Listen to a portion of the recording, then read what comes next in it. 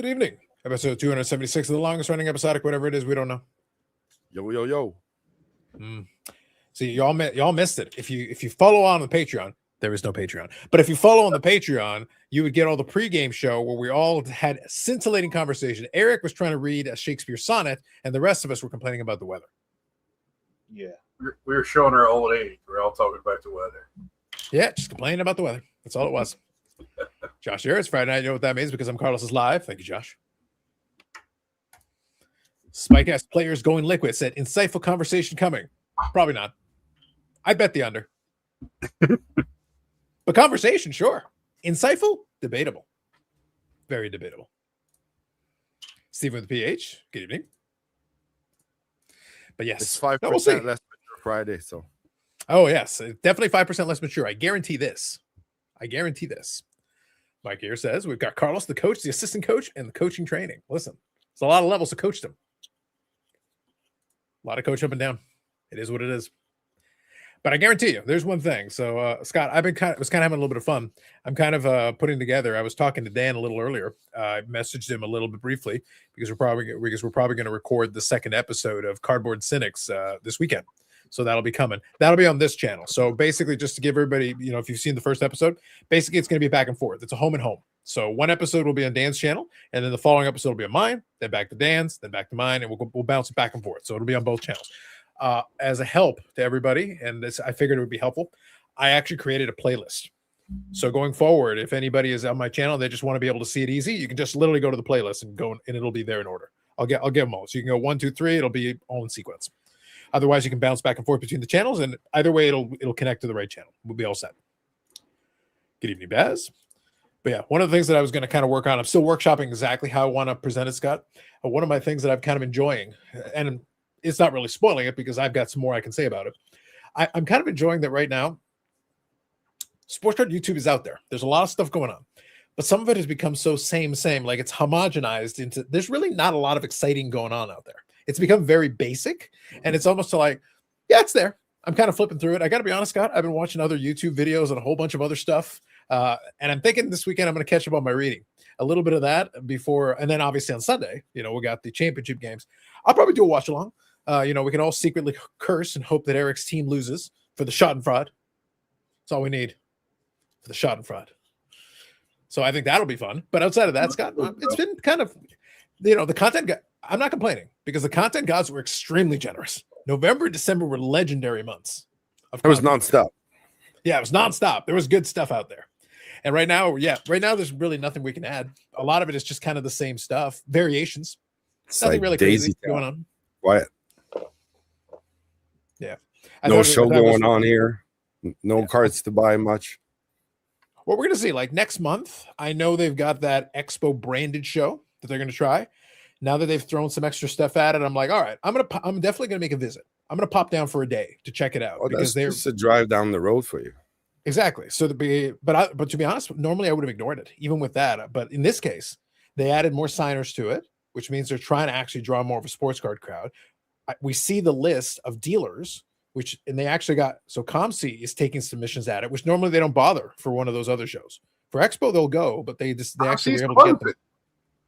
What's that? ComC's closing. That's what I thought. They didn't get the memo. Oh, okay. Really not. Yeah, they didn't get the memo. Upper Decking doesn't know anything about it. So yeah, it's a completely different thing. Yeah, it was funny because I've talked about it. Like I have contacts. Obviously, I was chatting with one of the guys at ComC, and they're just, let's just say, like I said, the specifics of the conversation are off the record. But I will say they were exasperated at that news, and they're sitting there like, really. I'm sure y'all talked about it too. You're talking about another like expo at wherever. Dallas Card Show's having one in New Jersey. Mm-hmm. That makes sense. So I don't know why they just don't call it a New Jersey card. Hey, you go to the Dallas. Scott, that's Dallas stealing the Expo's thunder though, because the Expo is famous. None of the Expos, none of them, are ever in the location. The Toronto Expo is not in Toronto. No, the former Montreal Expo, not Montreal. The Edmonton Expo, not Edmonton. And there's going to be a Calgary one. I can pretty much guarantee it will not be in Calgary. If you go to Calgary, you will find no Expo. Yeah, it's I think most car shows are like adjacent to. They can't afford to be in the city, so they're adjacent. Well, a lot of times in the actual city, like if it's a major city, a lot of them don't have the convention center facilities to actually. Now, I will say, if they wanted to run a Toronto Expo, there is the Metro Toronto Convention Center. Like that place is more than big enough to be able to house it. I will say though, all of a sudden, everybody's admission ticket will suddenly be $150 because they're going to have to make up for it on the other end because Toronto is expensive. Right. Do they have the facilities? Yes, they totally have the facilities. They can do. But let me tell you, Scott, parking, good luck. Driving in, hell no. Nope. No. It would be a nightmare. The reason why and Eric can kind of testify to this. The reason the International Center works is because number one, it's right beside the airport. Yep. Number two, it's surrounded by clusters of hotels, which is a certain convenience. It's got restaurants, it's got clusters of hotels, and a lot of them are within reasonable distance. And it's out of the way. It's not in the city proper. If you really do want to go to Toronto, you can totally get there from there, no problem. But it's being outside the city is a feature. It's what allows it to do it because they've got their parking spaces and they don't charge you specifically for parking. You can go and park your car and do your thing. If you put it in Toronto, you will be charged for the air you breathe. Yep. Yeah. So breathe shallow. Breathe real shallow. Otherwise you'll be ponying up. Are you going on the Saturday? Yes. I think Saturday is the one that I'm going to go with, Stephen. That's basically, I think, the one that will make the most sense for me. But I definitely want to check it out. Now that I know some of the dealers that are going, I was actually very impressed they were able to convince enough of those dealers. Some of them totally made sense to me because they're local. And some of the dealers, even the local ones, have pretty good inventory. So I was pretty impressed. But then when ComC is going to make the trek out, at least for this trip, and the Slab Sharks is going to do their thing, but they're semi-local, so they're fine. But they were able to look, they're at least giving it a go. So I'm like, I'll be interested to see what that looks like, at least for this go around. Good evening, Hodges. Philly Joe, good evening to you. The guy on the upper right is an imposter. He's Coach Dave. He doesn't know who he is at any time. Damn you, Dave. Damn you. I just like he's pretending like he's writing. I would love to see that. I'm very intrigued to see what that is. Scott, do you want to know? Okay, hold on. I'm going to finish reading these comments, but Scott, I want you to chew on this for a second. I'm going to ask you a question, but I want you to chew on this. I want you to think. I've had this conversation with Eric. Now, Eric has claimed that he needs to organize his cards and that he doesn't have enough time to organize the cards. Now, point of order. Eric has spent many a Friday Live organizing cards. Scott, my Friday Lives are not short. So it means that he has had at least the equivalent of about 30 human years to organize these cards. Like he should have been able to organize Burbank sports cards in the amount of hours that I have provided on Friday Lives to 5 years. Cards. He probably could have packed some of the orders for ComC. Yeah, they'd be caught up by now. Scott, they would be ahead. He would have shipped you cards you haven't even bought yet. That's how far ahead he would be. Can you drive a little Segway, Eric? New Jersey is Dallas adjacent. ComC continues to operate despite having the Lego janitors. It's wild, Bob. It's scandalous. So anyway, so Scott, kind of to that point, let's just say that the reporting of those back pages was not completely wrong. There were people that were let go. But Scott, imagine if at your workplace, some people are let go, but it's like people that literally don't do the thing that you're doing. Does that mean the business suddenly shuts down? No. You're like, damn, I can't go to work. It's like, no, the people that let go were part of the company, but not specifically pertaining to the business of operation. The business can continue. Shockingly, they do continue. Yeah, the expo's in a great spot. True. Absolutely. I think right now the expo where it is right now, it makes a lot of sense. They can do satellite expo shows, which is kind of what they're trying to do. They're trying to expand the brand. But like the Toronto Expo, funny enough, Scott, everybody always talks about, the national and everything. The expo has kind of found its niche being in the same location twice a year, every single year. They've got they can change the halls, but it's still the same building. Yeah. It's still part of the same complex. Dallas Car Show is moving to the Boozle Center. I think we like it. State of Dallas is named after a Philadelphian. I like that thrown in there. Ironic, no, yes. Boozle Center sounds like a good name for county jail. Maybe. I like it. The brand expands. Also playing on Saturday. Excellent. Steven, if you see me, say hello. I'll be around. I think I'm gonna try Eric for the sake of the content gods. I'll try to get in there early to make, since I'm only doing the one day, I'll try to make a full day of it. So at least I can be, if it's not enough for me to look at, then I can kind of wander around a little bit, get some pictures, maybe talk to a few folks, and then call it a day. I think that'd be perfectly fine. And then I can go get some lunch if it's not to my interests beyond that. Otherwise, I'll see if I can find some of the cosplayers for you, Eric. Okay. We'll probably have KISS cosplayers, except it'll turn out just to be the actual members of KISS. Even they have to cosplay themselves so someone will know who they are. If that was the case, I'd be flying up. Just saying. What will Eric do when he finishes organizing his cards? Well, that's a joke. He'll never finish organizing his cards. What if, Scott? What if it turns out that Eric only has like 500 total cards, but it's like Memento, and he consistently forgets that he already sorted them, and each time he tries to sort them differently, and that's why it never finishes.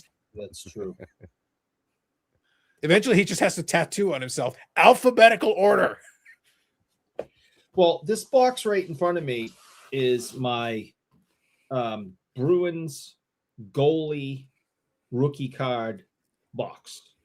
So if you were ever a goalie and played for the Boston Bruins, whether it be 100 games or one game, I try to get your rookie card.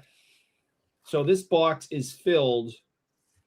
Did you put them in there upside down? I put them in right side up. The rest of you got them upside down. So if you want to see Roki Vachon, there's his rookie card. If you want to see Jim Craig, let me see. Who else? We got Tim Thomas. Upside down. Shut up. We have Jeremy Swayman, Jerry Cheevers, Eddie Johnston, and then you got like complete nobodies like Robbie Bobby Orr. Shut up. Oh, sorry. Dan Bertiome. Dan Yeah. Bertiome. Oh, just to let you know too, Eric, they have Dove body wash and soap by Crumble now. Ooh, fancy. Just so I like that you know, if you want to walk around and smell like a crumble cookie all day. I would. Don't threaten Eric with a good time. Ooh, Bernie. There's Monsieur Bernie. Parent. Plus, wait a minute. No, I don't have that one. Never mind. I was looking Eric, for I'd like to report to you officially officially. Officially. the Reggies made it. There they are. Look at those Reggies. Now that one's serial numbered or something, right? Or a special kind or something. Isn't that one supposed to be a special kind? Yes, that one is number. Oh, every 5. Reggie is special. Yeah, Oh, Eric. that's true. Yeah. It's number 5 out of 10 here. Oh, there we go. And then Excellent. there's a second one. Oh, yeah. Look at that one. That's good. Yeah. There you go. Nothing. Wow. Supposedly, I'm going to be seeing him soon, but I just every time we try to set something up with him for him to come into the shop, something comes up. So, but I'm supposed to. Your real name or? Yeah, the restraining order I was usually. going to say that. You use your real name. So Eric Scott, could go every to time work that Eric day. leads with, supposedly I'm going to see him. When he phrases it that way, what I'm hearing is, if I can defeat his security. Right. Well, yeah. Because will he be able to see you when you're hiding in Yes. the bushes Well, or in between? I'll have a ski mask on, but that's He won't know I'm there, but I'll see him. Eric can't go to work that day. there's Don Simmons. Who's this one? Oh, Sugar Jim Henry. Ooh, So, Marky. and then on this side, it's Bruins goalies memorabilia. So cards they signed or memorabilia cards. Let me see here. One of these. While he's been talking, Scott, I'm actually trying to find something very specific because I saw an image of something the other day, and it's just too good. It'll play right into this. Let me read a couple comments here. Got that signed with Yannick. Nice. Yeah, Nick, I think you're following the auction on this one, right? The Miller. Yes. Always. Yeah, I think we were talking about that earlier. So thank you, David. Anyone in the crew coming to the Philly Card Show? Not us specifically. I think Steven, I think, mentions in a second here. And on our Masters of the Universe coming to theaters in June, He-Man cosplay. Eric's in. He-Man. So September 2023. Would like to go the next couple of years. Very nice. Good evening, Jeff. Any NHL quarterbacks in that box? Listen, he's got to work on it. I was laughing my head off, Scott, because obviously on the podcast I was joking about it, but like also not joking about it. I go, we've got the games going on, obviously, and we've got a rooting interest. But Scott, I don't have a team in this, but I do have.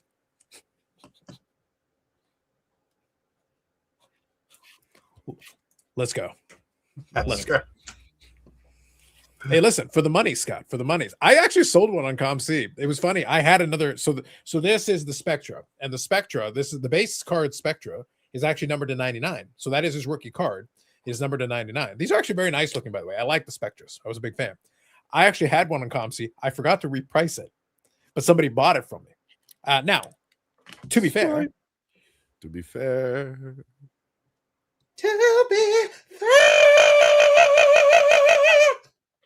Not his best work. We're going to need some auto tune on that one. But anyway, so I actually made money on it, regardless, even though I hadn't repriced it and everything, which is all good, fine. Why? But I used the money for that to buy one of the lower numbered variants, Scott, and then that one I sold for a profit. So I was like, Sam Darnold, you're my good friend right now in this playoff. Yeah, you do you, buddy. You do you. It's all good. And so, but right now, I would say, though, if it is your desire to do something like that, I would strongly recommend you do so with the quickness, because this could very easily crumble. Speaking of crumble, this could crumble quite quickly. It's the like point of the ComC, Scott, is that I right bought it quickly and then I sold it quickly and made the monies. So now it's somebody else's problem if it doesn't work out. That's right. The hot Yeah, potato keeps baseball right moving. now with everyone. Yes, I've already signing taken, on other teams. this one I've had for a while, and my cost basis on this isn't much, so I'll probably just throw it in for a quick auction and be gone with you. Do they use mayo and crumble cookies? Oh, Eric wishes. Nice specimens, yes. Something comes up, yes. In quotation marks, which we appreciate. Double D, Dylan, good evening. I don't want to Eric, hear hopefully. your silly quotation mark slander. Right. It's right there. Quotation marks, in quotes, something comes up. That's right. Hey, Eric, hopefully for you, Drake has a better game this weekend, because the past two he has played like mayonnaise. Damn. Yeah, well, I guess he didn't play too bad because he's in the AFC Championship. So, Wow, Trent Dilfer defense. Interesting. That is a play. So you're basically saying you could run him over with a car and kill him, and it'd be the same. Wouldn't make any difference, is what you're saying. Trent Dilfer, as he's looking at his Super Bowl ring, probably doesn't care what people say about him. That's what I'm saying. It all makes sense. The real Eric can do the to be fair legit. His question legitimate. Is it AI Eric? Is it real or is it Memorex? There's a reference for you old people. Is it real or is it Memorex? The real ones know. I was actually trying to find it, Yannick. So there is the Upper Deck Chicago Blackhawks Centennial.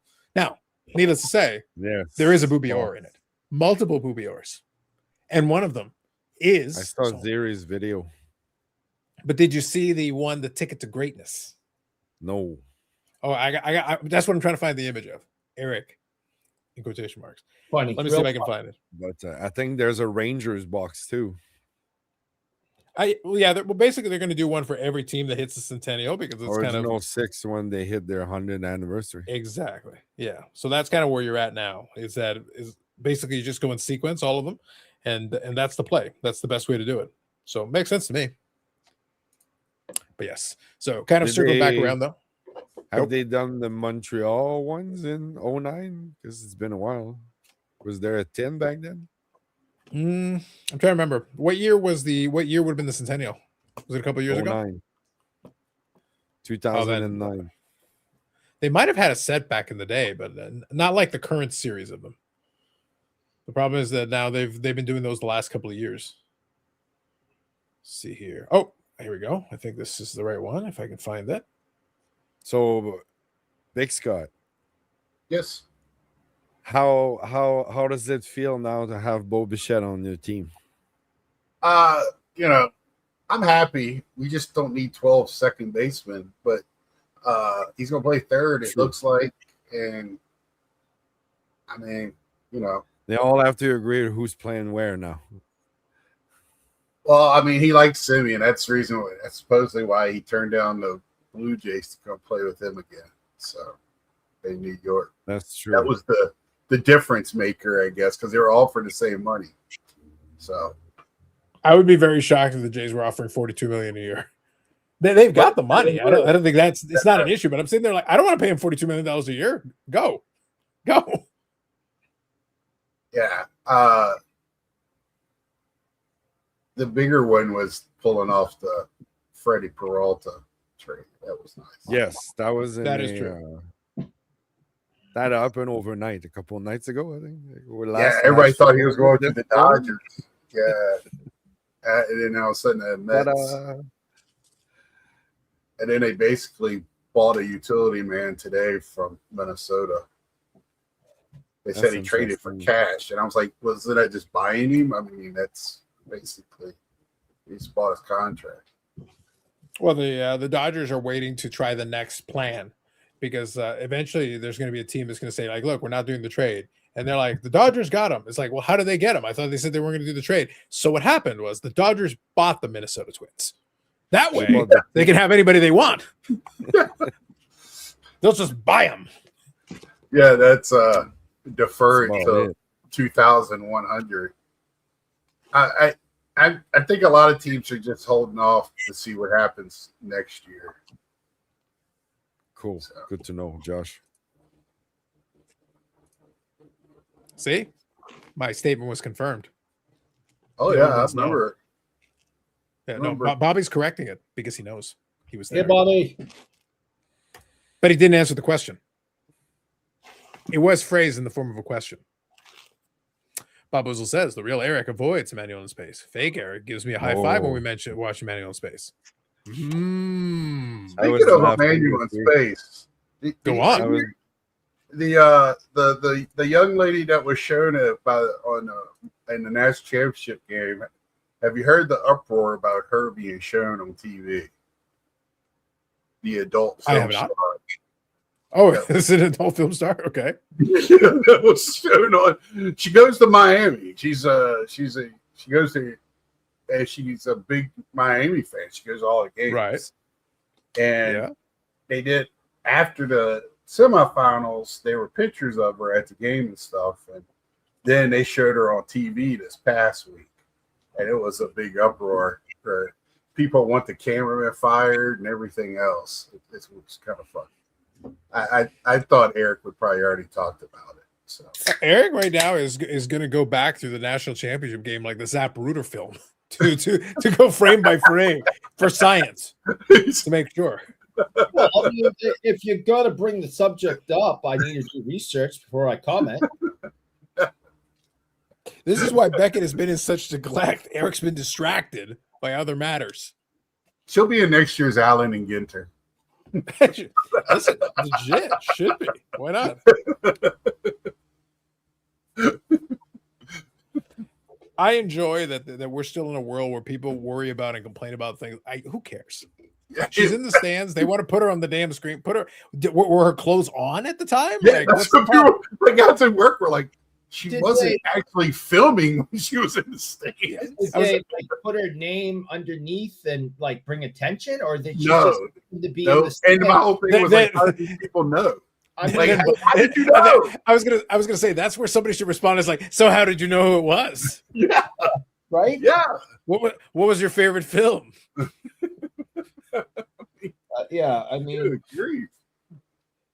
you said like fire the cameraman. If the cameraman's just taking shots of the crowd.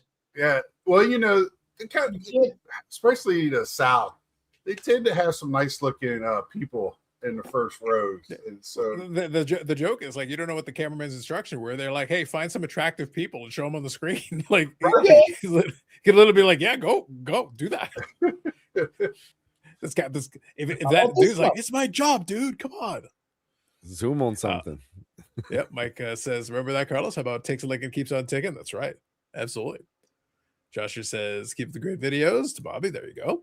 Mike says, Scott, as an Orioles fan and remembering 1969, you can't be a Mets fan in Orioles. Scott I wasn't fights born to your until limits. 71, so I'm good. I'm okay. Nice. I'm all right. Live, I believe. Bubbles, she is a great actress. She deserves an Oscar for her role as stepsister. Eric will back you up on this. I don't know who it is, so I can't help you. I didn't Listen, Eric, you may not know who it is, but ask Coach Dave. Coach Dave knows all about her. No, really? Okay. Mm-hmm. All right. Just saying. No. Undergrad. She wants to go to Miami Law School. Global. I'm Good sure day. you'll have Beautiful read humans. the card shop signing autographs before you know it. Well, listen. Anything's possible. Eric's like, I am prepared. I am prepared to do whatever I have to do. I will help Do you know who in any way I can. you know who we were on the phone with today trying to set something up? Livy Butch- Dunn. No, I don't know who that is. Butch Patrick, who played Eddie Munster on the Munsters. So we're trying to get him in. He has cards.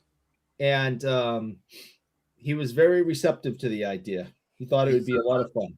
He's in Allen Ginter. He's in. I have no idea what you're talking about. He's also in when they did that 1 year of Panini like Classic or something like that with a bunch of. He's in that too. Well, if we set something up, we're gonna have to go on eBay and try to find as many as possible. I mean, figure we'll have, 8x10s and 16x20s and things like Sure. that. Okay. But yeah, it's funny because obviously he's he's got to be probably in his early 70s or something now, right? Yeah. But if you listen carefully, you can still hear his voice is still recognizable, even though he was famous when he was like 12. Right. And he hadn't gone through puberty yet or anything, but you could still hear the mannerisms and things going, I know that voice. Oh, I know Butch you Patrick, you said, right? What'd you say, bud? Butch Patrick, you said, right? Yeah, Butch Patrick. He played Eddie Okay. Munster in the Munsters. Yeah, it's The like kid, a little okay. vampire. Yeah. Yeah. Gotcha. And, waiter said, good day, you beautiful humans, and Eric. and do you know Appreciate who, and I'll tell you another little secret. We have another celebrity that's a quote friend of the shop, comes in when he's in town, hangs out, and he's the one that gave us the phone number and connected us with Butch Patrick, and that would be none other than Kid Dynamite, Jimmy JJ Walker.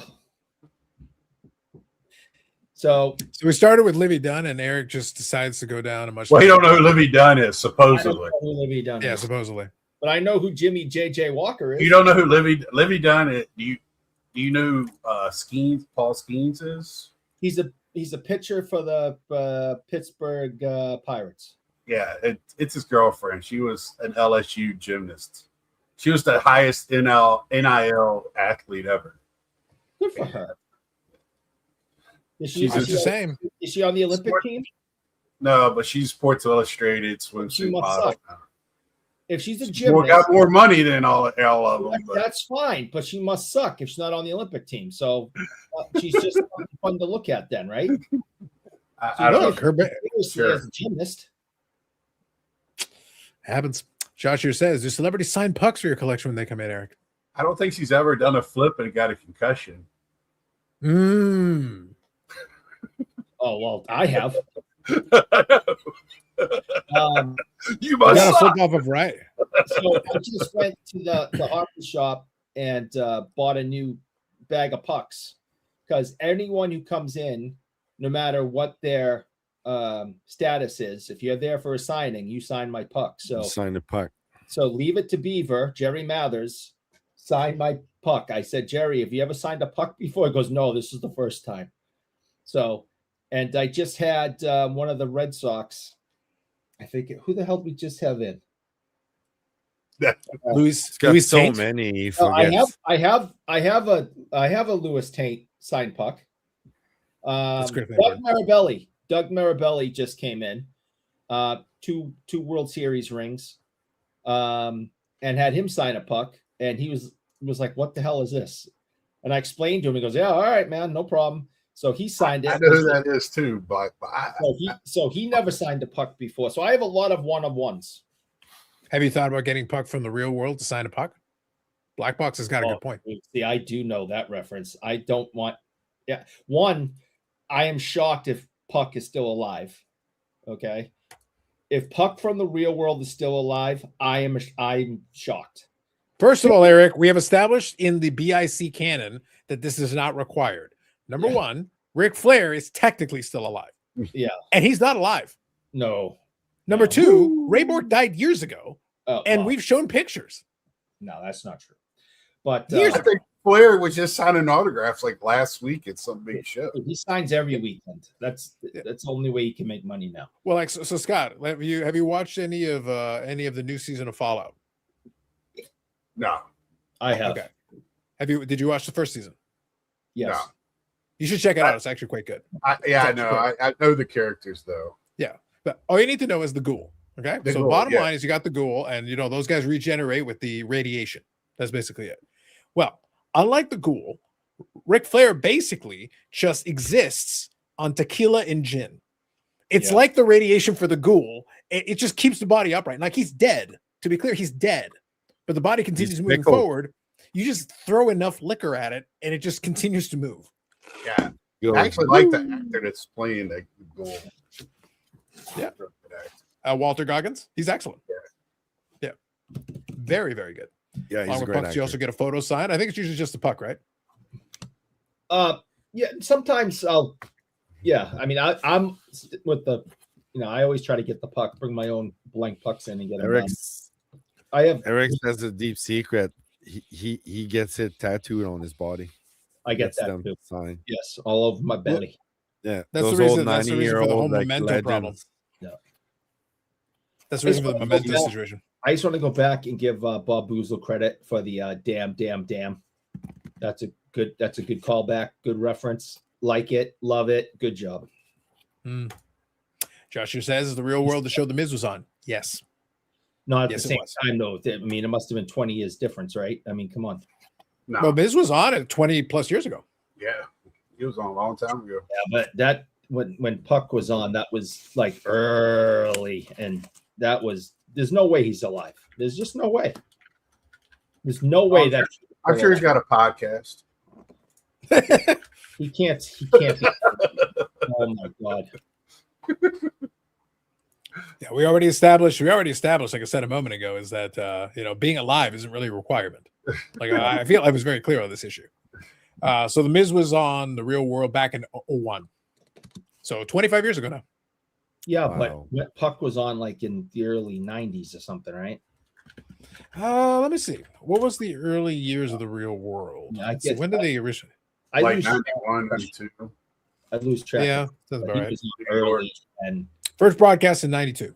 92 is the first season. Yeah, and he's on early and gross. What a gross human being. There's no way he's alive. Let's see here. Could have changed. Yep. I'll get to this question here in a second, Mike. So before we continue though, going back to what we were talking about a little earlier. Eric, can you read the subheading there? Coach Dave, yeah, okay. Stepsister was an Oscar snub. Fight me. Agreeing with Bob. That's agreeing with Bob Boozle's comment. Scott was telling us all about the porn star in there. She was great, scintillating in her job as stepsister. You said that Eric didn't know anything about it, but I figured Coach Dave did. Oh, and Coach Dave agrees with Bob Boozle. That's an Oscar snub right there. Okay. That's some high-end cinema right there. I'm we're all on the same page now. Okay. Yes. Oh, it'll all come back. It'll all come back later. Yeah. So here, Mike was asking, anybody got some new pickups? Oh, so it's been a little quiet. Eric usually finds some random Boston Bruin that he prints off. Not random. The entire franchise is random. Mount Rushmore, Boston Bruin. Joe Thornton? Hell no. Sergei Samsonov? You want me to show it? I mean, it's on my Instagram for those who care enough to follow, but I will show it. Mike's asking. That is an Yes. autographed Eddie Shore. Eddie Shore. Old-time hockey. So you can get a little bit better shot of the auto. Is that a real guy? That's a real guy. So Scott, yes and no. Yes and no. Yes. Like it's So, there are people named Eddie, sure. people named Mr. Shore. He's but- Edouard. The Boston Bruins, again, I will believe it, Scott, when I see the Bruin actually attacking someone. Then and only then can they earn their credibility with me. So, Eric, how many times has the Bruin mauled anyone? First of all, do you have a Bruin? Second of all, how many times has it mauled someone? I will set it up to maul you as soon as possible. Or with your luck, you try to set it up and it'll end up mauling you. It'll be like, instructions unclear. Mauling begins. Make sure you didn't take any bike rides before you try to set up the instructions. Otherwise, it could turn out backwards. I do have some shows in Rosen that have been coming in recently, but nothing in hand. PSA returns. That's all I got. Yeah, I got a gold for bullion. the Who's is that that? the hockeys? You got the hockeys on the front? I got a hockey. Yeah, you That's put a the- bullion, gold bullion. Oh, Just yeah. look at you. Then I got a wrestling. You put in one of the precious metal gems, eh? Yeah, the rush. An eight for that one is not bad. An 8 for that one for the PMGs. That's all is I'm not bad. getting is 8, so I'm just gonna see. Skinley Clark, okay. Yeah, not bad. Yeah, the PMGs, most of them came out of the pack pretty chipped. I've pulled my fair share of them, so an 8 is actually reasonable. Is actually a proper grade. I just It's reasonable. pulled this one last week. Like Uh, you got the back. Dustin. Yeah. Nice. I thought that was going to go more than what it is, but I thought it'd be more sought after. The appreciation hasn't really kicked in for it. I think it's one of those things where the PMG. What's funny is the PMGs, outside of like the OG ones, really haven't caught a lot of resonance. Here and there, they'll get a little bit. Like the hockey ones, they never had the PMGs originally, so they brought them in back after the fact. And it's only the first couple of years of them now that have a little bit going on. It's taken years though, and that's after enough influencers said, "Hey, these should be worth more." Like literally had to yell from the mountaintop over and over again to get them a little bit.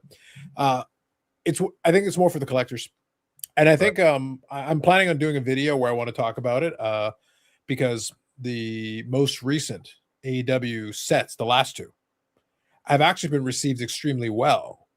But what's funny is that the newest one, the SP Signature Series, Signature Edition, I forget how they phrased it.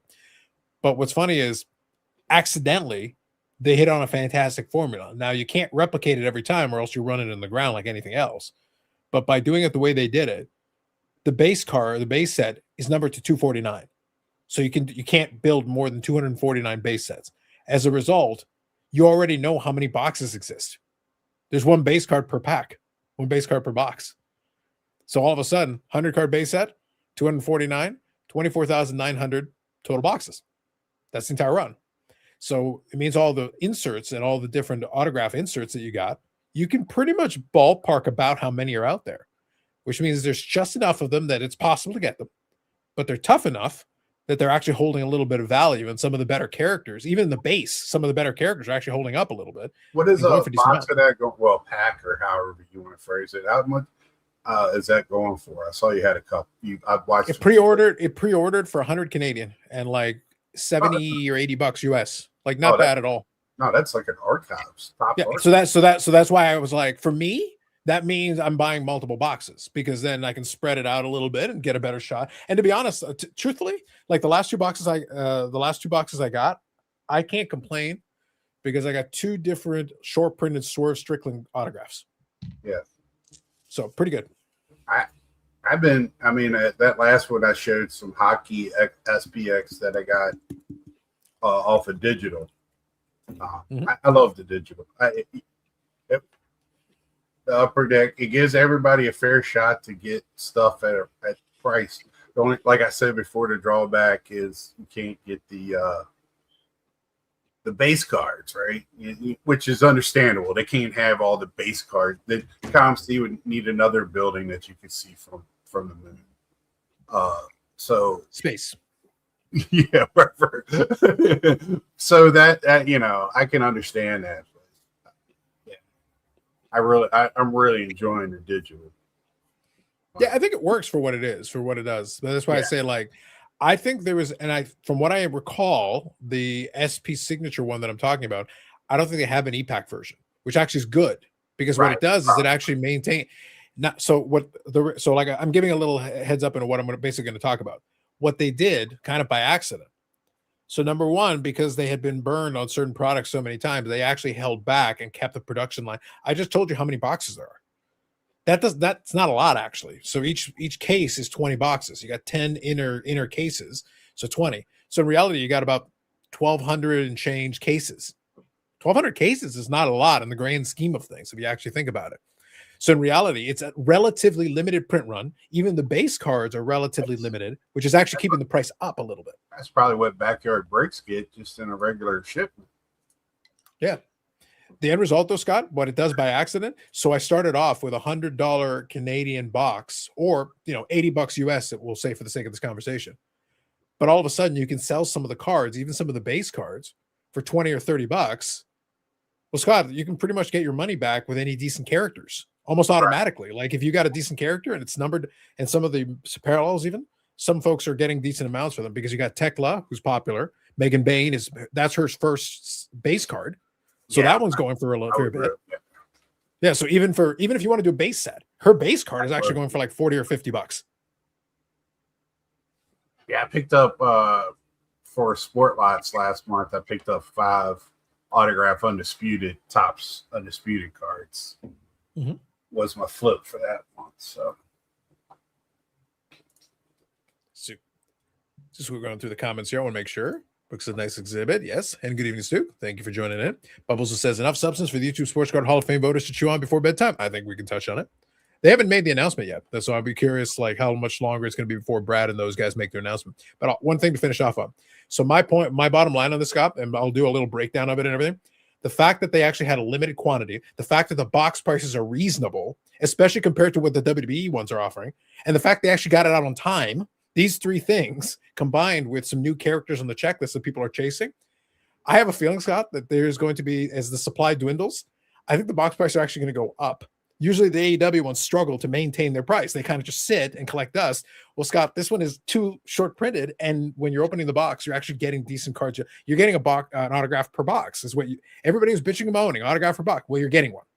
You get a numbered card, you get an autograph, and you get a base card in every box. It's only 3 cards, but you're getting what you asked for. So Upper Deck gave people what they asked for, and they're liking it. Shock of shocks. I like that they have like the autographs have some type of connection, it looks like, too. Other than just tag teams, they might be rivals or something. So a lot of them have been like, they've actually had feuds against each other, or they've been part of factions or something. Like there's some link, some combination that is like, and because they actually released it on time, it's not so long ago. Oh yeah, I do remember that feud. Yeah, I do remember that one. So it actually makes some sense. Good evening, Orlando.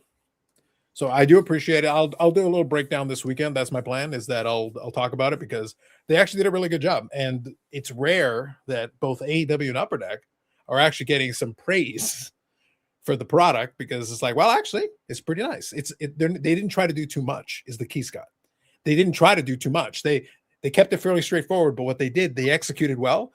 And the amount of cards produced was appropriate to the marketplace, which means that we actually get a chance to get through the boxes and people can actually find the hits, because they're actually getting opened because the price is reasonable. Yeah, I miss Upper Deck and the rest of the. They really make other than hockey. Yeah, I really miss them in the rest of the world of sports. When's the last year they made baseball? It was like the early mid 2000s, early 2000s. I think it was before 2010. I want to say it was like because maybe like 09 or something like that. Pujols got Upper Deck rookies. Yeah, they had Upper Deck base flagship rookies. Yeah, maybe the early 2010s. Maybe the early 2010s. Somewhere in that range.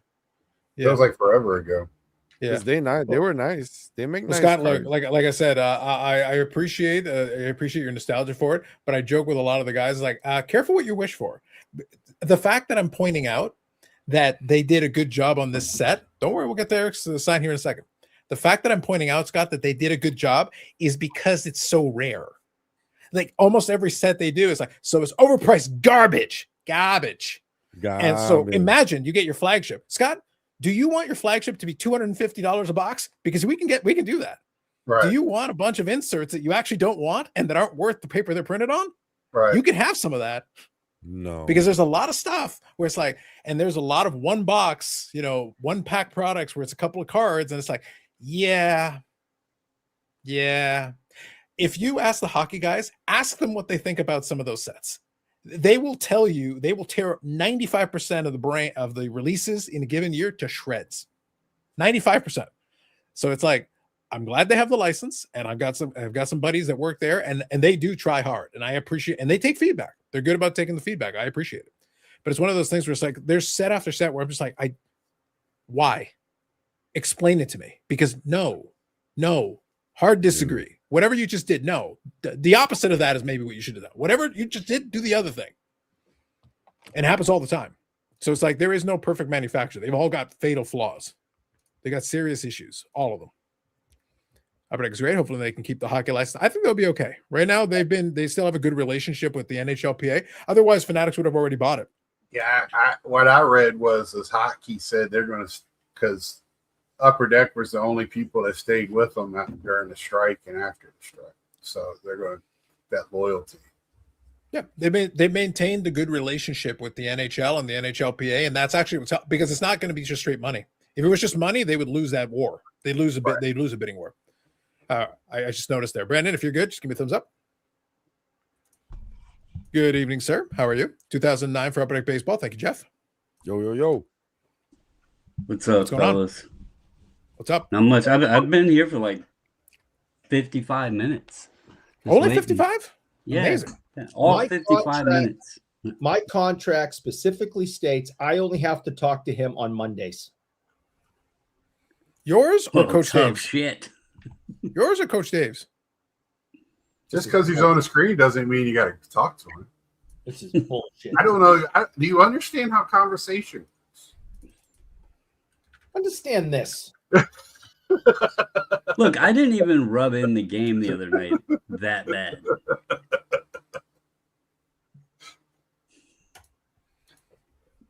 That bad. I didn't. It is the thing. There was a certain player that tied your whole team himself. I'm well aware. Thank you very much. Wow. Just wow. Dan Zinich says, I won't come in as long as Coach Dave is committing identity theft. Coach Dave, Coach Eric, none of them know what's going on. Not a one of them. Not a single one. All right, let me touch on this one real quick, and then we'll get into some of the other stuff. So, yeah. So I sent out some of the links to some of the other folks, so they're more than welcome if they want to pop in, of course. Go ahead. While I was waiting, and since y'all were talking, and Scott said that he misses Upper Deck. Yeah, go ahead. So, just in all seriousness, and I know I'm pretty harsh on the Upper Deck stuff at times. And there is stuff to be harsh on. That is reality. Yeah. To be honest, there is very, very, very little of the new product stuff that I even like that Upper Deck puts out. I mostly go after the 90s inspired insert stuff for like my collection. One reason, and this, I know the jokes are there, but one reason I haven't added a lot of Robertson stuff is because I don't like the cards. So I've added a lot of Tyler Seguin because he has a lot of those insert stuff. I just picked up a couple Jamie Benn. I've even been going and getting Rantanen, even though it's Colorado uniform, and Matt Duchene, even though it's not Stars uniform, just because they have stuff in those older inspired insert sets. Because a lot of the stuff they're putting out, I just don't like it. It's the designs and stuff. So, and yes, everybody, I sold a freaking kilt. What? There. Step one, you listed a freaking kilt. Yep. Imagine Eric, that you list how long something and ago? it How long sells. ago did I tell this man to become the kilt bearer he was always destined to be? St. Patrick Day's coming, so I would think it's a good time to start listing. Unbelievable. Yeah, I got a lot more to get through. I'm still trying to learn all of it. I basically put in the description, I don't really know much about it. Look at the measurements, and this is what I think it is. You You've should had do wristlets. like a how to wear it, like tutorial. Oh, No. yes. Please model them, please. That ain't Eric all will he play has- the kazoo. Eric will play the kazoo. All you have to do is send it to Eric's, secret YouTube page where he's been modeling them for years, and it's like, here you go. Just well, link in the nowadays description. with AI, you can just take a picture of the item and it'll put it on somebody. So The way he was saying it, it would sound like it was Emmanuel Goes to Scotland. Eric, what does that say? Read it. Billy, you know what? Scott, It's now close with are the you sure Jason this is what you Robertson, want? Are you sure this is what you want? Kilts insert patch. If you can figure out a way, I will Upper Deck pump the needs hell your out of the kilts. set. I don't know if it'll get any legs or go anywhere, but I will do my best. Hey, We have an agreement. they have the Celtic games everywhere in this country. Here coming up soon. But you have to include Robertson. You have to Tops- include Robertson. Tops have to have not. You can get Tops to do now cards up where for Celtic games. They do it for everything. Rookie kilt else. auto. Rookie kilt auto. Hey, I love it. it'd be multicolored patches, that's for sure. It would Gotcha, be. It would be. That is fact. Game Yes. worn, game parade worn. But yes, this comment right here is the reason, Scott. Are you sure that these are the forces you want to be trifling with? Is all I'm saying. Hey, Moving on. And good evening.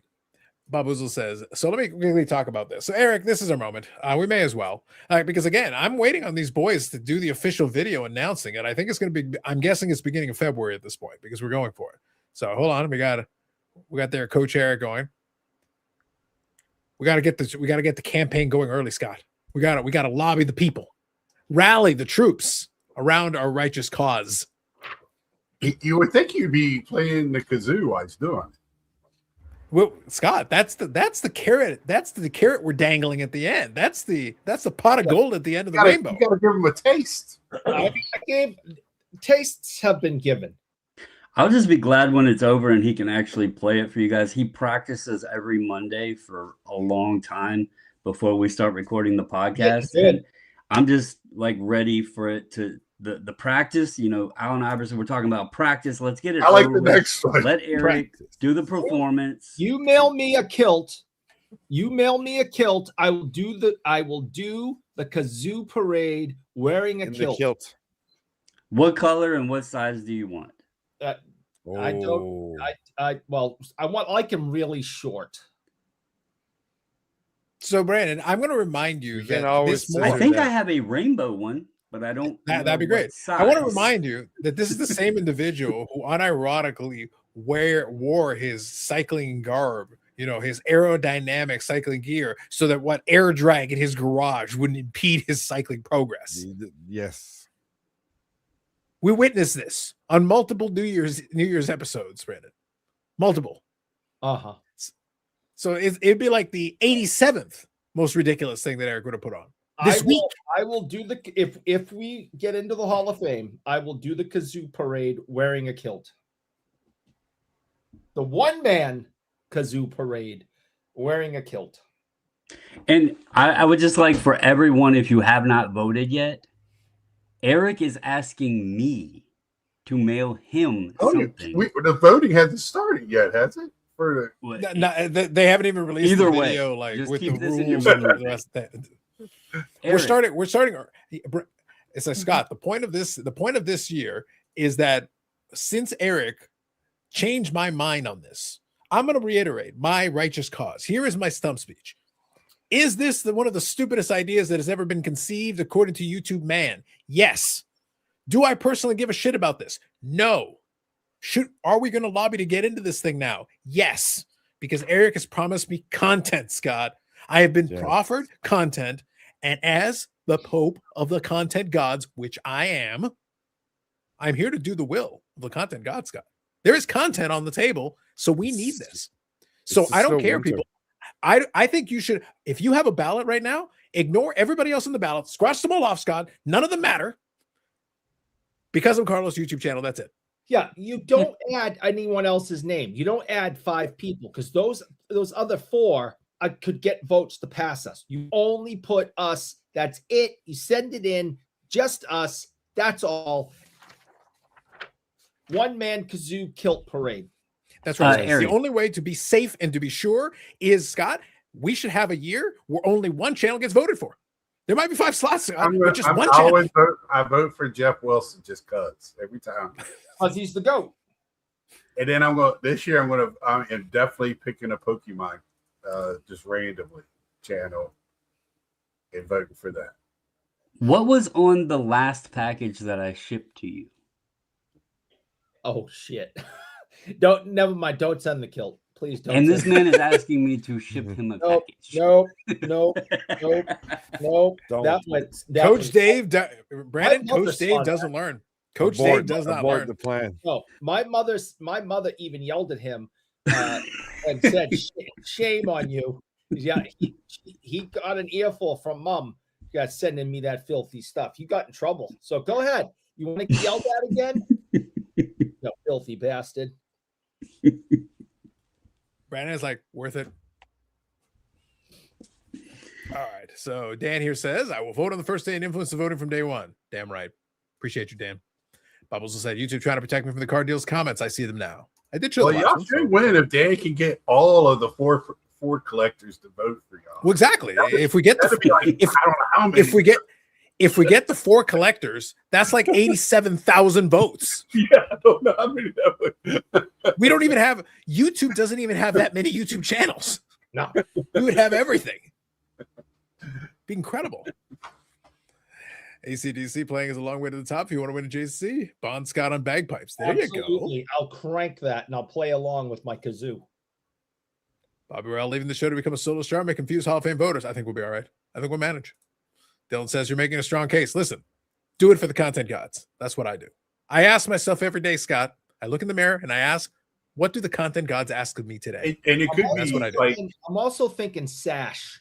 Like if you put on a kilt, I need to get a plain sash at like a party store that I could write YouTube Hall of Fame adjacency across. So I'm thinking sash. Also, there is a chance there could be everything is possible there too. This would be great. Disturbing the peace. You know, this would be great.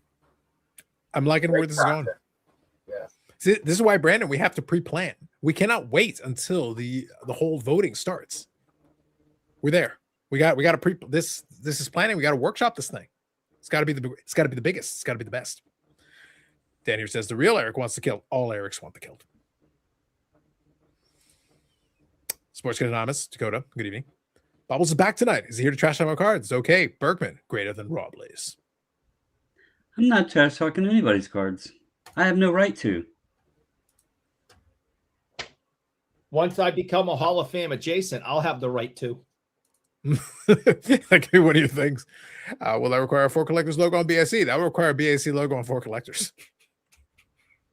I'll just slap my logo right on top, Scott. I'll slap my logo right on top. We've joked around with the whole Patreon thing. I think what we really need to do is figure out how to get someone to manufacture Eric's card box. Because could you imagine the money savings on supplies if we all could just purchase one box that held everything? Unlimited supply. You just go to one box. Imagine that. That is an idea. You guys call it out. I'll reach over and grab it. That's how the game. And then somehow, despite the magical properties of this box, Brandon is like, "Damn it! The Jason Robertson pump has overflowed the box. It's overflowing the box. Oh my god!" I don't have any of those cards. That's Eric secretly is ComC. He has all of ComC in one box. And the reason it's getting delayed is because he keeps sorting it wrong. Barbosa says 4 collectors will absorb the Sports Card Hall of Fame and new inductees will have to sign contracts and be part of the network. Actually, Scott, that would be the best outcome. I would love it if just the Borg like absorption powers of the Four Collectors. Eventually, they just like, and now the YouTube Sports Card is part of the Four Collectors Network. Everything's part of the Four Collectors Network. You're Spartacus. I'm Spartacus. It's all peachy. It's all peachy. Wow. Wow. What if we start our own Hall of Fame and call it the Real Sports Card Hall of Fame? No one can challenge us. There you go. I appreciate the start of war. Eric, this is it. This is our WHA moment. Whatever, I'm in. Listen, hold on. Look at this guy. Look at this guy. It's a good chance that in about a month I will be the only Four collector who is not in the YouTube Sports Card Hall of Fame. You gotta embrace the hashtag rigged into your soul, Dan. I assume I don't know. I don't think you're at the 3-year requirement, are you? Or are you closing in on that? Dan, do more content on this channel, and then you got the adjacency. Lion, the Witch, and Eric Sports Card Box. That's right. Aren't they doing a thing now together? I think they've done enough shows together now. I think it's some adjacency. He's got a. The adjacency is there. Yeah. Listen, I think the whole Dan from Saga skit, I think he deserves adjacency just from that. That still makes me laugh. Four collector resistance is futile, apparently. Not eligible. Yeah, so probably the 3 years thing hasn't kicked in yet. That happens. It's okay. The key here, Dan, is that I'm trying to get us in so that we get the Kazoo Parade this year, Scott, because after that, it's just going to be a procession of, and this year's 5 are vintage cards for life, vintage cards for death, vintage cards for liberty. I'm like, guys, do we have another theme? So how long? Aren't you eligible on the old timers list as well? Brad's list? No, I think the cutoff was before that. Because the first sports card, if it was about just YouTube videos, yeah, totally. But for sports cards, I did the first sports card video in 2018. Okay. So that was after the cutoff for that one. So they voted for because I'm Dan? Damn. Yeah, that happened. Kidding me, Brad? Yes. So yeah, it's gonna be just one of those things. It's like at that point, Scott, the only way we'll be able to. So if this press doesn't work, Scott, my only follow-up plan is that next year, then I will just rename the channel to Because I'm Vintage Carlos. That's my best bet. That's all I can do. I'm glad it's somebody else's knowledge in this. That's because if I say I'm the bad guy. That's all I got. That's all I got left. After that, we're done. Yeah, Because I'm Coach Dave will not get a vote. Damn. If you're over 60, is there a committee that can let you hit even if you don't meet all the requirements? Well, based on that, listen, Brandon alone would get us like 14 separate votes. That's why I think the whole thing's funny. I've seen it all. The history of it. From the beginning. Of the United States, you mean? Of the whole freaking world, Eric. It was him and Moses at the very start. BSA will eventually get in via Veterans Committee. That might be our best bet at that point. Carlos has had a speech ready for 5 years. Well, hold on. Eric, do it properly this time. Okay. To be fair. Yeah. Dakota, you got to understand. By speech, you mean, fuck y'all, I'm out. It didn't require a lot of rehearsal, but I pretty much had it nailed. Scott, I had it ready from day one. I'll be giving the acceptance speech when the time comes. It will also include what I just said. It'll be in there. And probably what we got to do, Scott, is if they do, because I know they like to try to do it live and be like, no, hey guys, can I just send in a video? And it's literally just going to be Eric continuing to read Hamlet for the previous. And then in the middle of it, it'll be like, fuck y'all, I'm out. And then he just keeps reading Hamlet. And that's the entire video. There's the acceptance. The problem is he's only like one page further than he was when we left off Hamlet. He hasn't gotten any further. He just right from where he left off. They're very long pages. YouTube Sports Card Hall of Fame rules are twisting and turning more than Survivor and Big Brother put together. True. Bobbles remembers pulling a Cracker Jack card. Bobbles remembers inventing Cracker Jacks. He remembers inventing caramel. Been a long time. Just kind of being blackballed for performance enhancing and diminishing substances. This is all I have to say about that. I think they're coming against me because I'm handicapped because of all the concussions. They're discriminatory to the handicapped. I think the biggest thing for me, Scott, is that I don't feel that in this voting process they have properly taken into account my philanthropy. Some people, Scott, give to the less fortunate. And I've been very clear and on the record about this. I like to give opportunities to the unfortunate. See? Got a little spittle right here. Mm-hmm. Little spittle. Forrest Gump wave. I'm all heart here, Scott. I give and give and give. Unbelievable. Call speech intro. Well, it's been a challenging pandemic. Could have been. Boozle, listen. The challenging pandemic I was talking about was the Spanish influenza. We go way back. Way back. Eric can read Hamlet. Dave can't read at all. We keep assuming they're two different people. They just don't know about each other. It's a really confusing time. I got multiple personality disorder. And what's odd is that all the personalities, Scott, all of them have terrible music taste. Pink Floyd is great. I was Fuck you, gonna Eric say, and Dave. I think he just has a personality disorder. You can't find one. He's got to look in the box. Look in the box. He probably dropped it in there. Eligible for the Hall of Fame, was eligible for the All-Star, but lots of people forgot to vote for me. Oh, you know what? Actually, hold on, Scott. Since we're having fun, and I do enjoy pissing people off, so let me have a little fun with this. There is also the YouTube All-Star thing. So can I be clear about this? The YouTube All-Star. Yeah, I didn't even know that was a thing until this year. That's no, the YouTube All-Star. Yes, the YouTube All-Star thing is actually dumber than the YouTube Hall of Fame thing. But no, can I tell you why, Scott? I actually have a reason. I actually have a specific reason. Can I tell you why? Yeah, go ahead. The reason why is because then people basically just literally vote. Because unlike the YouTube Sports Car Hall of Fame, when somebody gets in to the YouTube Sports Car Hall of Fame, it's done. You don't vote for them anymore. But for the All-Star thing, you can literally just vote for the same people every time. Yeah, I know. Again, there's no criteria. You can literally just why aren't we all copy paste your ballot. We did like a 6-hour show for charity. How are we not all stars? Because there's no criteria.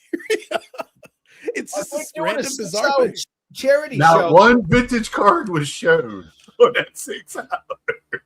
Look, hold on. So I said the whole damn world, right, Eric? Yeah. I got the checklist to prove it. Are you on Old that? cards He's on on original that checklist. I think is that you at number one? Nope, I'm older than these folks. Oh, all right. You took the picture. Those are the young bucks there. Explorateur. Those are the youths. Yeah, those are the French ones. See that Yannick knows. Yep. The French Yannick folk, knows. or some of them anyway. Orlando here says, and Scott, I Yeah, want to note it. This is Orlando's comment. Black Eric and gets white, the but handicap they're wearing votes, blue sympathy flag. votes. At least you acknowledge it. At least we embrace it. I don't care. I'll take them. I'll take whatever votes we can get. I want a Jason. Whatever votes. Eric wants Sympathy the vote, votes. Orlando. Listen, Pity vote. I have- Whatever you want. Pity votes. I have nothing to show for my life. It's going to be 52 years in March. I have nothing to show for it. This is all I have.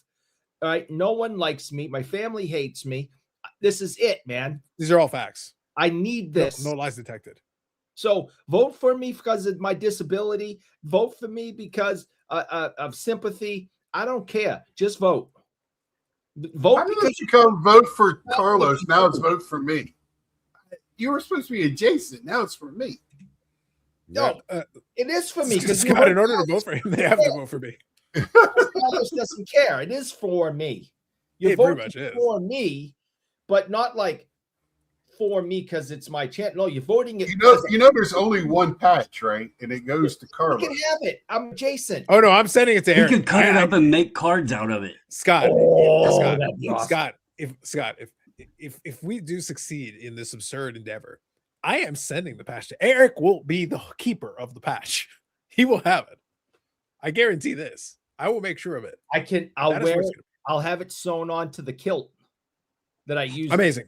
that I would Sensational. use Yes, I will have it on the kilt that I will wear during the one-man kazoo parade with the sash, Magnificent.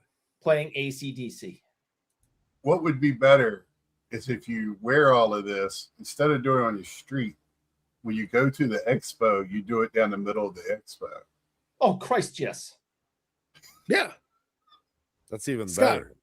The whole point of That's this where entire the exercise parade's gonna happen. is that we have the low, because of Eric / Dave / Dr. Insano, whatever he's calling himself this week. Because of that alone, our average level of shame is lower than the temperature here. Lower. Because We're already in the negatives. So the Portland Expo, which is a video game expo, there's a guy that rides a unicycle down the middle of it playing bagpipes wearing a kilt. Legend. Does it every year. Amazing. Dylan here says, it's hard not to like Eric after the great To Be Fair. Why is it so satisfying to the ears? It is what it is. His musical stylings are part of it. Do any of your personalities eat mayo? No.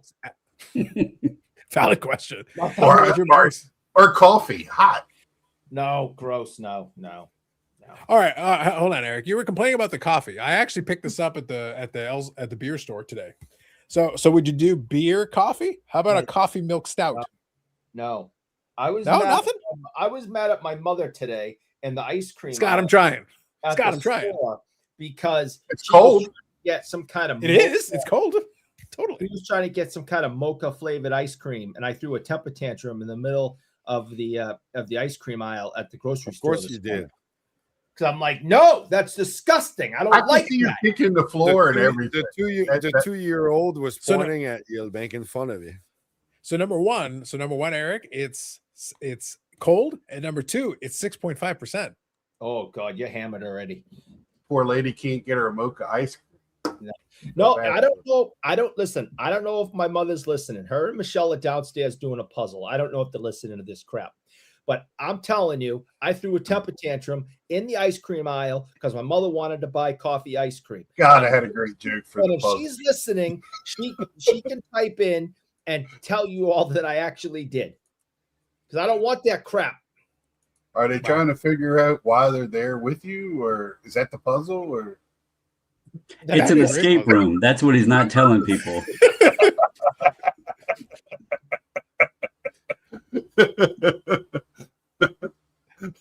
how did it get here?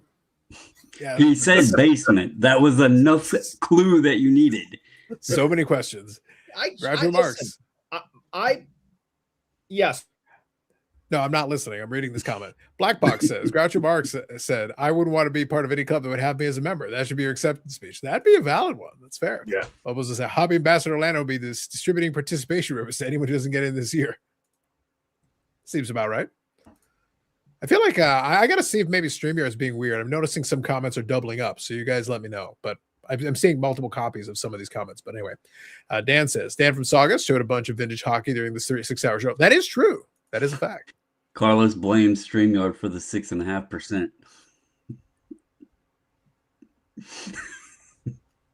No, I actually have it being doubled up. Hold on. I'll actually prove it. This is why I was throwing a little bit off, and it has two different timestamps, which is the part that I thought was weird. I'll show you. So on the StreamYard, if any of you guys have ever used it, it'll show you timestamps on there. That's why I always have the YouTube open separate from it. Take a look at that. The first and third comment. It's the exact same comment. I've seen it a couple times already. 906 too for Yeah, I've seen it a couple of times. So that's why I'm like, that's weird. So I'm like, that's why I was like, I got to double check on the real YouTube page just to see if it's, I don't think it's in the chat. I'm assuming it's just the one time. Dylan had a comment earlier that I noticed. I was like, well, why'd you write it twice? It was written exactly the same. But anyway, okay. So I'll keep an eye on that. So anyway, Dan here says, Dan from Saga Soda Bunch. Yes, read that comment. I did shout outs to new channels under 300 subs for the All-Stars. Yes. All-Star voting has categories, new channels, regular channels, and coaches votes. No, I get that, Orlando. But regardless, for a lot of folks, they're just doing the same. They're doing the same votes. They're basically just repeating it. So it's like the problem is, okay, so new channels you can swap out. I believe that you would probably rotate that. Okay, regular channels. So you vote for your buddies, you vote for the same list of buddies, and coaches vote for the same coaches. So you literally copy and paste a bunch of the ballots. Yeah. Like Ooh, that's why I'm chat like, is getting wild. it's just ham. No, Figured out the it's- copy paste function. It doubled everybody. No, it's not. They're literally Oh, doing it's it. On doubling purpose. up. Yeah. They're doing it on purpose now. For the record, on the YouTube, I don't see it that same way. On the StreamYard is where I was seeing it. I'm seeing it on the YouTube. So that's ham going copy paste and other people following up. Yeah. I will vote because I'm Eric. That's right. Voting twice, you should. Sounds like Eric's life is peaking at 52. Eric's life peaked at 2. Mine is the 5. Hall of Fame commissioner adds literacy and urine tests to qualify for voting. Oh my God. That'd be so many disqualifications. All the disqualifications. That's his life. Eric's life peaked at 11. Downhill from here. Like he prefers to ride his bicycle downhill. Well, at least with downhill cycling, you get more speed. Think about it. How many votes does Dustin get? Is it 1 per channel? Because he may have enough votes to get himself in. No. Each one has that. Well, so I don't think it's ever been specified, Scott. So like Dustin for the sports card dad thing, that's 1 channel. But he's also got those secondary channels, but they don't really talk about sports cards. So would he be able to use the secondary channel to vote for himself? I think you only got to have like 1 sports card video within the But year. right now on the secondary channel, he doesn't have one. Oh, Like okay. it was like a Pokemon channel or whatever. See, to me, Pokemon is a. I don't know if people call different sports like that questionable sports as a game, and Pokemon is a game card, so it could be a sport. And they have challenges and they have tournaments. Pokemon is a sports card. Mm. That's And here's my Ham. story, and I'm sticking with it. Here's Ham again. And here's Ham thrice times. That's right. Scrolling through here. Now it's blah. I like it. Dan says, I offered Dustin a vote for $1,000. Then he stole my joke and made a video. And he had a sponsor and a code. SCD25 for whatever. Blackbox says, I actually deleted the first comment because of a typo and then typed it again. So no StreamYard issue. I had the same thing with Dylan, though. Dylan literally was I saw the same thing with Dylan's. That's why I thought it was weird. I got to give Victor some props, though, this past week. He took one of Sports Card Dad's videos and did it for his own video. He did the old switcheroo on it. Well, He used to me, Sports to me, that's a legit move. Like the problem is half the time Dustin's video, he doesn't say anything. So like there isn't much meat on the bone to like. It's like taking something that's already been stripped down to almost nothing and then being like, okay, so I'm gonna break it down. It's like, break what down? It's already broken down about as far as it can be broken. There's nothing left. You have to add something to the conversation for them to need to add something. What, base sports cards, base rookie cards? Yeah, it's like, I'm glad that he was happy about it. I still have no interest. Like at this point, a lot of the base cards, I don't care about them. The only reason, Scott, that I mentioned that thing about that AEW set earlier in this conversation was that because they did number the base set, I'm sure some people are going to want to do the base set, and that's actually helping hold the single value, which also in turn helps the box value because it means somebody actually gives a crap about the base set. Then you can use every piece of the turkey, every piece of the chicken, and get all of it, as opposed to like, oh, the base card, whatever. It's like, no, actually, if somebody wants to do a set, you don't have that many base cards. So if you don't want it, just put it up on eBay or whatever. You can at least get a couple bucks for it. And right now, people are at least chasing after some of them for the better characters.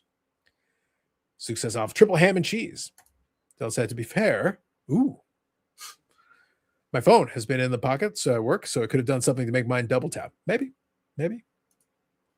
Could all be coming together. Could be a mass conspiracy, Scott. A mass conspiracy. What's up, guys? Currently waiting 15 inches of snow, says Zach. Nice. No snow here. Cold. We had a little bit. It was just kind of little snowdrift. It was mostly just wind pushing snow around. It wasn't really a lot of fresh snow. It was just kind of moving it forward.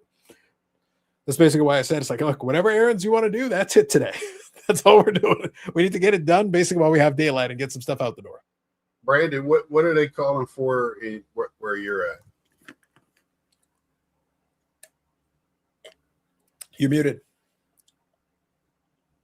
Anywhere from like 5 to 35 and none to an inch of ice. They really haven't like settled in. It keeps changing. So I guess we'll figure it out when it gets here. Well, I think, look, I know you were joking on the Discord about the whole ranges and everything, but like realistically, I don't even know why they would why try to guess on that, because the reality is that range is probably not wrong. But the problem is you have to go with the big range, because it's like if the wind changes direction suddenly, it could have started pouring, but then if the wind pushes a little bit extra, that's all it's going to take to push. No, the reason there's such a big range is it depends on which weather like site or whatever you look at. They're all different. Like one is saying 18 to 20 plus, and then another one's saying 1 to 5. And it's like, okay, who the hell are you supposed to believe? They're trying to scare That's you. the problem, is like they're all different. Well, Brandon, just shop around and pick your favorite number. Pick the one that you like. That's what I said. I saw a meme I can't today stop that said that all the weather predictors should be women, so they get the measurement right. So if I knew that being a meteorologist paid as well as it did, and all you have to do is look at some colors in a map and just kind of throw a guess out there with a 50-50 percentage, and you keep your job, I might have looked into that career. Well, 50-50 gets you the Hall of Fame. Yeah. Well, Brandon, as I recall, when we were looking at a graphic earlier, someone has an above 500 record in the football picks this year, and basically that's the methodology used. Yeah. Works out. I'm just saying. He watched the Boston weather and just made his picks. Exactly. Based on that. Paul, good evening. Evening all. And Bill Ramford, superfan Eric. Facts. Eric appreciates you. Ice, maybe. Bread and milk industry is behind this. Big bread and big milk? Man. No snow, but -8 degrees at a high for Fargo Show Sunday. Slightly brisk. Dylan, I'm staying at the same hotel. I'm flying in Friday morning. There you go. People here are so upset because of the variations. When the truth is 5 inches, 2 feet, we'll be locked up in our houses the same amount. In some parts of the country, yes. So in some places, like a snowflake has fallen. The end is nigh. The end of days have arrived. I feel like I was prepping for the zombie apocalypse. Is what I kept telling everybody. I'm boarded in. Scott, that was basically my pitch. I said, "It's like no, I'm boarding in. I'm boarding in on purpose and by choice. I'm staying in my house. I'm like, it's too damn cold out there. I'm staying in here, where it's slightly warmer." News station would give Bobbles an ultimatum: continue doing the weather or cut the beard. The beard is what gives him his Gandalf powers. Hey, I told y'all, go back and look through the podcast. You'll see how long we've been doing it. On your intro, you're shaved.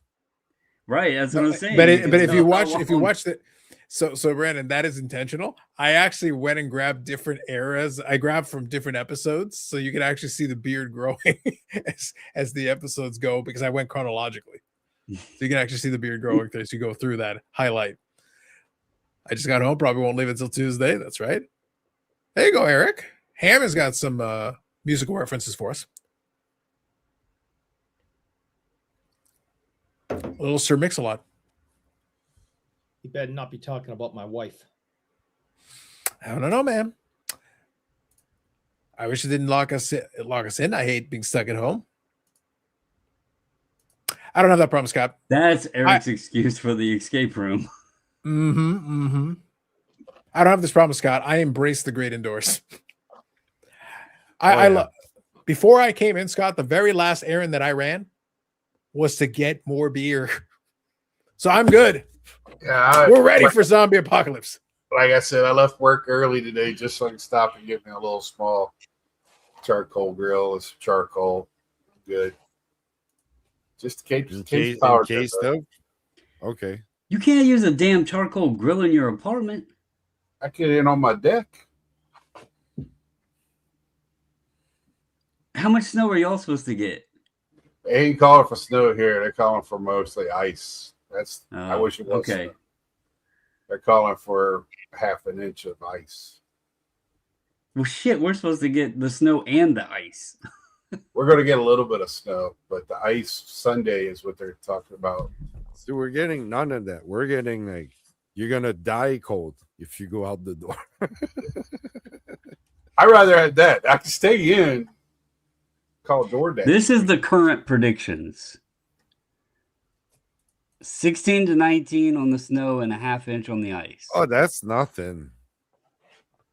That's the current like- for Sunday. So That's like you're shoveled and you're up 30 minutes earlier than usual to go to work. You'll be fine. I'm not getting up early to go to work. I work right here. That's right. They already know I'm calling in on Monday, so we're I ain't good. going nowhere. It's too cold. Too damn cold. Yep. Dad says it's Canada. It's ice from November to March. That used to be. These days it can get chilly, but it's not as always much as it used to be. Yeah, it used to be actually a lot colder. It started early this year. Early November, we got dumped on already. So Yeah, I've when been I was in up there. there, it was that's the first time Amanda has ever seen snow. Yeah, she's same beside herself. same weekend. The same Yes. weekend. She's completely beside herself. I've been in winter mode since the first weekend of November, Yeah. So there's the It's- current. and there's still 58 days before spring. And I translated it to Americano for you guys. So there you go. Yeah. Clicked over the little toggle. That work for you, Eric? Good enough? Yep, that's what's coming here. So we're trying to be prepared because it's coming. Let's see here. Brad says, talking about the weather is definitely what punched that ticket to the Hall of Fame. Listen, with all the vintage, this is the demographic, man. It's pretty much that, or kids these days. Brandon, we got to cater to a demographic here. Goddamn kids. Don't old people talk about the weather? Isn't that what? Yeah. Calling me old, I'm supposed to talk about the weather. Brandon, look, I got notes here. I was explicitly given these notes. Friday. Look, We all I didn't got. have weather. All I got is it says on here very clearly talk about the weather, talk about the old days, talk about kids these days not respecting their elders, That's dentures, that's and Matlock. Kids don't know That's all how it to says. sign their name. That's all it says on here. I got explicit notes. Like these are very clear notes, Brandon. The older the new Matlock. Come on. Well, so Derek's notes were to complain about the new Matlock and praise the old Matlock. So it's Matlock squared. Yeah, there you Hey, go. did y'all know that Price is Right on at night now on Wednesdays? No.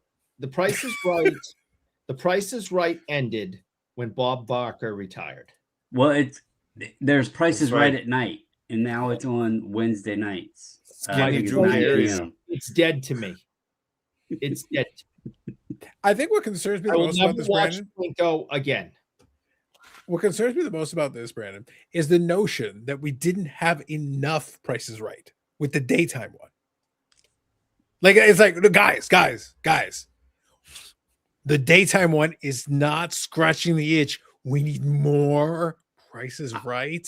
I think Drew Wait. just misses his nighttime show, and he About it. coaxed him into doing Price is Right. And I'll be honest, the only reason I know is because there's a show that's been coming on at 10 p.m. on Wednesdays that I've been watching, and I was like, oh shit, Price is Right's on at 9 p.m. now. So Dude, I bought a TV on Boxing Day. It's called a Roku TV, whatever. It's the same as you got like every hotel chain you go. So there's few Yeah, basically. channels. Like anyway, long story short, there's a 24/7 The Price is Right channel on all the time. So shit you not. Like you want to watch The Price is Right? Like Not a thing. Yep. Show So Bob hasn't Woozle been here on in a long time. Bob Woozle here And says it's all the Weather new Channel- one. At least if they were doing like with like the old footage from back in the day, but no, it's just the new Drew Carey stuff. No one wants Yeah. that. Bob Woozle here says, collect news alert. The Weather Channel to acquire because of Carlos being the 4 collectors bid. Scott, this could be it. This could be forget about the YouTube Sports Hall of Fame then. All of a sudden, we could become like the Manning cast of the Weather Channel. Dude, do you see Yes. you see how many views them damn weather YouTube channels get? Brandon, not only that, the Weather Channel is on 24 hours a day. Eric can be on 24 hours a day. All the time. Can you The weather never imagine stops. how in order his cards would be? Incredible. Think about it, Eric. Your cards will never be out of order again. I like that. And now, Eric, the weather in Thailand. Go cold. Hot and humid. Papa's okay. Kathy Bates is not my Matlock. There you go. No, she isn't. And says, please talk about early bird specials. Please, Eric, tell us more. It's all in all caps, man. It's in all caps. I do like the early bird specials, and I like being home by 7 p.m. so I can, start relaxing for the night. Eric, let's be honest. Do you have like a personal countdown timer until the very moment that you can start asking for senior discounts? I'm not saying Carlos Sr. did that, but he totally did that. So is this like a thing for you? I'm waiting for the day. It's going to be a good time. I get senior discounts and I don't even ask. Right. Well, I'm saying, have you considered going the Gandalf beer route No and getting need the for early? ID. Yeah, Hey. that's the early bird. You know, I don't ever get offered them though. So y'all calling me old. Apparently the people at the register don't think I am. Or I Brandon, do so are you self-checkout saying too wait, often. are you saying you only patronize blind establishments? That seems mean-spirited. Or maybe it's because the people at the cash register are older. Yeah. the average age at the register is dust. It's a sad state of TV when they put prices right on prime time. I agree with this. I agree with this statement just in principle. If we need prices right in prime time, something's gone horribly wrong with us as a society. Some of those weather channels don't get the views because of the weather. Damn. I think our Manning cast version of the Weather Channel could totally work. And look, as long as the check clears and there are enough zeros in it, Scott, I'm ready to sell out. I'm ready to go. This can be amazing. Just saying. I'm with you. Hate those ice storms. That's right. See, that's the problem with a lot of situations, Scott. A lot of people sit there like, oh man, I don't want to sell out. Yeah, Scott, I want to sell out. I would be thrilled to sell out. That'd be great. We'll cash in on that credibility we never had. And I'm not putting out a I'm sorry video when I do it either. Nope. Or if I do, Scott, I will literally be dressed like the $1 Million Man. Like I will literally be the $1 Million Man sitting in this chair, cackling all by myself. We'll try to protect your cards from heavy rain on the next Geoff Wilson video. A nice storm of 2007, no power for close to 2 weeks. That is unfortunate. 2 weeks? No, that's no bueno. I did See 16 hours in November one time, and All right, it was let me okay, see. I but shall Look, open the. I want to point something out. Bring ahead. his comment back up. All right, hold on. There you go. I clicked on it. So Dakota changed his little icon, his logo thing or whatever. Do you notice what he used in it? A freaking gray beard. He has the appreciation for the gray beard. yeah, Well, that's He refined that's your it. beard. See? Just like who, Eric? I'm about to say, who else has shown appreciation for the beard? I believe a Hall of Famer, since we've been talking Hall of Fame tonight. I believe. See, Monsieur already Dion. Hall of Fame adjacency. An Yeah. actual Hall of Famer Yep, has appreciation for the beard. he did say that. Scandalous. Did he touch it? Truly. No, he didn't touch it, but he liked it. Eric, are you hoping he didn't touch it, or are you confirming explicitly that he did? Well, I'd be really jealous because Marcel doesn't touch my beard. Just saying. I asked him to. I'm just asking questions. I have offered it to him openly, and he declined. So I'd be upset if he chose his. Yeah. So let's see here. Did anyone catch the Geoff with Curry grade reveal? I don't think I did.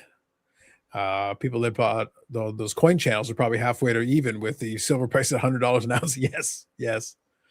We'll touch on that a little bit because I was having some Scott. Like I said, sports card YouTube has been kind of disappointing me lately. Like I'm actually saying I'm not upset. I'm just disappointed. Like I feel like look. There are some channels where I'm perfectly expecting. I'm expecting it to be mailed in. That is what I expect from you. So I'm not going to complain that if you're providing me, Scott, exactly what I expect from you, I cannot possibly be disappointed. That is unfair. But if I expect a little more and I'm not getting anything, that's a little weak. It's a little weak. So Dan, if you're good, give me a thumbs up and I'll bring you on here in a second. Let me show something real quick and then we'll get into it. So Dakota was mentioning it. So Brandon, I think let me show kind of what Dakota was talking about here. So first, let's start off with this. Oh Lord. If it's from the Discord, who the hell knows what it is? Hey. Mayo's cut plug. They even got the hat right. Mayo's cut plug. Nice. I like it. Some solid work. Oh, good God. It's close. I made that? don't like the glasses. I got the black frames, but we'll go with it. Eric, are you ready? I'm about to show you, and you'll appreciate it. Now, Eric, if it sets your mind at ease, this isn't even pertaining to you. Okay. Uh-oh. But it's pretty solid. Look. Wow. That's pretty good, actually. I'll tell you the part that impresses me the most. Two things. I like the fact that he properly captured the arms. I've got to pretty much nailed it. Nailed it. Yeah. But I like that the autograph is nicely legible. Beautifully done. It is. Yes. Did you notice nicely positioned? 6'7" for your serial number? Yes. Nicely positioned right there on the sticker. It's a beautiful thing right there. Listen, as someone who coaches middle school kids, I never want to hear that number again. I was just acknowledging the serial number. I threatened to kill a few of them. Say it one Eric, more time. One more time. Eric, first of all, what you just described is standard operating procedure for you. Yeah. Standard. All right. So Dan, I wanted to make sure we had to show the pictures first. That was important. There was some stuff going on there. How are you? Hey, how you doing, Brandon? Scott? What's up, Dan? You doing, Yannick? Carlos? Coach Dave? Shut up. Yes. Good evening. Oh God. Carlos, you're sick of current YouTube content? I've been disappointed in it, Dan. Like right now, I've been scrolling, and look, it's not that I'm not watching YouTube, but I got to tell you, I've been watching a lot more reaction videos lately.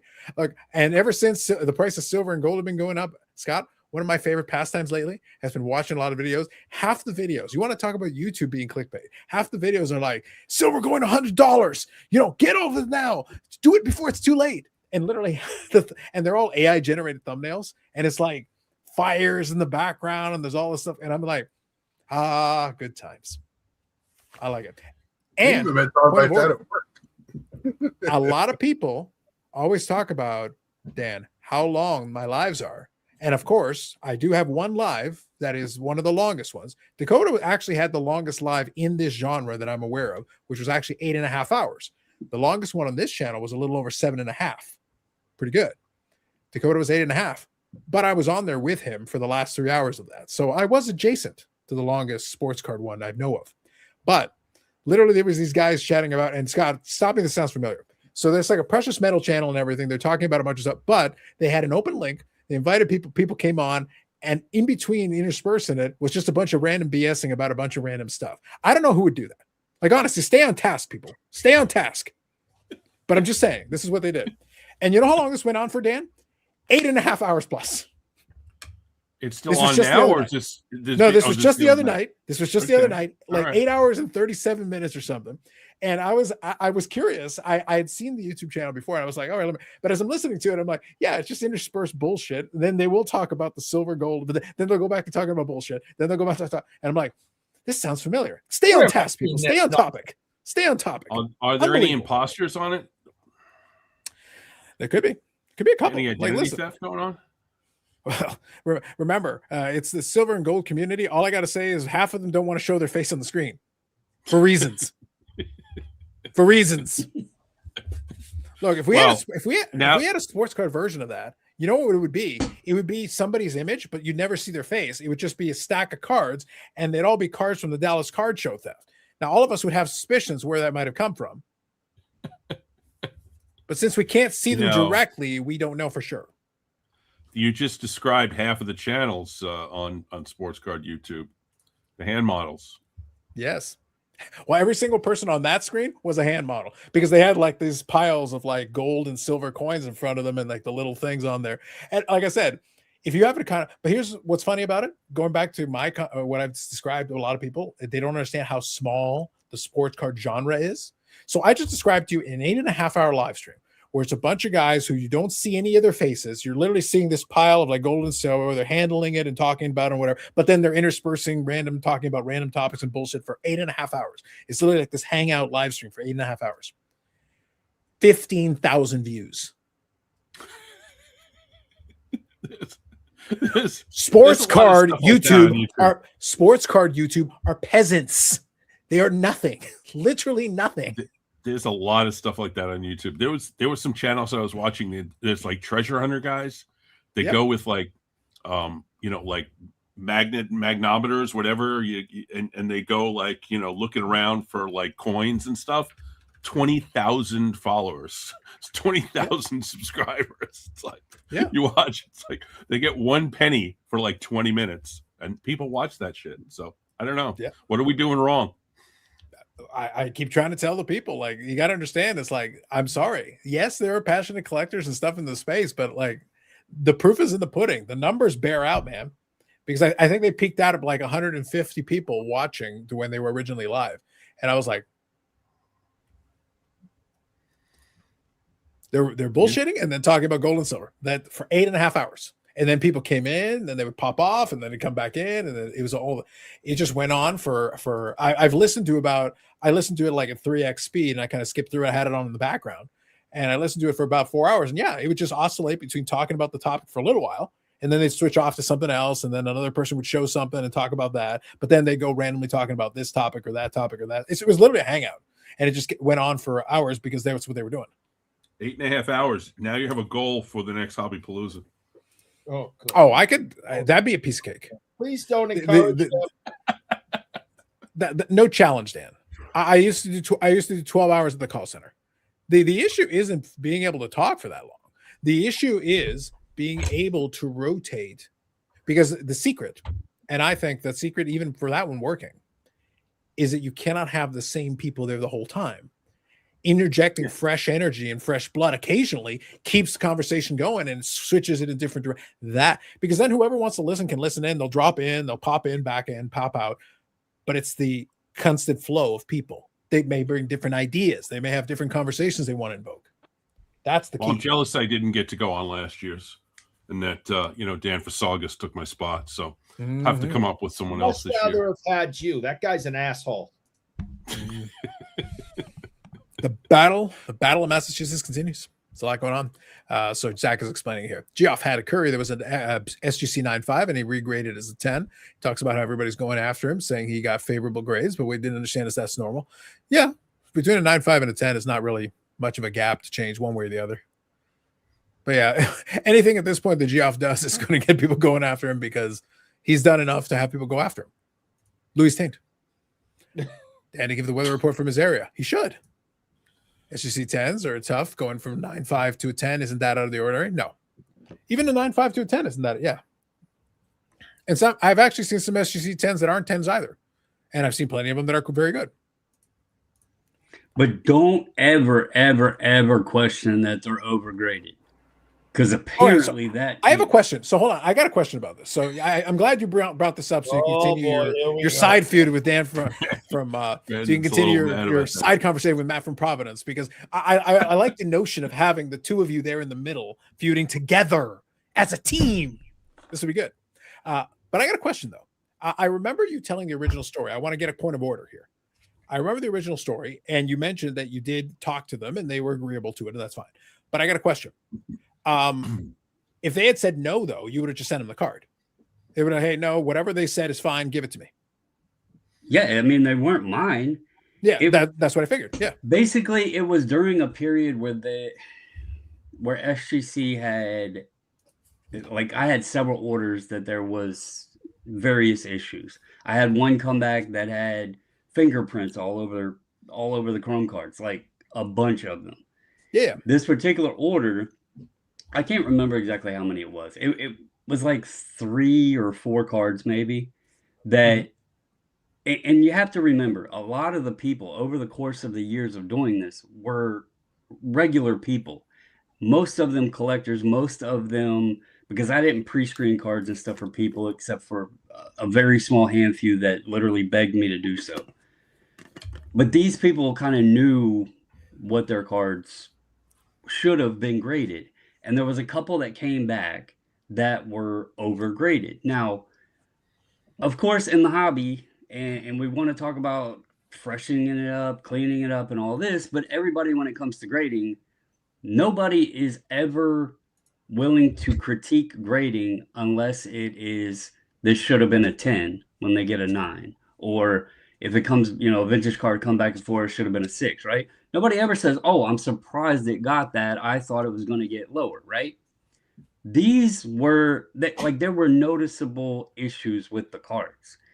The problem with that is, and what people don't understand, there are folks out there that even though the card may be in a slab, even though that slab may have a grade on it, if they go to buy the card and they see an issue, they are going to critique that, and they are not going to want to pay you. They don't care that it's a 10 on the label. They're not going to want to pay you a 10. And so they were sent back for review. The grades didn't even change all that much. I think the one that dropped the most was like 2 grades or something. My point to the comment that was there, because apparently nobody believes me that the people knew about it and were fine with it. If anybody had an issue with what I did, they wouldn't have continued to grade through us. Those people continued grading. All of the orders are recorded live. Anybody can feel free to go back and check them out. The people continued to grade. They weren't upset. They understood, and they wanted the stuff done correctly. A lot of the folks, Dan, you're a big SGC supporter. One reason that you use them, without even you telling me, I could guarantee is you trust and believe the accuracy of their grades. Correct. And if it comes back, whether high or low, there's question mark. It's one thing that I mentioned with all these changes that I have been concerned with, because I don't know the history of the graders that are still there. And I don't know if the grades are going to be as confident and accurate as they've been in the past. I was starting to see some questionable stuff towards the end. I thought that they were trying to rush through things a bit. But yeah, I know to most people, because the majority and the consensus in the hobby and grading is they always grade your cards wrong because they're not a 10. Like, everybody's supposed to get 10s, right? That's just the consensus. That's right. But there are people that do want the stuff done accurately, not just give me the highest grade. You're full of shit. No one wants that. All right, real quick, I'll read a couple of comments, and then I got a follow-up comment on that as well, real quick. That's the reason I asked that question, but I'll follow up here in a second. Bubbles says, I like looking at the gold collection, but get bored with it after about 30 seconds, which is totally fair. Like, I just found it very amusing. Stuke says, I looked at SGC3 Kofax last week for $800, passed because of a corner crease, which I get. That's reasonable. That's fair. Bobble should have handled Dr. Beckett's apology. Pretty much anybody except Beckett should have handled the tour. Anybody. All right. Find a rando on the street. Half serious here. When did he apologize? No, the apology tour was the explanation. It's the it's the children who are wrong. It's the children who are wrong. Apology tour. Zach says, I love watching Geoff because he'll get a PSA 9 and be so disappointed it's not a 10. I just can't get over expecting 10s. It just baffles me. Yep. Brad here says there are lots of overgraded cards, especially in vintage. eBay is high. Yep. Well, here's somebody, and believe me, he's been around the hobby for a while. He's respected by a lot of folks, and he knows his grading. How many times do you hear Elite Co 3 say that he's not keeping a card in his collection because he doesn't agree with the grade. He felt that they graded it too high. He says it all the time. It happens. And he sells them. He moves on from them. If he doesn't agree, if it gets a 9 and he thinks it's an 8, or it gets a 10, he thought it should be a 9, he'll move them. He won't keep them. Yeah, no, and he's been around a long time. No, I agree. But the reason I pointed the clarification was that I felt it was appropriate to kind of mention that, again, if they had said, "Hey, just leave it that way and send it to me," well, then it's not your card. You know, they ask you, so you say, "Yeah, no problem. All right, fine, I'll throw it in there." Yeah, it's not like I just, because everybody knew the order was back. It's not like I said, "Oh, those 4 cards didn't come back. They're still working on them," and just send them off on my own accord. It wasn't like that. Yeah, they had right of refusal. They had right of refusal because some people got pissed off about it. But well, listen, I think it's residual anger over the Eric problem. Like I said, Matt from Providence has had some issues with certain individuals on this screen, and I think it's just carried over to anger from everybody else. I can't take another beating from him. Okay, I am still barely recovered from the last one. He beat me like a mule in that parking lot. I can't do that again. Deserved. I just send cards into SGC, take the grade I get, which is totally fair. That's the reason why I said a moment ago. Like if I send in a card, so we talked about this a couple of different times. Yeah, and this is a very viable strategy, by the way. So Orlando's touching on. I sold my high grade overgraded cards for better lower graded cards, which is, by the way, a great way of getting your money back out of it, and then getting a card that you like that aesthetically fits what you're looking for. Yeah. Why not? Nothing wrong with that. But what I was going to touch on here is, I've talked about this before. I don't grade a ton of cards because for the most part, it doesn't fit my requirements. There are certain specific scenarios where I will have graded cards, and in those cases it makes sense, and I'll work with it. All good.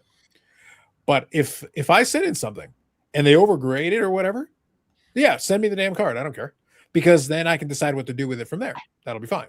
But if I want to have it regraded, maybe it's for to be honest, if it's personal collection, Dan, I don't really care if they quote unquote overgraded it. I send in the card that I sent in the first place, so it's whatever. I'm just putting it in a holder. And if now where I get to have a little bit of fun is, I always take, obviously, you take the scans and whatever. If they overgrade it and somebody wants to overpay for an overgraded card, like the card image will be there. A large image will be provided. It is still on you to look at it. I actually will give a quick example of this. I went to a card show maybe a year and a half ago, and I wanted to get a Jake Ottinger, who's the goaltender for the Dallas Stars, so my hockey team there. I wanted to get one of his Young Gun rookie cards. And they're not expensive. They're not difficult to find. They're not expensive at all. A dealer actually had a pile of them. They were already graded in PSA 9s. I didn't need a 10, so I go 9. Fantastic. That'll be a better value card, whatever. I went and grabbed one, and I was actually grabbed it quickly, and it seemed all right from a quick glance. Started walking away, but then I stopped for a second, and I go, well, let me take a quick look. I flipped over to the back, and the corner was kind of twisted in. So then I go, hey, can I? And he goes, yep, no problem. Swap it out for a different one. Because he had a pile of them. So it didn't really matter. At the end of the day, pick the one you like. But the point is, you can go and take a look. You can still look at the card. You can still make your own evaluation on the specific card. And by the way, some of those cards also had different defects, but those defects would have still made them 9s. So it wasn't that they were incorrectly graded. That particular one, I think, was overgraded. However, there were several other ones, Dan, where it was properly graded, but there were different defects. Some of them were a little off center, which qualified for a 9. But if you don't like the aesthetic of that, then maybe you'd prefer one that's better centered. So something prevented it from being knocked down a grade, which was still appropriate. So pick the one that aesthetically fits your collection and what you're actually shooting to go for. And there you go. And in vintage, it'll be the same thing. There's a range of ones, have a gigantic spectrum of what a 1 is. Well, some of them may be better your preference than others. One of them is torn to shreds, has been run over by a car on asphalt. Another one just has a pinhole and it looks nice. They're both 1s. So pick the one that you prefer and then go with that. But the concept, and Orlando's I watched him do this strategy and it was brilliant. I mean, I do this a lot now these days. If I'm getting cards graded by SGC, I'll pull out the ones that got overgraded and sell them because I know I'm going to make more money on them, and then I can use that hobby money to buy a nicer 4, or I'm not talking in the 8 and 9 range. I'm talking in the like 3, 4, 5 range. So, it happens, and, I'm not the expert. So if a card comes back higher than I paid for, I paid a certain amount for the ungraded copy. I'm expecting $15 plus shipping and insurance more, what am I going to get grade wise? And if it comes out where I've put so much more equity into the card, sometimes I just sell it. It's just the way it is, you know. I mean, you have to, you know, be wise with this stuff. And like Orlando said, sometimes you can get, or you said it, sometimes you can get a better 4 or 5 than the 6 or the 7 that's you know, in an old SGC slab or an old PSA slab where it's overgraded. And I just sent some cards to CIA auctions, all of which I thought were overgraded. So, and some of them I didn't grade. Some of them I bought that way because I wasn't the discriminating buyer that I should have been. But you know, it's up to the buyer. You have to, if the buyer can't see that the card is overgraded, then, and they're paying comps or whatever, then, you know, that's on them. The number's there. Yeah, so that's exactly the key. There is still, we have to put some of the idea of buyer protection is good, but I don't want to go from buyer protection to coddling the buyer. I do want you to use your own eyes a little bit, use a little bit of discernment. You're allowed to look at it, scrutinize it a little bit, and make a decision. I'm going to give you credit for that. You know, be an adult and use the option available to take a closer look for yourself. So Amanda here included. That's why I walk Eric to his car in Toronto, so no one beats him. It's important that he has protection. Did you almost get arrested walking in his car in Toronto? Well, he is a troublemaker and a rabble rouser. I had some police interaction one evening. That is true. Do you feel that they found out about the rumors of you and the lubricated pool noodle incident? Canada is a very, very, very liberal, left-leaning country, and they were totally fine with my relationship with pool noodles. And Eric, there are places in Amsterdam that are in Vegas that are not okay with your relationship with pool noodles. I'm just saying, just throwing it out there. There are limits to anything and everything. So real quick, this is what I was talking about a little earlier. So Eric, get ready for it. This is what we got to aspire to. It's right here. Look. 8 hours and 39 minutes and 48 seconds, 13,000 views. Let's go, Eric. Unbelievable. Time to sell silver. I'm not going to be beaten by Dan, I'm not going to be beaten by a YouTube channel that has a flaming microphone and it's named Thousand Air Radio. Thousand Air Radio. Can't let it happen. No, it's not acceptable. Bet you And here's the went best there, part about probably- You're going to you're get probably the same for spot. Air. You're going to get the Friday night spot in Hobbypalooza. So you get the 10 o'clock start. You can go as late as you want. That's right. But look, all I'm whatever saying, time you get. look, all I'm saying is we can't even use, Dan, we can't even use the subscribers because does Thousand Air Radio have more subscribers than I do? Yes. But they've got 7,600. It's not 5 times the amount of subscribers, not 10. No, 7,650 subscribers. That's not that much more than what I got. Do How better. long they been on YouTube? A week. You know? Let's see. 2015 when they joined. It's not bad. 912 videos. Pretty decent. Pretty decent. Not bad. But right now, that is the popular topic. So it seems to be working for him. So, hey, good on him. Good on him. I just thought it was hilarious. I just enjoyed, Dan, that it was such a long live stream and they actually were able to sustain and have that many views. I'm legitimately impressed. I was like, I'm impressed. I can't help but be impressed. Like, well done by you. Stu says, I have an ungraded collection for the most part. My LCS buys most of my graded cards and sells them in Dallas, which that's viable. Totally. Orlando says CIA is great. Also send the cards today. But Dan put the disclaimer that Dan's finished grading's official stance is the card is overgraded. The official stance. Let me say this. You know, when I do my SGC reveals, I'm honest about whether I think the grade is low, right, or high. So if you watch my SGC reveals, I will say. So no disclaimer, but you know, honest opinion. I basically had the same thing. When I got my Boobior KSA graded card done that I was going to give to Eric, I was shocked. I was like, I can't believe they grade fake cards. Hockey's not even real. But I was like, nonetheless, they slabbed it, so whatever. That's Fine, KSA. I guess. That's KSA. You can't have standards. Come on. Just saying, hockey's not real. Anyway, So I just sent you some text, Carlos. I It's the noticed. cards. I noticed. I've So heard the things. It's the cards that were sent back. If you want to go into details more and share these examples, I can tell the people of. Can we of, see of them? what Can you put them on the screen, Carlos? I'm gonna have to. So basically, what I have to do, it'll take me a minute. I just got to put it in a folder so I can put in a little thing and be able to do a little slideshow. There you go. So give me a minute here, and I'll do that. Let me read these comments here. Actually, let me get. There you go, guys. Thank you for keeping me entertained. Sounds good, Dylan. Appreciate you. BSC is the warm-up band for Hobby Hotline. Yeah, apparently. Hold on. Well, it is. For me, I'm hosting Hobby Hotline tomorrow morning. Oh, So- my goodness. Warming Yeah, up I think. here. I think you guys got the topic set up now, don't you? I think you guys have, Yeah. have included it on the thumbnails and such. Yeah. Research. Nice. All right, so let me create a little folder here for this. It'll make it easier for me. So I'm going to send you one or two more, actually. Now we're gonna find out the man keeps his phone is full of images. Look, Matt from Providence. I got receipts. I'm actually on the video that I showed you. You're And pulling screenshots from the video. yeah. All right. I think, Brandon, you're overreacting a little to Matt from Providence with this. No, Yeah, that's coming this from isn't anything Dan. Made a to do with slideshow him. to I was explain just- why he's not a cynic, and he's telling you this. No, he made a I was slideshow. sharing it because I think it's a good topic.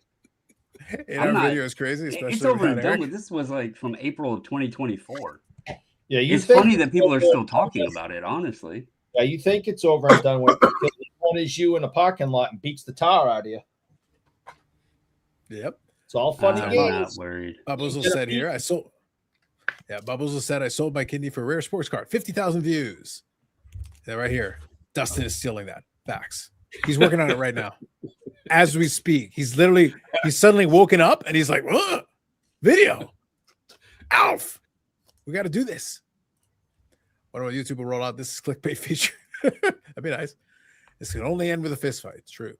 All right, Listen to there you Hobby go. Hotline and Cards somewhere between Minneapolis and Fargo. That's what There you happens. go. We got a Fargo reference. Always appreciate a Fargo reference. I'll give you a shout out, Scott. All right. All right. So I think I've got it figured out. I think I've got this set up here. Give me a second. I will be able to pull this up. And then we can go through them here. All right. So. All right, Brandon. It's all you. Go for it. All right. So, does anybody see a problem with this card? It's upside down.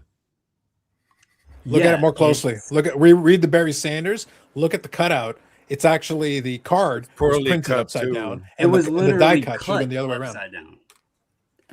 And this got a 9, which is impossible because it's not cut correctly. So that was sent back to get authentic, which it was supposed to have had to Well, begin not with. with that attitude, Brandon. Yeah, no kidding. You're so negative. Yeah, If you had more of a positive can-do attitude, it could be a that's 9. that way. Right. I guess if it was cut correctly, it was in 9 condition. But I like that you can see Brandon in the bottom right of this. yeah, Yours is kinda I short. just took pictures from my video. It's like, what the hell? What's Look at wrong with that. this? All right. You want me to move to the next one? Yeah, you can go to the next one. Go ahead. So this one actually was because they encapsulated it with a piece of plastic inside of the holder that it's hard to tell, but right above the W, there's an indentation on the card. I sent it back for them to get the plastic out. It put the indentation in the card, so it changed the grade to an 8.5. If you go to the next slide, this card is probably not even in dime boxes. It's a 1990 score Lawrence Taylor, and because of the Black damage man. from the plastic, they had to change the grade. Obviously, nobody wants a card with a piece of plastic encapsulated inside of it. I And do. they did compensate, albeit very little, because this card isn't valuable at all. But that was their mistake. So that one got the grade changed.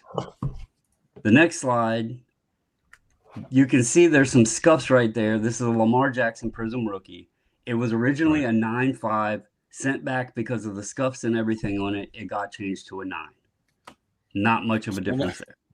9. It's not a 9 with all that junk on it. Well, they put that one at a 9. The next So- one, Yeah, you're gonna Brandon, see. I vaguely remember this one. So whenabouts was this submission?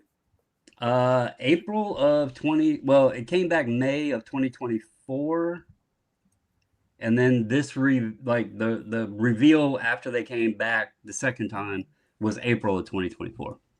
Yeah. So this was still been. Was this pre or post acquisition? What's that? Was this pre or post acquisition? Because SGCP was still there for this. I think this was just after, I believe. Yeah. Acquisition was the end of February 29th. It's hard to tell in this picture, but right in the middle, y'all have seen those little, I call them the Panini wrinkles. It looks like the thumbnail marks. That's what this one had. And when you go to the next picture, you're going to see this is not an expensive, honestly, it's cards that shouldn't even probably been graded. It's a NFL debut Bijan Robinson base mosaic card. So for anybody that the biggest card there is the Lamar Prism rookie, and then arguably the Barry Sanders is fun. The Barry Sanders was supposed to have been authentic. It shouldn't have never received a numerical grade. The Lawrence Taylor card was, again, something got encapsulated inside of the holder that damaged the card. The Lamar, y'all can see the scratches right there. Just like I believe it was Stuke earlier said they rejected a card because it had a bent card. Nobody's going to pay a 9.5 on that with all them scratches. And then this one, it was a very basic base Bijan Robinson. And yes, I purposely took that picture with all the Robertsons in the background. I was about to say, Eric, do you know why this image was included? We know the real reason. I think the pump is happening, boys. Hold on. Here, Brandon, let me fix this image so we show it the way you wanted it shown. There we go. Yeah. We know this was your actual agenda. It has nothing to do with Bijan Robinson. That makes sense. Dan, the shamelessness of this man continuing to pump this hockey player to boost his values. But there you go. That's what several people have made an uproar about. A 1994. Several people, you mean Matt from Providence? No, like this. I did a video. This is the one that has the Ziggy shit, the dog shitting thumbnail. Wait, what? The thumbnail I could explain Watchdog, this. and it's a Scott, dog I can explain Ziggy's this. face. It's more fun watching Brandon try to explain it out of context. I know the context, but it's way more fun watching him explain it out of context. One of my best thumbnails. Yep. We're 1 of 1. Yes, indeed. Angry Brandon is going to chop some trees after the show. Facts. Y'all know the wind's blowing. Cherry tree. Yeah. It's special. I don't know what to tell you. It's special. There you go. So, Scott, there's a lot of scandalousness. I know you've been hanging around over there on the side. Like, you see, these are the problems I have to deal with, Scott. This is the issue all the time. It's madness. I just get it graded, and then I just take the grades. I don't go over them too hard. No. It's what it is. Yeah. That's because you don't care about the hobby. What's that? That's because you don't care about the hobby, Scott. Yeah. That's the reason why. Well, okay, Scott, you do great cards, and Dan, you use SGC a lot. If you were to get a card back and you notice it had a piece of plastic that was encapsulated, that's a little different. That's that quality. Yeah, that's a quality control issue. Only 2 of those were really anything to do with the condition of the card versus the grade they received. The one was the plastic, and the Sanders was requested to be authentic. So I can't stand having something inside of it, and when they put the wrong flip on it, when they don't designate it as the right card, that drives me crazy. You have which one happens job. often. Yeah. Well, right now I'm because now with PSA and CGC, you don't have to. You just turn them in, and you hope you get it back with the right flip on them. So, do you want to know? So, they actually, when we did the bulk submissions, we created spreadsheets that had all of everybody's cards, but they actually prefer to not have the cards entered because they have to then go back in the research and ID and verify what you put and make sure that it's all correct. So they said it actually takes them longer doing it that way, and they prefer to just get the cards and enter them themselves. That's why a lot of them are going to that. Well, I just sent 2 Tiffany's in from the 80s for Gary Carter for my registry. So I'm waiting to see if they come back with the right flip on it. That's right. With the Tiffany or not. Yeah. I sent a note to. Yeah. Oh, sorry. Go. I got an O-Peachy that I'm going to send in this week. Everything's O-Peachy. Yeah. So, yeah. We'll see. We'll see what it does. I'm sorry, Dan. Go ahead.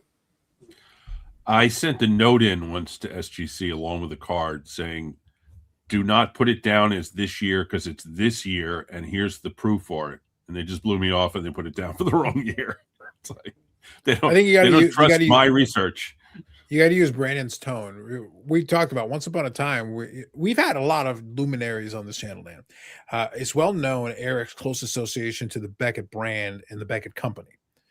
He has, ownership stake in it. He has a lot of power over there. But Brandon back in the day used to own SGC. It was him and Dave Foreman, and he actually had SGC Pete in his closet back there. Closet, yeah. That was Pete's office.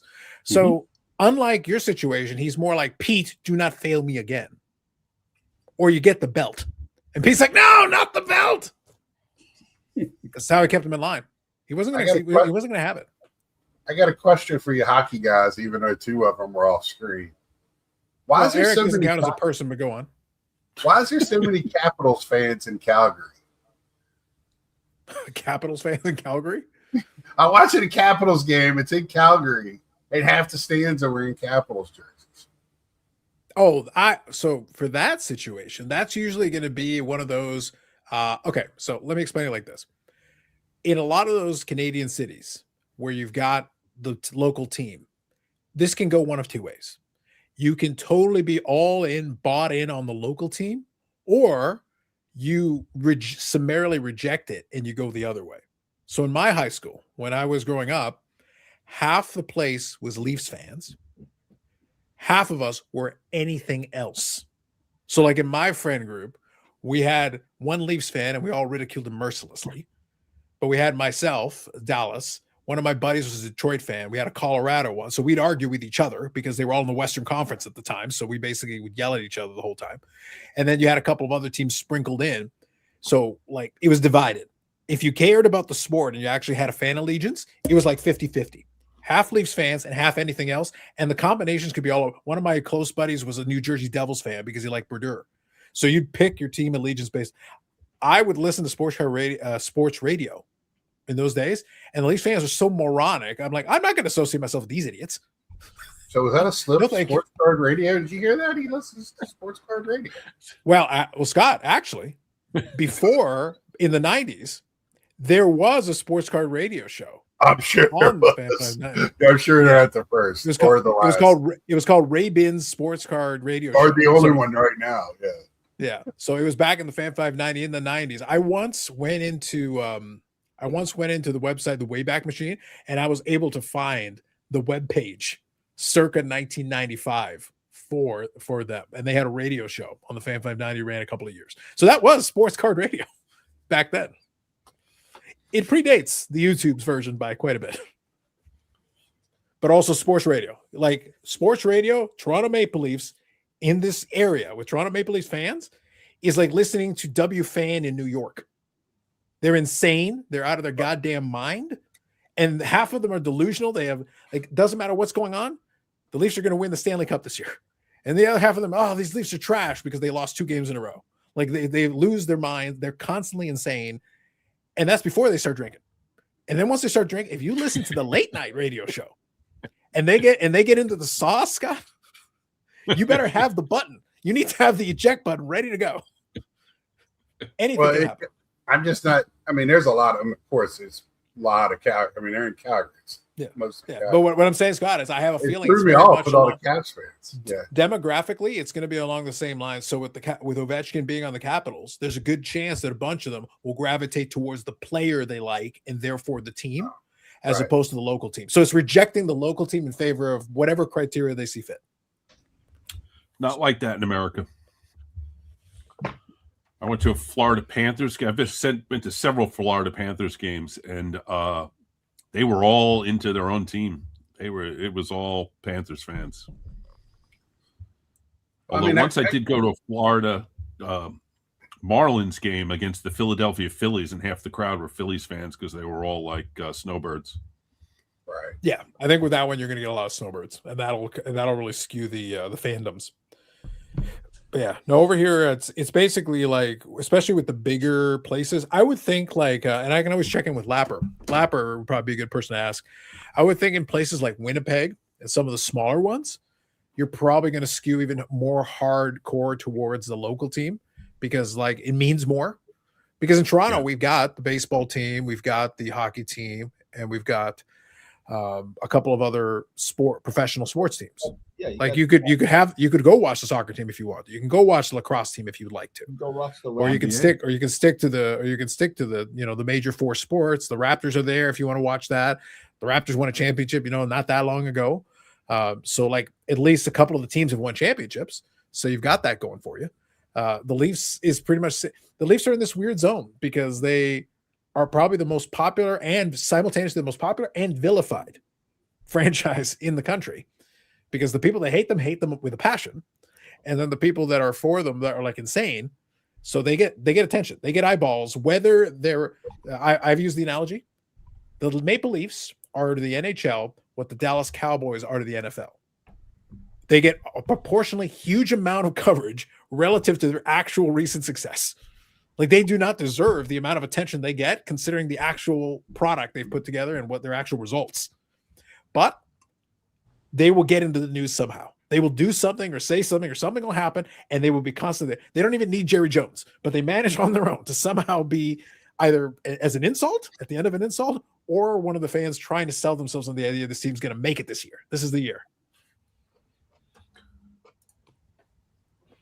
So it's bizarre. It's the only fan base we got that is exactly like that. Edmonton is often quite split with fans, especially with Toronto, Montreal, Vancouver, Boston, etc. Yeah. So there are a lot of the bigger cities. So Calgary would qualify as a bigger city, and that would be, you're probably going to have a split allegiance. Edmonton, like Name here is talking about, same thing.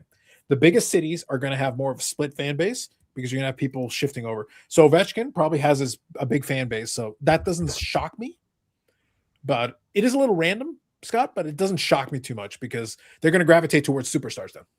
Yeah, I mean, I grew up 2 hours south of Washington, but I'm a Mets fan, I'm a Cowboys fan, but I like the Caps, and I'm an Orioles fan.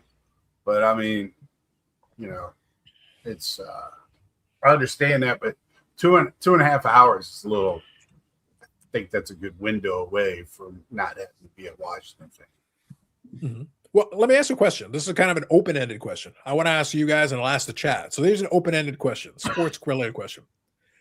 What if you're in one of those places where you've got maybe a couple of the major sports, or maybe none of the major sports, like depending on where you are, and you're a situation where you're almost like a sports free agent? So, like here, for example, if you're a Toronto sports fan and you want to go support the Leafs, you want to support the Raptors, you want to support the Blue Jays, all right, you're covered. But you don't technically got a football team. Some people went the route of going to Buffalo because, proximity-wise is the closest one. So that is an option if you'd like to. But you're kind of a sports free agent. What do you think philosophically on that? Do you kind of gravitate – in that situation, would you gravitate towards the closest team? Or would it be a situation where maybe you gravitate towards a favorite player and then kind of inherit the team with it? Thoughts on that? I'll be right back. Open-ended. Whoever wants to take it. Well, I've always went player. Yeah, player. Well, I'll go easier because I had two teams growing up, Montreal Expos and Quebec Nordiques, and they both left. So I'm done. Basically, ever since that was it. I was a Montreal fan when Barry Carter was there. My heart was broken and ripped apart away in 95 and 2003. And ever since, basically, I just said, poor Yannick. But that's just me. But the floor is yours, you guys. Go ahead. So for me, baseball was more of the local choice because I have a minor league team nearby. And so I could go watch the prospects that would eventually become, pros. And then DC isn't that far. It's about an hour drive and then jump on the metro. So that fit naturally. Football, I actually became a Ravens fan when I was living in Indiana for a bit because I was a Bengals fan and actually did a website and everything for one of the players who got into some trouble and the team did no punishment.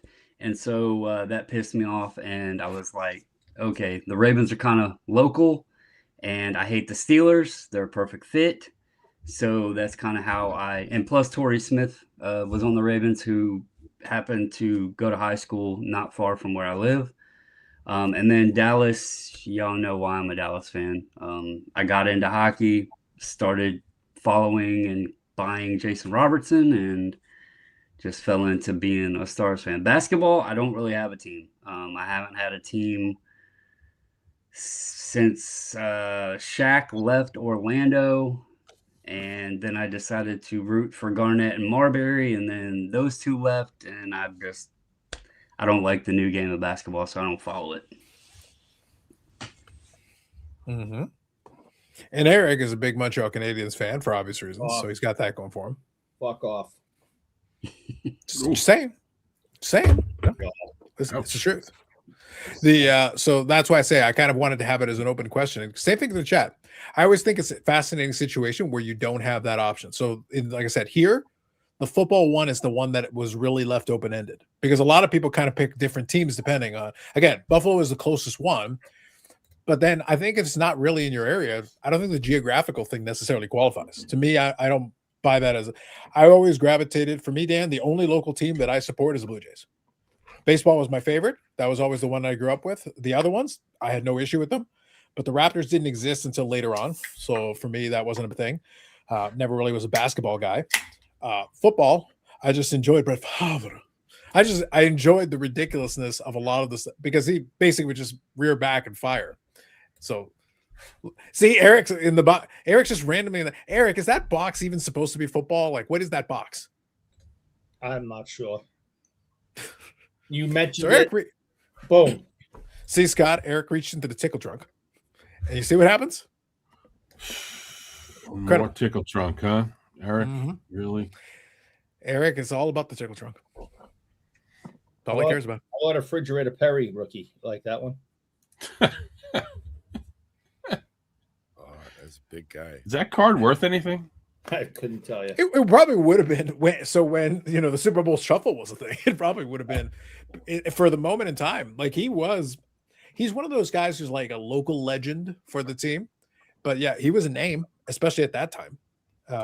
Later on, it'd be less so. So is that supposed to be like a random football box, Eric? Is that the deal there? That's a Police Academy card. That's right. That's why I got it. That's Bubba Smith's rookie card. Oh, no way. Are you surprised? Nice hour.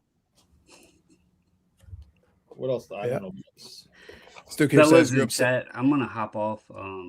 My daughter is here this evening, and she's gonna be leaving tomorrow because she's gotta try to be at work on Tuesday with all the weather. So I'm gonna spend a little bit of time with her, but figured I would catch up a little bit this evening and check in and see how everyone was. So yeah, like you care. Yeah. Well, I appreciate you coming. I appreciate you coming by and restoking the fires of war with Matt for Providence. So we always doing my part. We got to keep it interesting, right? So, thank you, buddy. Appreciate you. Everybody have a good night. See you, Brandon. Except for Eric. See you, buddy. That's right. Yeah, here's something. We were good friends with. Oh yeah, I'm sorry about him. With Wilbur Wood. And he'd come into the shop all the time. And this is the last time he came in, he signed this for me. So we lost Wilbur this week, and that was sad. Yeah. Originally from New England. His wife actually called us shortly after his passing because he was such good friends with Phil, and she was making the phone calls. And we got the news that morning, before it broke. And, they even did a thing on him on like ESPN. And and a few other major broadcasts, acknowledging, his passing. And, we had that information hours and hours and hours before it went public. And, we kind of had to sit on it and everything. But yeah, he was a super, super nice guy. Super, super nice. He's been battling cancer for a long time, and he finally succumbed to it. But yeah, that was another sad morning. You get to know these guys. Yeah.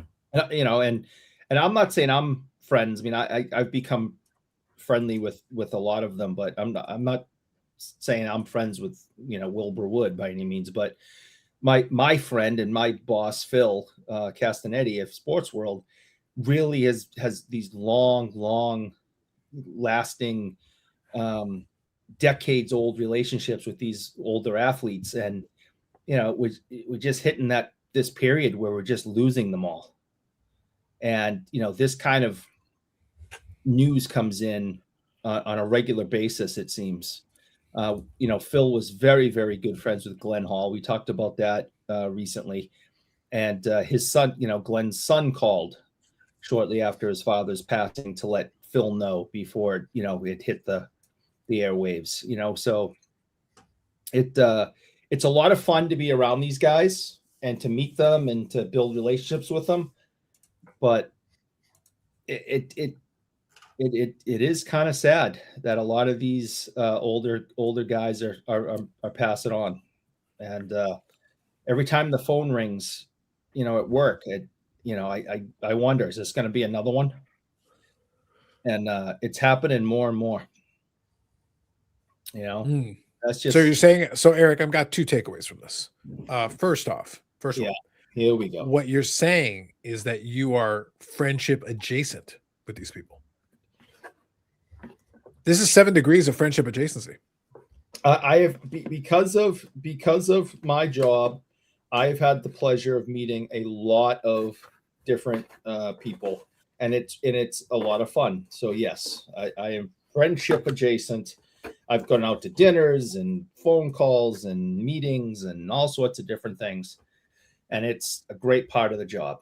But then you get to know them a little bit, and next thing you know, another 80-something-year-old, 70-something-year-old, 90-something-year-old passes away, and it's like, Jesus Christ, we're just losing so many of these legends and great guys. Because I got to be honest, these older fellers, these young kids can't hold a candle to them. They can't hold the candle to, they're being down to earth. The effort they put in with the fans, signing autographs, the storytelling, the experiences. These young kids that I'm meeting now and working with now, they just don't impress me. I'd rather sit with Wilbur Wood all day than sit around with Jeremy Swayman. Wilbur Wood is also one of those guys who you're never going to see these kinds of numbers again. From 1971 to 1974, 4 consecutive seasons, he threw 334 innings, 376 innings, 359 innings, and 320 innings. Wow. Now a guy throws 200 and it's a big deal. Yeah, and he's not in the Hall of Fame. Well, I mean, he's not a Hall of Famer. But he had one peak. He had a peak of like 5 really, really good years. Well, after he discovered the knuckleball, he was able to. Yeah. But it took him a while to get things going. He didn't really reach his peak until he was in his late 20s, early 30s. But he's originally from Massachusetts and bounced around a little bit. But his main good years were with the White Sox. I saw him pitch. I remember seeing him pitch back then. I'm old enough to have seen him pitch as a kid. Yeah. But yeah, that was another sad one. And I'm glad I got a chance to meet him a few times and get a few things signed by him. I didn't, to my knowledge, I'll have to look, but I don't think I had him sign a puck. I think I have some cards signed, but I don't think I have a Wilbur Wood signed puck, and that pisses me off. So Based on this conversation, though, Eric, and based on what you said earlier, so would it be in bad taste if I called the shop, asked for you, and then told you over and over again that Ray Borg is still dead? I really would like you not to do that. But I have to remind you. Who else is going to tell you? You keep forgetting. It's the concussions. Well, that I understand. I have some concussion issues. That's true. See, I have this problem in my own life, Dan. Every time I call Carlos Sr. on the phone, every single time, and I call down almost every single day, and the conversation begins the same way every time. Carlos Sr. picks up. He's got a call display, so he knows it's me. And his first words out of his mouth are "what?" And I say, "You're old." I have to tell him. It's important that I remind him consistently. And he goes, "No, I'm not." "Oh, I'm very confident you are." And that's how we begin every conversation. Every single time. Because he might forget. Like Eric. I forgot I had wrestling cards. Why are they in the same box as the football cards? I don't Is there a rhyme? Eric, this is chaos. Tops or OP cheese? I got a Bruce Jenner card. Ooh. Again, is there any rhyme or reason to this box, Eric? Hold on, I got a comment about this. I'm gonna get into the comments, and I got a comment about this. Eric is all in on the '86 Red Sox. Facts. No, I'm not. Name says Eric always has his fingers in the tickle trunk looking for goodies. Also facts. God. Bobby says, pick up the phone, Eric. Might just be a customer with the Ted Williams autograph collection. I heard there's a lot of those. Hey, my one and only Mickey Mantle card. Speaking of Matt from Providence. Yes. So Zach here says, is Eric sorting cards he steals from that card shop he claims to work at? We've spent hours of our lives watching Eric just shuffle cards, and I don't get what he's doing. Dan, exactly. Dan, listen to me. This man is still claiming, and I've said it tonight, but I'm going to repeat it again because it defies credulity. I don't understand. He is telling us that he is sorting these cards. These live streams have gone on for at least 1,000 years. He could have reshuffled the Library of Congress. He could have rebuilt ancient Rome, and he'd have enough time and then still be able to sort his damn cards in his tickle trunk. So what is happening here? His one takes the card out and puts it right back in the same spot. No, right. This is a 1952 Dutch gum Floyd Patterson rookie card. Cool. Good for you. Yannick? According to my math, it's been 1,900 consecutive weeks of live streams. Well, that's what I'm saying, Dan. I appreciated that at least you acknowledge that my live stream predates YouTube. 1,900 weeks? Yeah. Think about it. This live stream predates YouTube. It might even predate that sports card radio show I was talking about. Like the actual radio show, the one on the radio. Y'all just call each other 590 AM dial. You know what this card is? Anyone know Bruce what this Lee. card is? Yeah, damn right. It's Bruce Lee. Green Hornet. The Green Hornet. That's the good.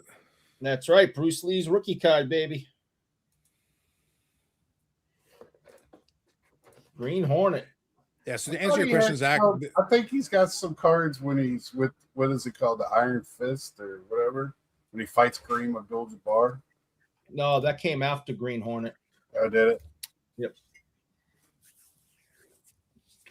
When he fought with Kareem Abdul-Jabbar, wasn't that like Enter the Dragon? No. Something like that. What was it No. called? Was it Iron Fist? It wasn't Iron Fist. No. Maybe it was something of death. The name is escaping me, but I know Fury? the movie you're talking about. All right, Yeah. hold on. And the thing was, they had to use a stunt double because he had already died, and they never finished that film. Right? Game of Death. Game of Death. That was the one. So there's parts of him going up the different levels of that house or whatever, fighting everybody on different levels, but they had to bring a stunt guy in that looked like him to finish the filming of that because it wasn't done yet. The last film he completed was Enter the Dragon, which was his masterpiece. And he died shortly after that. But that is him fighting his friend Kareem Abdul-Jabbar.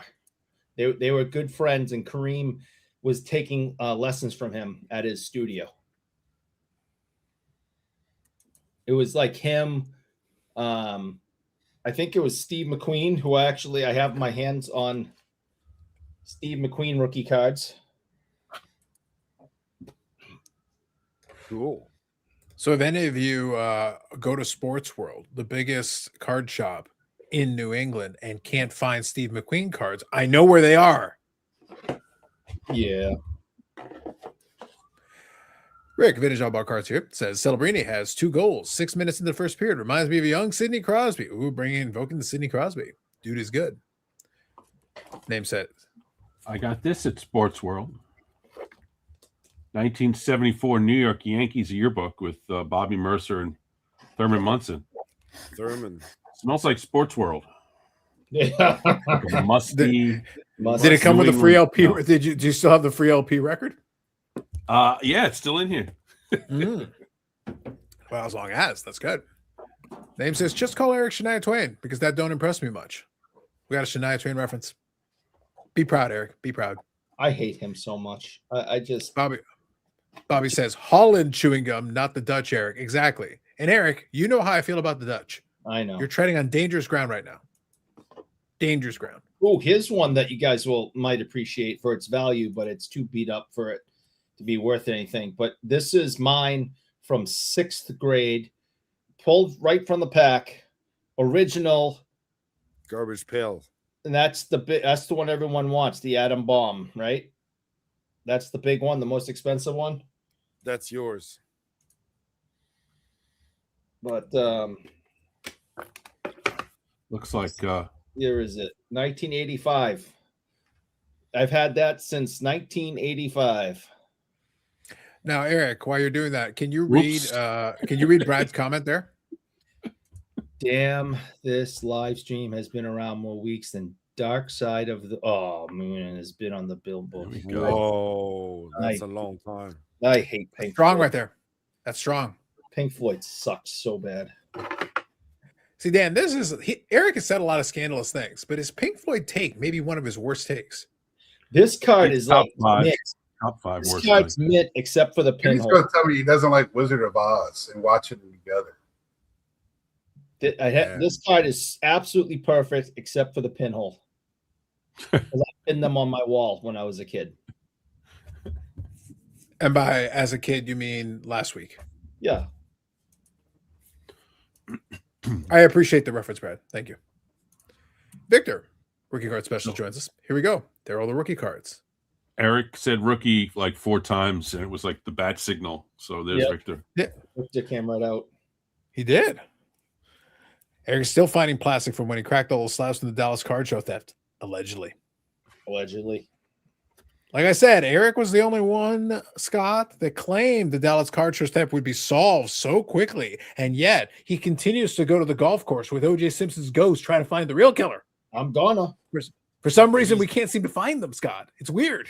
He's pointing, saying, "Look over there," and while all along He go, Eric, where did you get that 52 toss mantle? I don't know. I found it in Tickle Trunk.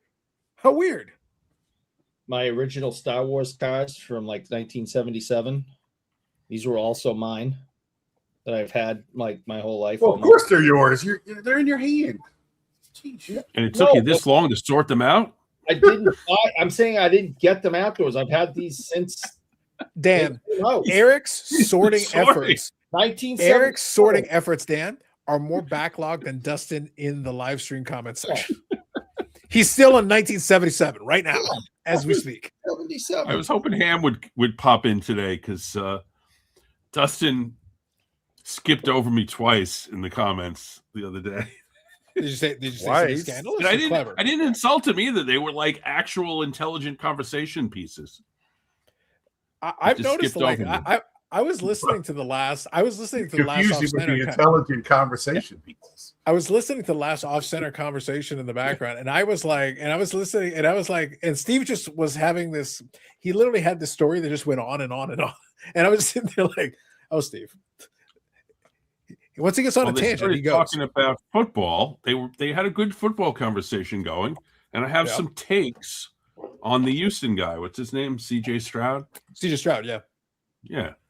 So well, I actually, put the takes I want in the chat, and I got skipped over by Dustin. Well, so the funny thing, I actually want to have a little bit of a, football conversation for a couple of minutes since we've been having some fun. And look, to Eric's credit, I don't just insult Eric. I mostly insult Eric, but out of us on the podcast episode, Yeah, you do. he has done the best this time around on the football Yeah. picks. He Yeah. was 8-2. So credit Yeah. where it's due. He did manage successfully. A blind squirrel finds a nut a couple of times. Once in a while, it happens. So he managed. And I found 8. What's the Well, you have to make up for your other picks because we know all about your other picks. Oh yeah, that was bad. Yeah, you also created a legend in the fact that no one has ever gotten more wrong than you've ever gotten in one single NHL year. Yeah. And my favorite part about it, Scott, was that again, I stepped up my game for that podcast episode. Check out this beautiful graphic. Look at it. Yeah, that was good. It's phenomenal. Yeah. I don't particularly like the picture that you put for me. I think that picture captures the essence of your solar. It's right there. Beautiful I thing. just found some cards, and if for those who have been watching this this garbage for a long time, if you know, you know. Don Bradman. Cricket cards. Yeah. So Dan, we used to have a guy who I think his handle was Don Bradman Collector. He would actually randomly come in and ask about Don Bradman. So that's how we learned about the legend of Don Bradman. Because So Eric went out and bought some of the cards. Whoa! He said he mailed these to me. They're cards. No, this Dan, is, our lore goes deep, Dan. You don't understand how deep the lore goes. In order for him to mail them to you, he would have had to have gotten your address somehow. So I think He asked for it. that's on you, man. Carlos Gave it to him. Yeah, Probably. Dan, I keep hoping one day someone will just send him the bomb. One day. It'll get through the mail, and that'll be the end of that. One this problem was from solved. 1938. Yeah. It's cricket. Yeah. Do you It have is. cards from 1938? No, you don't. But I do. Thanks to a loyal watcher of the show. Yep. All right, real quick. I want to get in here. Trees and Cardboard says not liking Pink Floyd is a hot take. That's what I'm saying. That's Facts. they suck. I listened to Wish You Were Here in honor of that take. Eric has had these cards since day one. That's right, Amanda. That's not funny. That's right. That's not funny. Do not encourage him, Amanda. Ham was triple posting here earlier in the chat. Duke is correct. Ham says Dustin panics. That's right. That's right, Ham. You know it. So Dustin is around, Dan. Now you know. He is around. Only a thief would have to clarify that their cards are theirs. That's right. Words of a guilty mind. Words of a guilty man. Eric thinks looking through a box and putting the lid back onto it, sorting cards. This is where he's gone wrong. Scott, do you need to give a tutorial on what sorting actually means? Does it accomplish something? I am dumbstruck about what he's doing. Usually you have another box where you put stuff in a certain taking things. I haven't seen these in so long that I kind of forgot what the hell was in here. What you're going to see, Dan, is if you could see the other side of the box, it has a little piece of tape says stolen from. Wait a minute. Like you make stacks. You do something with them. Others stick them back in. Eventually, he'll get to the Dallas show box, Dan. And at that time, there's the 52 mantle. I forgot I had that. That's crazy. Where did that come from? Here's a Christopher Blevins rookie mountain bike card out of $2.99 made by Topps. Eric, make yourself useful. This is a Jason Robertson pump. So I think you know what this means. Read what it says. I think you know what this means. Mr. Public Service, Jason Robertson scored goal number 30 to tie McDavid for second in the NHL and a game winner with 1 minute left tonight. That is all. Listen, he can't pump when he's not here. Eric, we've got a hand signal for this. We've got a hand signal for this, if you will, please.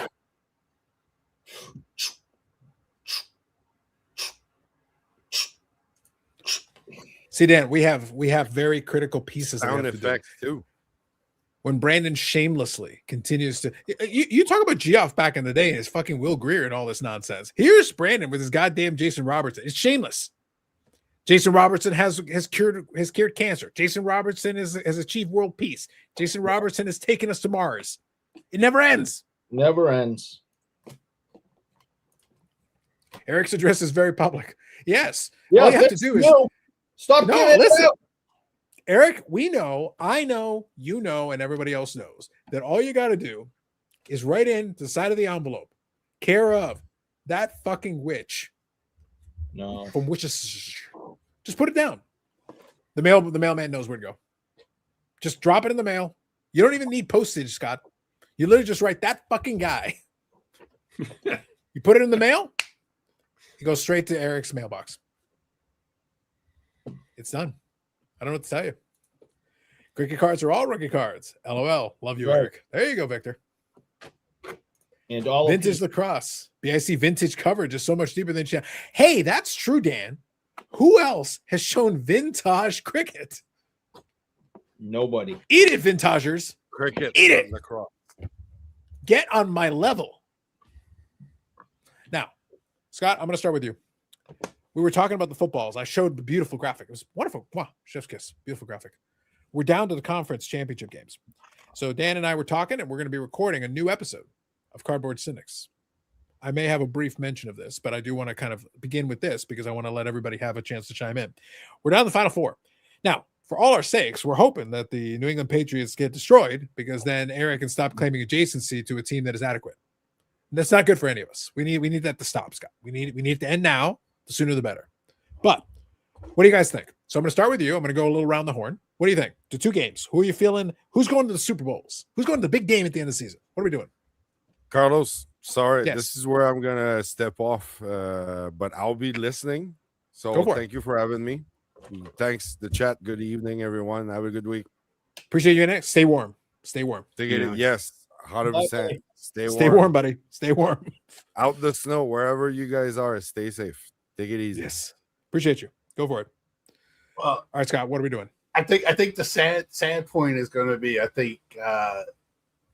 Eric's going to be happy. I think Boo! New England's going to win. I think the whole thing, but I mean, just seems like it's their year, and they're quietly building another dynasty. You got that right. You know this reference, Dan. There's a situation where something goes on, and then you just have to. Well, I'm not happy to say it. I'm not a New England fan. No, what is that about? It's terrible. When it's my turn, I have a different opinion. But Well, yeah, what's your opinion? So you've given that. Okay. So you've got it. Okay. So you're going with that. Fair enough. All right. What about the NFC? Does the Darnold dream live? Scott, do I get to make more money on Sam Darnold? I don't think so. But Oh man. I think it's gonna die this week. The run. Wow. Okay. Interesting. So then you're going with the Patriots then? No. The game is No. in Denver, Yes. It right? is. Yep. The Patriots are a young team with a young quarterback who looked terrible last week at home against a terrible team. The Patriots are not good. They play in a division. Well, they play Buffalo, but they had 2 other teams in their division that were total garbage. They walked Eric through an only easy understands schedule. garbage. They're gonna go into Detroit. They're gonna go into Denver, and they're going to lose. Everybody expects Denver to be bad because their big, fancy quarterback is out. The quarterback does not make the entire team. I think that Denver is going to win that game, and everybody's going to be disappointed. In the NFC, it's the other way around. The home team is going to lose. Los Angeles Rams are more experienced in the playoffs. And I have seen Sam Darnold as a quarterback. Do you know what Sam Darnold did on his first career pass in the NFL? I think I actually saw that game, but now I'm forgetting. Was it a pick or pick six? Pick six. Yeah, Six. So, First pass. can I tell you a quick? Can I tell you? So I think this will be fun. Can I tell you a quick Sam Darnold story, Scott? It'll be a little bit fun. So I've talked about this before. The 2018 rookie class is a fun one for me, and the main reason for that, obviously, here's the thing, and I've kind of given the background on it, but I'll quickly add to it. Baseball is my favorite, but these days the regular season doesn't entice me as much as it once did. I'm just not as interested or as engaged. In the playoffs, I can still get engaged. I'm a lot more interested in that. But that's it. For my entire life, my youths and all that for many years, baseball was my number one. But the only one that the only sport at this point that I pay attention to regular season is football, because you've only got so many games. There is some relevancy to it, and you kind of have to watch the ebbs and flows. The Packers disappointed this year, but we had some unfortunate injury luck. It happens. And by the way, even then, they could have won with some better performance from the coaches, better performance from some of the players. Really stupid things happen. But guess what? That's the game. That's the way this works. And by the way, this NFL year is very weird. This NFL year, I think everyone would agree, is a very strange season. All bets are off. Literally any argument you could make to me, I could probably see it. Like any combination is plausible to me. But it's going to be strange no matter what. That all said, 2018 rookie class came out. We had the 5 quarterbacks. What was interesting about it is that it has been a surprisingly good, I'm not going to say great, but a surprisingly good rookie class, because if you think about it, you got 2 MVPs for Lamar Jackson. You got an MVP for Josh Allen. Pretty good. Baker has solidified himself as least as a competent starter. Like, he's a good, solid starter. Not bad at all. It's pretty good. Josh Rosen is out of the league. That's the one that's kind of the fun one. But all the other starters managed, and then you've also got Saquon. You know, not a quarterback, but you got a Saquon who's performed extremely well, and he's got a Super Bowl ring, so that's very solid. But Darnold has an opportunity to become the first one of that particular rookie class to actually make it to the Super Bowl. It is he's got 2 back-to-back 14-win seasons, but nobody believes. Everybody assumes, the shoe is going to drop. Something horrible is about to happen. That's what everybody assumes. And it's a reasonable assumption. But the Seattle team is pretty darn good. Like, this Seattle team is very good. So it's one of those things where, again, we invoked him earlier. There is a scenario where it could be a Trent Dilfer situation. Like, just don't get in the way. Just allow the team to do what they're capable of doing and contribute enough. Don't do too much. And this could still work out for you. And he could still come out of it. It's just fascinating to me, though. It is a very, very interesting situation with that. But so in 2018, I opened. So, Dan, the way that I started the sports card side of the YouTube channel was initially opening boxes of football. I had a couple of cards, but my first video was opening box of 2018 football specifically. And I pulled cards from all the quarterbacks and all the main players in it. The first Sam Darnold that I pulled was from a set called Unparalleled. And it was the rookie patch auto. And he had a good performance. So in contrast to that performance that you're talking about there, he did have a performance, I believe it was on Monday Night Football, where he threw for 300 yards or pretty close. So in that moment, obviously still in his rookie season, all the Jets fans got really excited. So I pulled the card from the box. I sold it right after that Monday Night Football game happened for a nice little profit. I rebought that card years later for about 25% of what I sold it for in 2018. So I have a copy of that RPA to this day, and I've actually got another RPA in it. So it's one of those things where if Darnold for some reason is able to, I'm actually going to list a couple of the cards. I've sold a couple of Sam Darnold cards on ComC, and then I use the proceeds to buy. You're hoping he wins. He better win. I would love it. I would love it.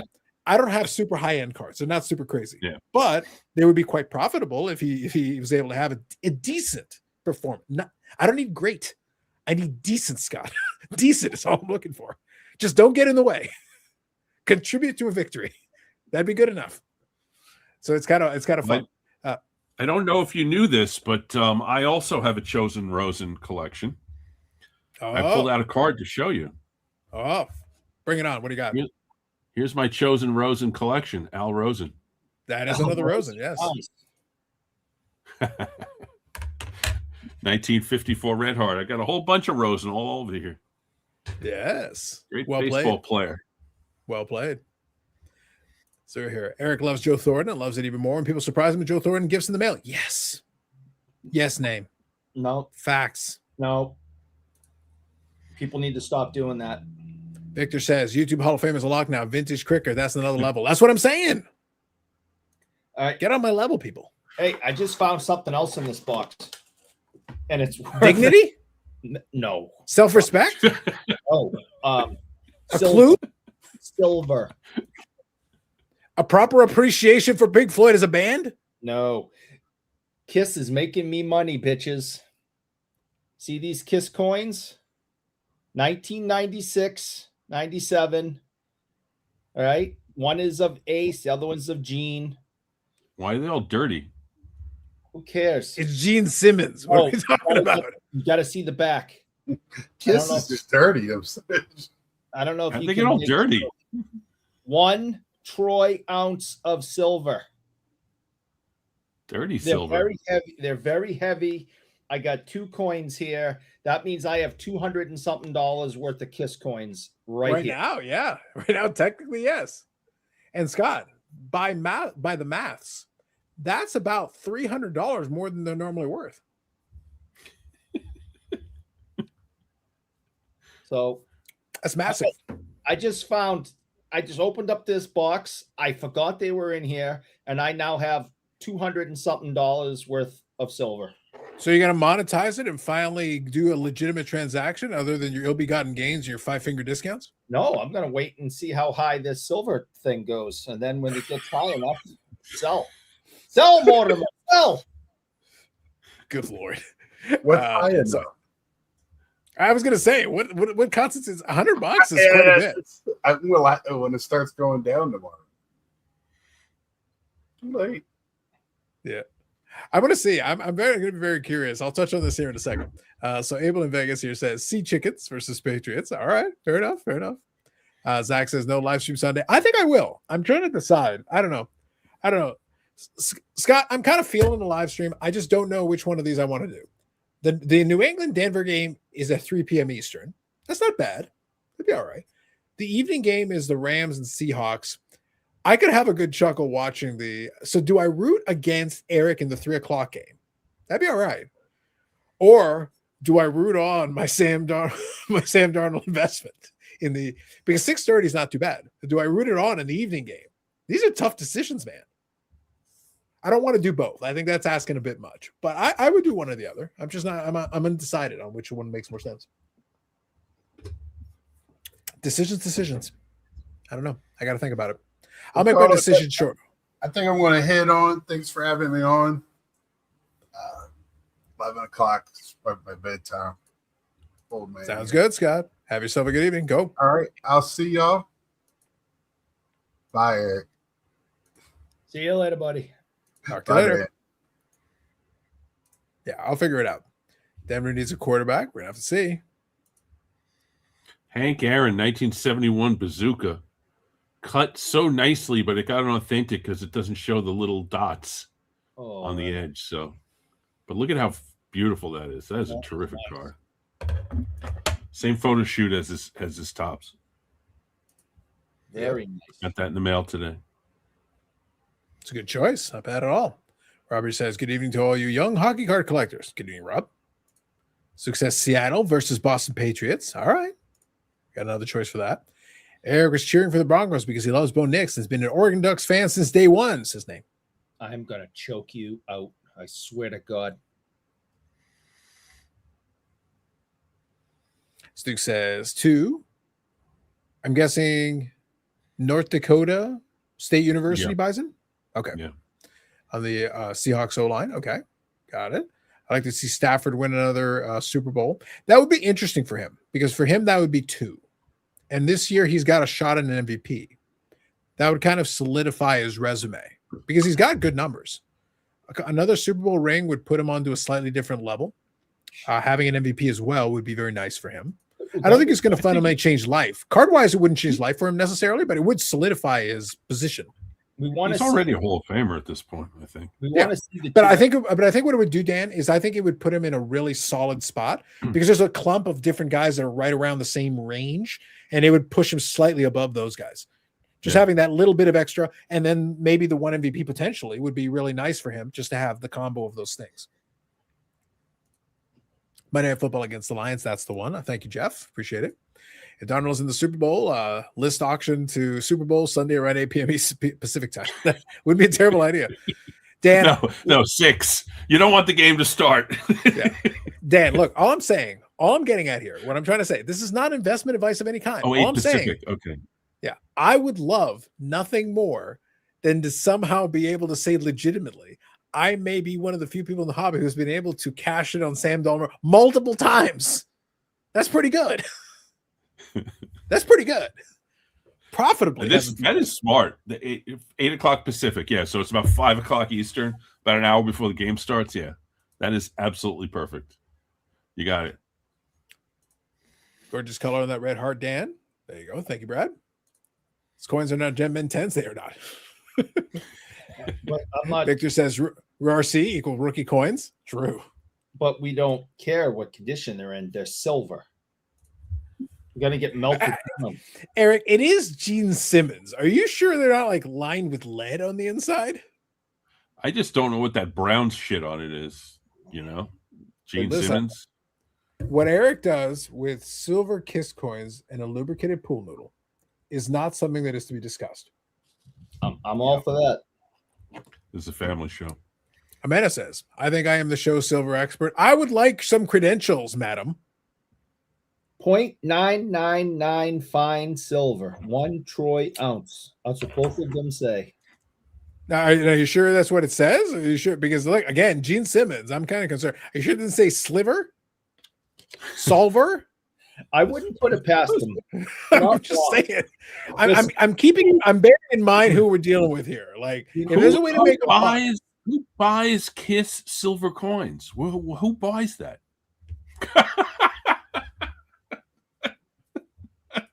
And again, Dan, he is a Kiss Army member, a Kiss super fan, and he's telling us that Pink Floyd is bad. I hate Pink Kiss Floyd. doesn't even qualify as music. No. Now, this one I don't think is. Kiss is a Geneva Convention violation. This is what you do to torture prisoners. Bobby's in the chat. Yeah, he is. He's been around. So, Amanda, I need some credentials. How are you the show's silver expert? Now I'm curious. I want some credentials. This one's definitely not silver. The Kiss Army's first AWOL. Silver's up 200% this year. I know it's up quite a bit. I don't know if it probably is. That's probably about right. What will the price of silver be in 10 years when Eric sorts that box again? Good Lord. Yeah. Ham says silver would be 18-1 silver to gold ratio by the end of the year. All right. Fair enough. Is it still Friday? It is. It is. Good evening. Imagine if Stanford didn't waste all those years in Detroit. It built character. Good evening, Hodges. Have a good one. Far from a family show, Dan. It's fact. Ah, yes. This is a good reference. Wait, Eric. Yes. So Amanda has embraced her role here. Oh, I know Amanda well enough to know that she doesn't mind having a little bit of the evil, drop daughter. She's fine with being from the dark side. A little bit. She's got no issues.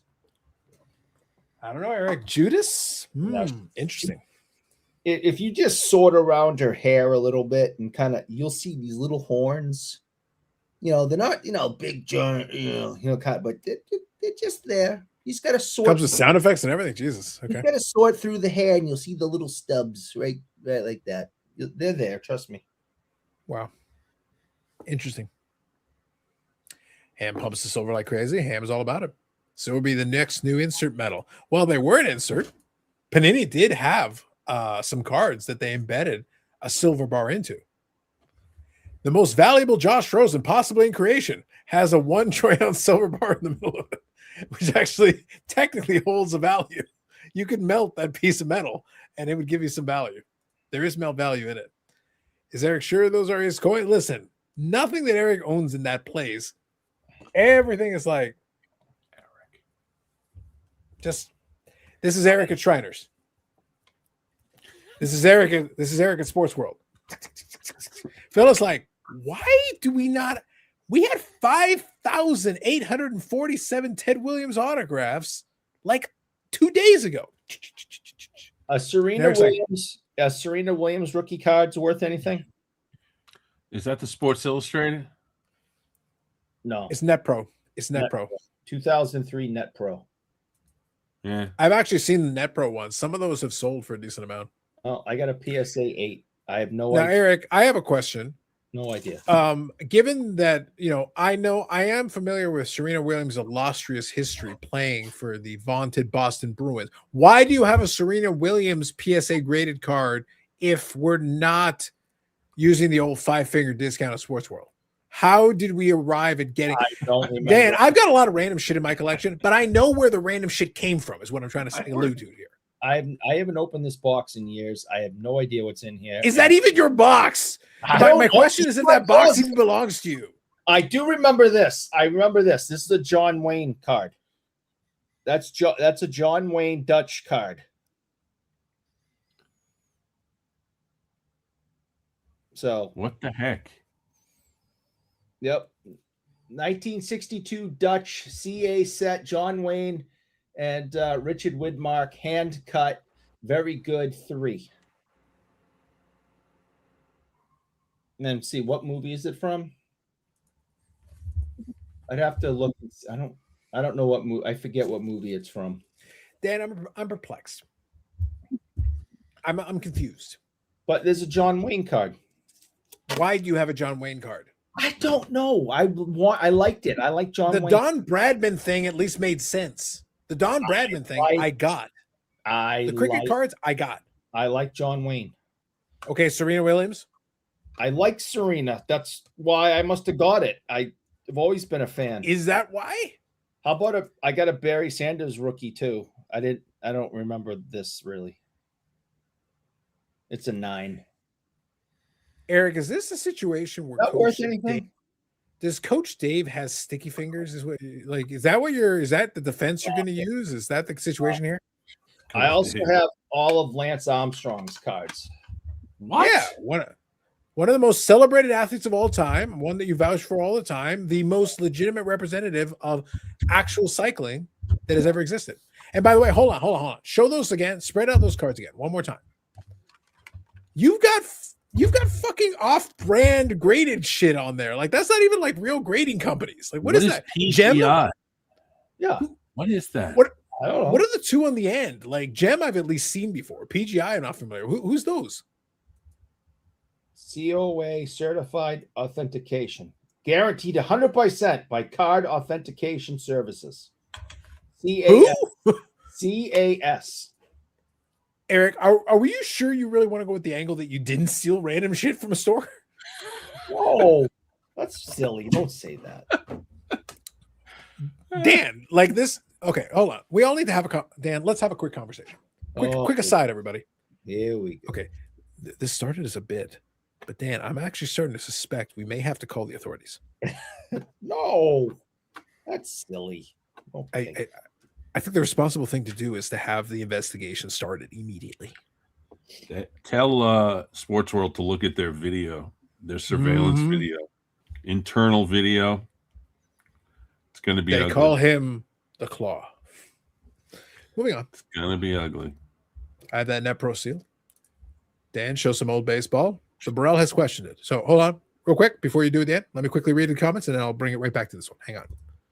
Holland, not Dutch. Live free. Who's PGI? We're all asking. Just as legit a grading scale as any. That's right. That's Eric's best box of cards. It might be. All right. Now we're caught up. Go ahead.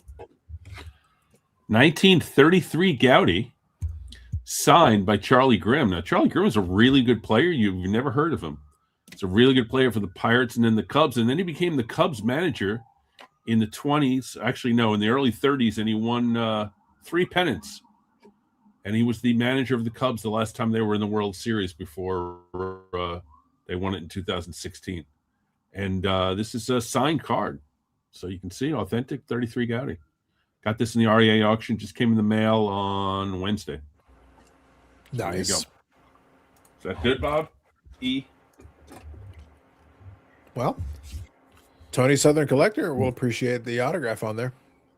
I'm doing a video with Tony Southern Collector tomorrow afternoon. Ooh, look at that segue. Eric, unintentional segue. Oh, fancy. All right, hold on. I'll zoom in so we can see. So I see Jim Brown. All right, you got the Sanders.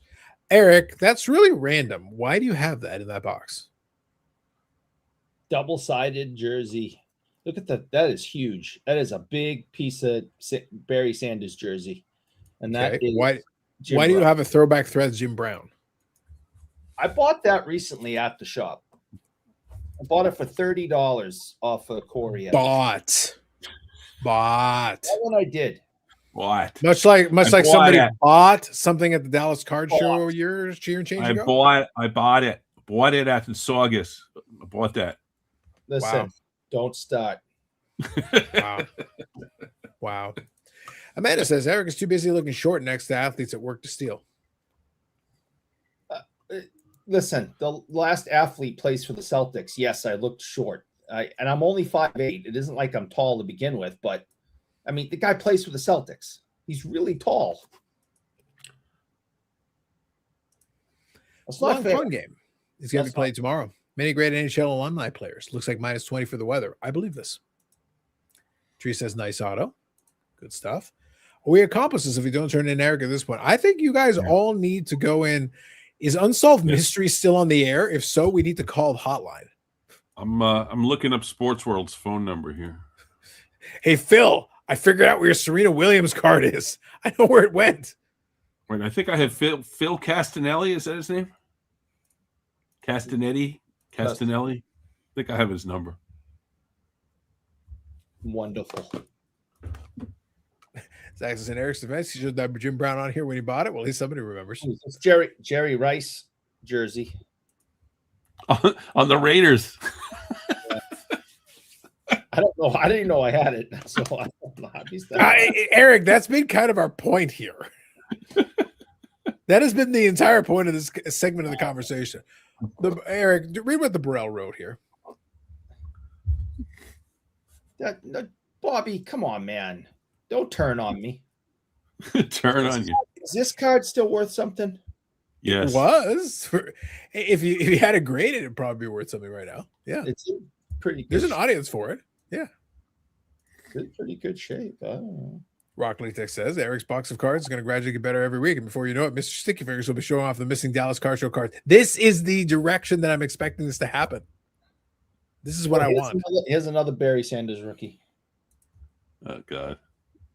It's like $1 card. Dan, I'm telling you right now, if in like 6 months, Eric is reaching through a box, 52 tops Mickey Mantle. That's crazy. How did that wind up in here? I don't remember this. That's wild. I had the 51 Bowman in my hand the other day. How long until it winds up in the tickle truck? Yeah. Give me another week. Ben Ryan says vertically challenged or tall adjacent. Tell him, Eric. Yeah. Listen, it's not. I'm 5'8". That's average height. And I was standing next to a Celtic. That's not fair. It's not fair. I don't see what else is in here. Zach speaks true. Short of stature, but long arms. Reach into those boxes. And his fingers rarely have to reach a second time. It sticks. There's a glue and adhesive going on there. I've been in Sports World twice. I could see how you can get out of there with stuff.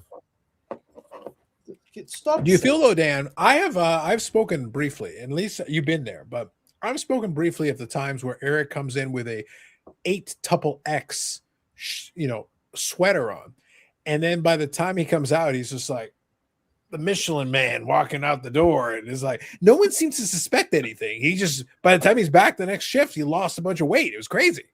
It was wild. Well, they feel bad for him. He's pulling out cards that are 25-cent rookie cards, and Jerry Rice on the Raiders. He's got Kiss Silver with like crap all over it. The Kiss Silver.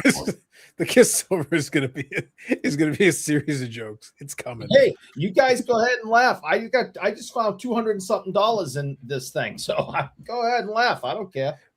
It's gonna be great when you go and try to cash it in. Now, Eric, I don't know look, Dan, I had the experience recently, and apparently I'm gonna have this experience again. I've made this because Carlos Sr.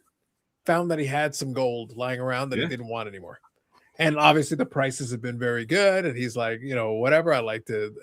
So he was actually, Dan, no joke. He was, again, I was running errands today with Carlos Sr. I was running, I say, hey, if there's any errands or anything you want to do, let's do it before we hit the absolute deep freeze. Because tomorrow the temperature is going to plummet. It's already plummeting, but it's going to be super cold tomorrow. Even compared to today, it was cold today, but tomorrow it's going to be even colder. Okay. So I said, look, any errands you want to do, let's do them today. I'll do it with you. Whatever you need, I'll be happy to go in and grab it for you. No problem. But the rest of this weekend, man, I'm inside my house. I'm locking my door and I am staying here until at least Monday. I'm not even addressing the rest of the week. I've got supplies. I'm here. I'm good. So anyway, so we do some errands, take care of it. No problem. All good. He was trying to get me to go with him to the freaking store to go and yeah, he had. So I've worked with one before, and they're actually very good. I'll say this: they check everything, they weigh it, they measure it, and they print out the whole thing. They'll tell you what the buy price is. They do the whole breakdown. Very professional. They do a great job. And I've dealt with them previously because I had some silver years ago, and I actually sold it for a profit back then. And then I still had some left over, and I went with him and sold some of his stuff that he wanted me to sell, and I sold some of my stuff. And I told you when we recorded the previous, cardboard sittings, and I came away with about $4,000 myself for some stuff that was sitting around a box. So I'm not complaining, certainly. But he had some gold stuff lying around that he wanted to kind of move and stuff. He was trying to get me to do it today, and I was sitting there like, if there is anything resembling a line, and I have to stand outside, and it's like minus 24, you're out of your damn mind, sir. We are not doing that right now. Hell no. Hell no. Because by us doing it, it's me doing it. I have a question.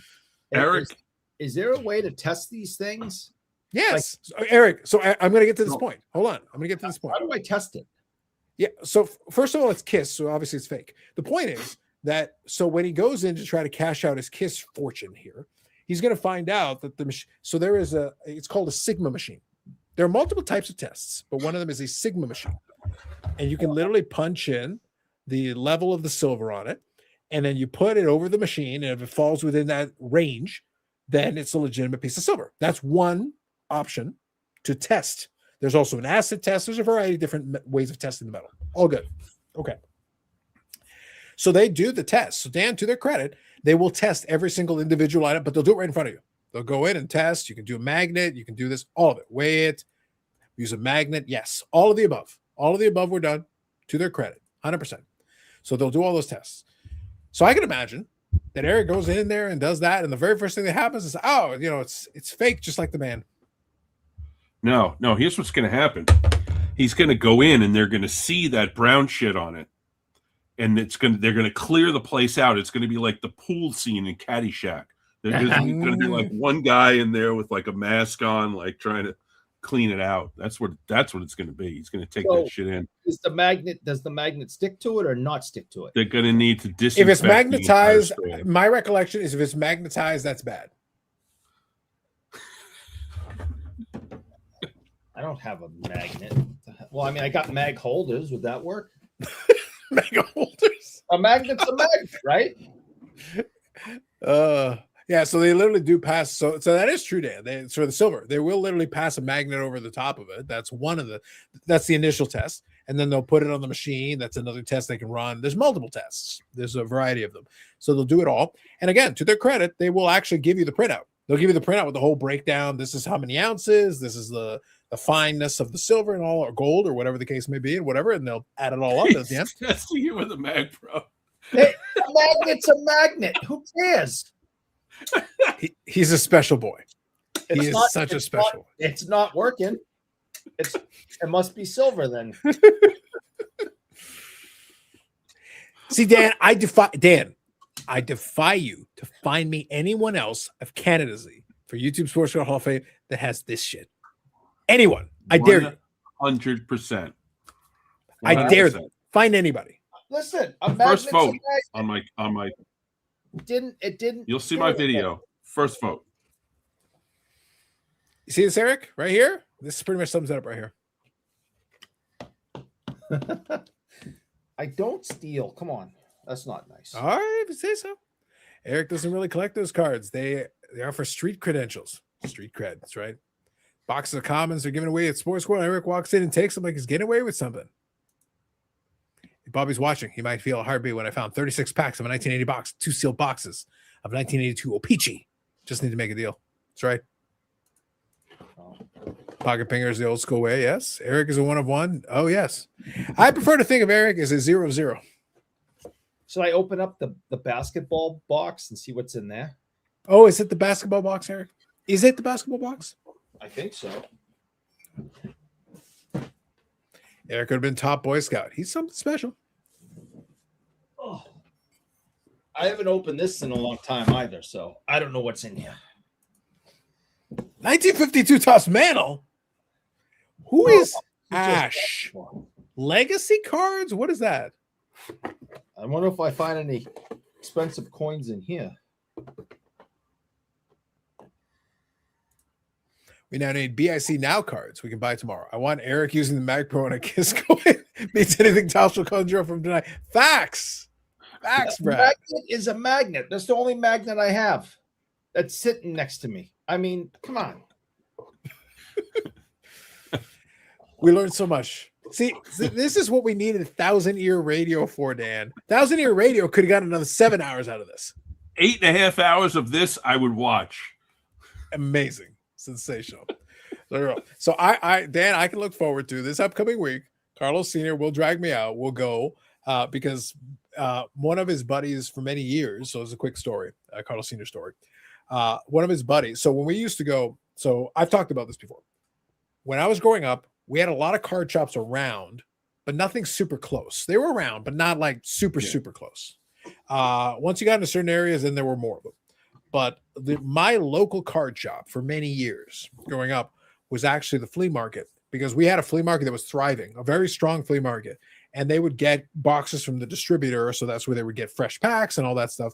And there were two dealers that were right beside each other in the flea market. So what happened is I go down to the card shop and kind of hang out in the card shop section there. And then my dad would go hang out with his buddy who was a jeweler. And then one of his other buddies there who was a watch dealer.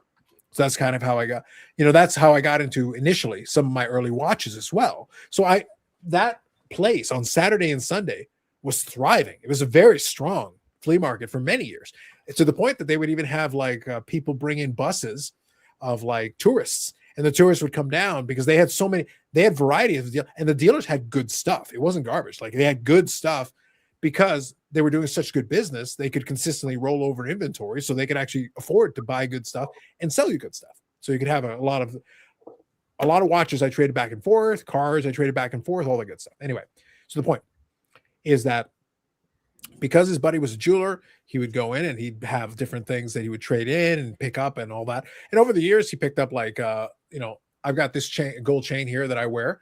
That was actually gifted to me by my dad, and he got it from that. And then I have a bracelet that I used to wear all the time. I don't anymore, but I had a bracelet there. They're literally sitting in a drawer. Well, then as the price kept going up on gold and silver and all that, even 10 karat, 14 karat, 18 karat. You can't trade those in though, right? Oh, yes, I can, because he literally said, go ahead. He said, go for it. All right. And he brought it, and he's got his own. He's got extras. The one that I'm wearing here, he actually said, hey, I've got a nicer version of that one. If you want, I'll let you upgrade. I'll give you the upgraded version, and then you can trade in the other one if you want to. And I said, well, that's fine. We can talk about it. So anyway, for him, he's just looking at it as, if you're using it, great.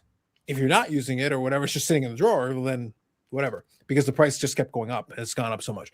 Now, can it go up beyond that? Of course. But at the same time, it's like, we don't need to do anything. But for him, it's like, he's not wearing it. His philosophy at this point is like, well, I'm not wearing it anymore. I did for many years. I wore it. I had it. I used it. But now it doesn't do me any good. But I also joke with him. I go, you're retired. You're literally at home. You spend half the time hanging around watching TV. Anything we're doing outside most of the time is I'll go out with you. We'll hang out and we'll have a coffee and he doesn't need the money. It's just like, well, for him, it's like keeping score. For him, it's just like fun to just be like, all right, whatever, let's go ahead. So that's why I say like, but then he wants to go in. Now the joke, and I do tease him about this. I go, you understand that your eagerness is fine, but I'm the one who has to get in line and do it because you're sitting in the car. you're not actually leaving the car. Not this week. I know what's actually going to happen here. Yeah. What can you pull? Let me pull a card for one of the comments that's coming up. I'll be right back. Yeah, go for it. There must have been boxes Eric takes to the card store, which is why I can't remember what he took. I mean, bought. Yes. Yeah, 14 karat is over $100 a gram, which is 100% true. That's the part that I thought was wild. Eric, it blew my mind when I was looking at it and going like, literally, it was just sitting there. And I was just laughing my head off. And I was like, okay, whatever. But yeah, it's been very interesting. And I'll say, I don't envy these guys. You want to talk about a boom period and a lot of going on. Any of those businesses, they have 10 people that they put inside the store. And then, of course, they got a security door and everything. Of course, they got to be careful. Hey, there's cash changing hands and all this stuff. Right. They literally have lines outside. There are people trading stuff in, buying stuff, doing all the transactions back and forth, all of it. Right now, if you're one of those guys, Eric, how much cash do you have to keep on hand in order to even be able to do business? Yeah. That's basically Fort Knox. Like you basically need to you need to be tight on all your security. All your protocols have to be tight because you can't play. Now, again, to their point, if you're dealing with somebody legitimate, they're taking your ID as part of it because like, hey, we need to know who the hell you are if you're going to trade in anything. I don't care what it is. Right. So that's completely valid. Totally true. But I wouldn't want to be in that business, Eric, because right now that's a dangerous business to be in when there's a lot of money at stake. And it's not a lot of weight. It's not a lot of weight to have a lot of money available very quickly. Yeah. You better. So go ahead. Rob was asking this question, Dan. So go ahead. All right. So I have basketball is the other thing, and it's mostly New York teams from the 70s. So I got this card in Shriners, actually. I don't know if I showed you this, Eric. I probably didn't. I think it was the day after you left. It's the Julius Erving rookie card. He's not on the Nets, but I actually went to a game in Nassau Coliseum when Julius Erving was playing in, I don't know what year it was, 73, 74. I was like a 10-year-old, and my basketball team went as a group, and we got on the floor, and we were actually standing on the floor during warm-ups while Julius Erving was going by taking layups. And it's a childhood memory that I'll never forget, and this card sort of reminds me of that. So I got a pretty high grade version of that. The other one is this one. Clyde Frazier is one of my heroes.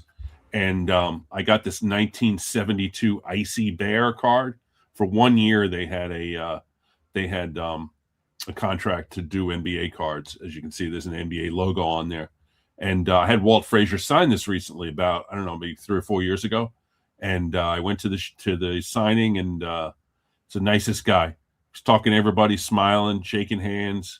All the fans loved him. And then when I came up, he saw this card and he was laughing. He's like, "What is that?" And I said, "Yeah, Icy Bear, 1972. They had the contract for 1 year, and he got a kick out of that." So he gave me a beautiful signature, and I sent it off, and it's got authentic. So some basketball cards. That's my other thing. About 5% of my collection is basketball. Very nice. Pending the slow evolution of Dan's Pokemon PC. I made reference to this. I'm just. Can I say this?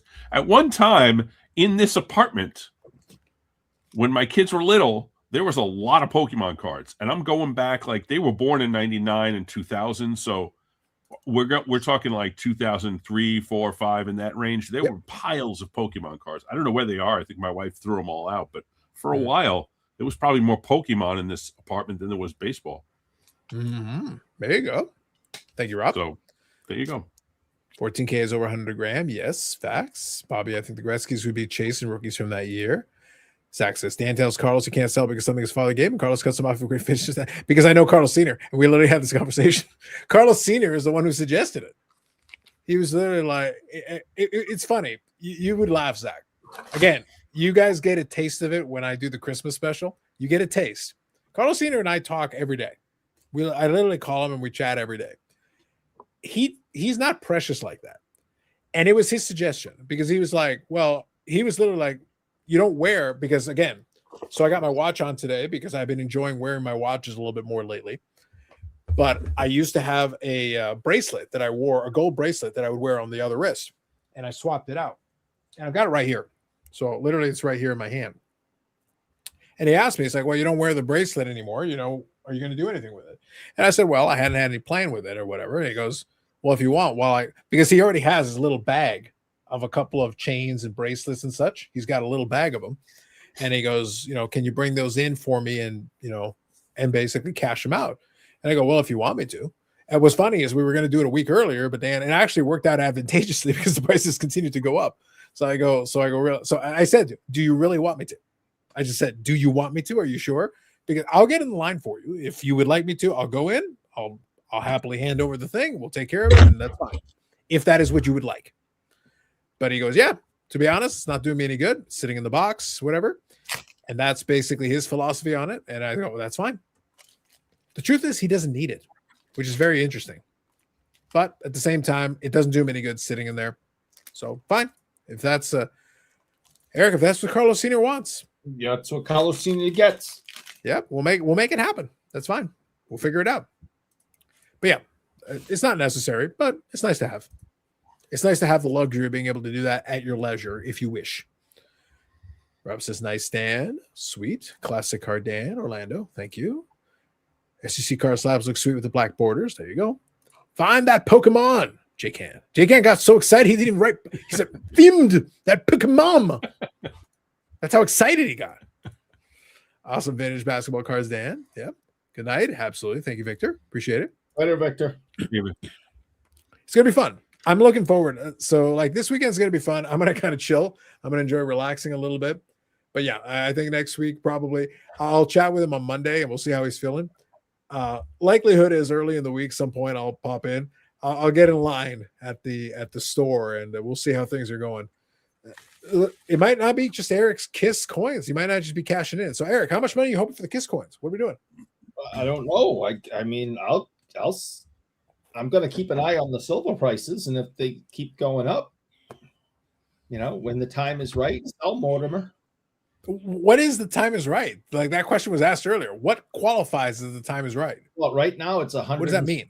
It's $100 and something an ounce. Yeah. If all of a sudden it starts getting close to 200, maybe that's when. Interesting. I mean, sooner or later it's going to hit the bubble, and the bubble's going to burst, and it's all going to fall apart. But the thing is, the reason that the silver market is going up, from what I understand, is obviously that we need silver in more of our electronics. We need it for the batteries in electric cars and the iPhones and this product and that is a factor, yes. And so people have all this silver sitting around their homes, whether it be silverware, jewelry, coins. It's a lot easier to get people to bring that in, and I'll give you cash, than it is to go open up a silver mine. So I think, the need and want for silver and all the electronic products and things that we have now, there's just a demand for it, and it's easier to get it from people than it is to open up a silver mine. So I think the prices are still going up because the need for silver and these other precious metals are increasing. They're not decreasing. So unless they find another way to synthesize, like they have fake, lab diamonds, if they can make lab silver, the silver prices will drop. Until then, if that's what they need to make Teslas, the prices are going to keep going up.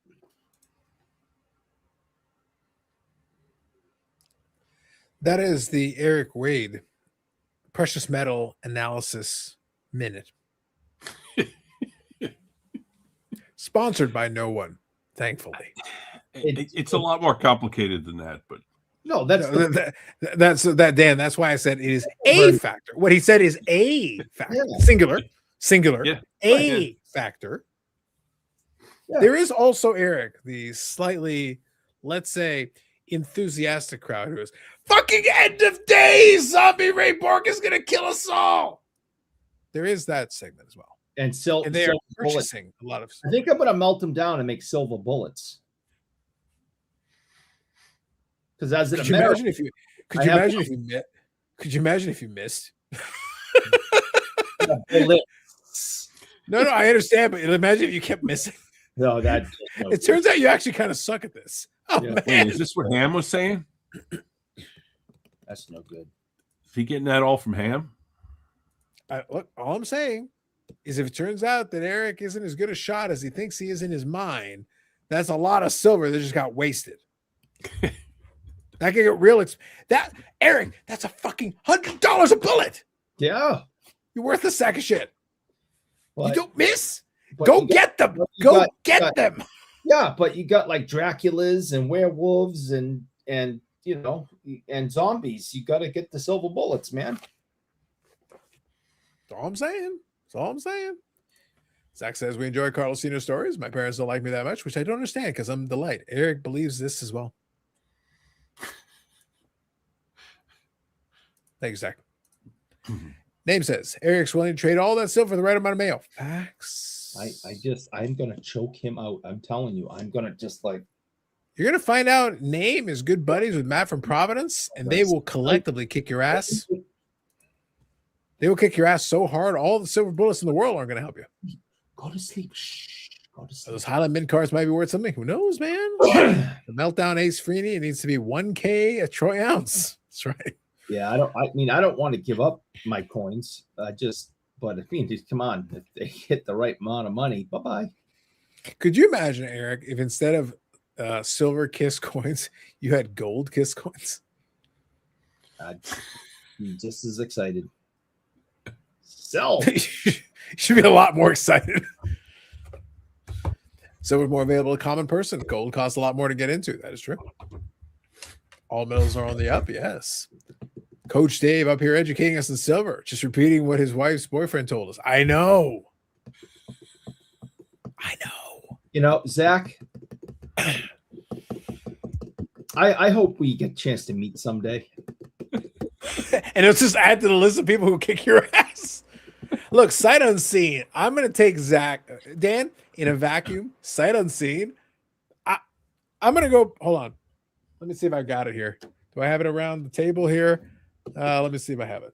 Hold on. I got a Rolex watch here. I'm just going to put that down on the table here. So I got that. And hold on. I think I still got a silver coin. Hold on. Oh, wait. Sorry. Gold chain. Hold on. 14 karat gold chain. I'll just put that down here. That's going. That's a silver coin. Hold on. I'm going to add that there. I'm putting that on Zach. Sight unseen. I'm about to make a fucking mint. Dan, easy money. Easy money. Old broken hip Wade. Old broken hip Wade over there is sitting there trying to like tell me 35, fit, 6'2". You know, I think you good money on Zach. Dan, I would take sight unseen.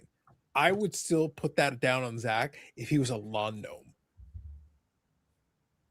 It wouldn't matter. Old broken hip Wade over there, the busty knees and the broken creaking everything. I will take mini me, and he's dead. I got hurt last. If you remember, right around this time last week, I got hurt doing the show. I had to go lay down. I know, Dan. I am about to make money. I am making so much money. You don't understand. Easiest bet I've ever made. Around this time last week, I sent them a text going, Carlos. Eric hurt himself doing the live stream. I gotta go lay down. I was close. I said 35. Yeah. Like it's game over. Game over, man. Game over, man.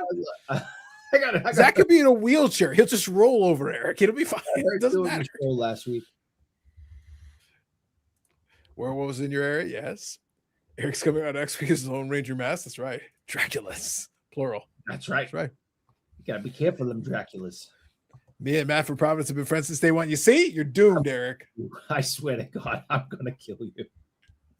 It's over. It's over, man. I don't even care. I know the internet's forever. I am threatening your life on live. Oh, I hate you so much. And like everybody else, he is not intimidated. Not intimidated in the least. Not even a little. I hate Orlando says. So but so by the way, Dan, I got to tell you, this is testimony to what I was saying a while ago. Orlando has hung out in the chat various times and he's participated in the chat. But I got to tell you, I don't remember, and I could be mistaken, by all means, feel free to correct me.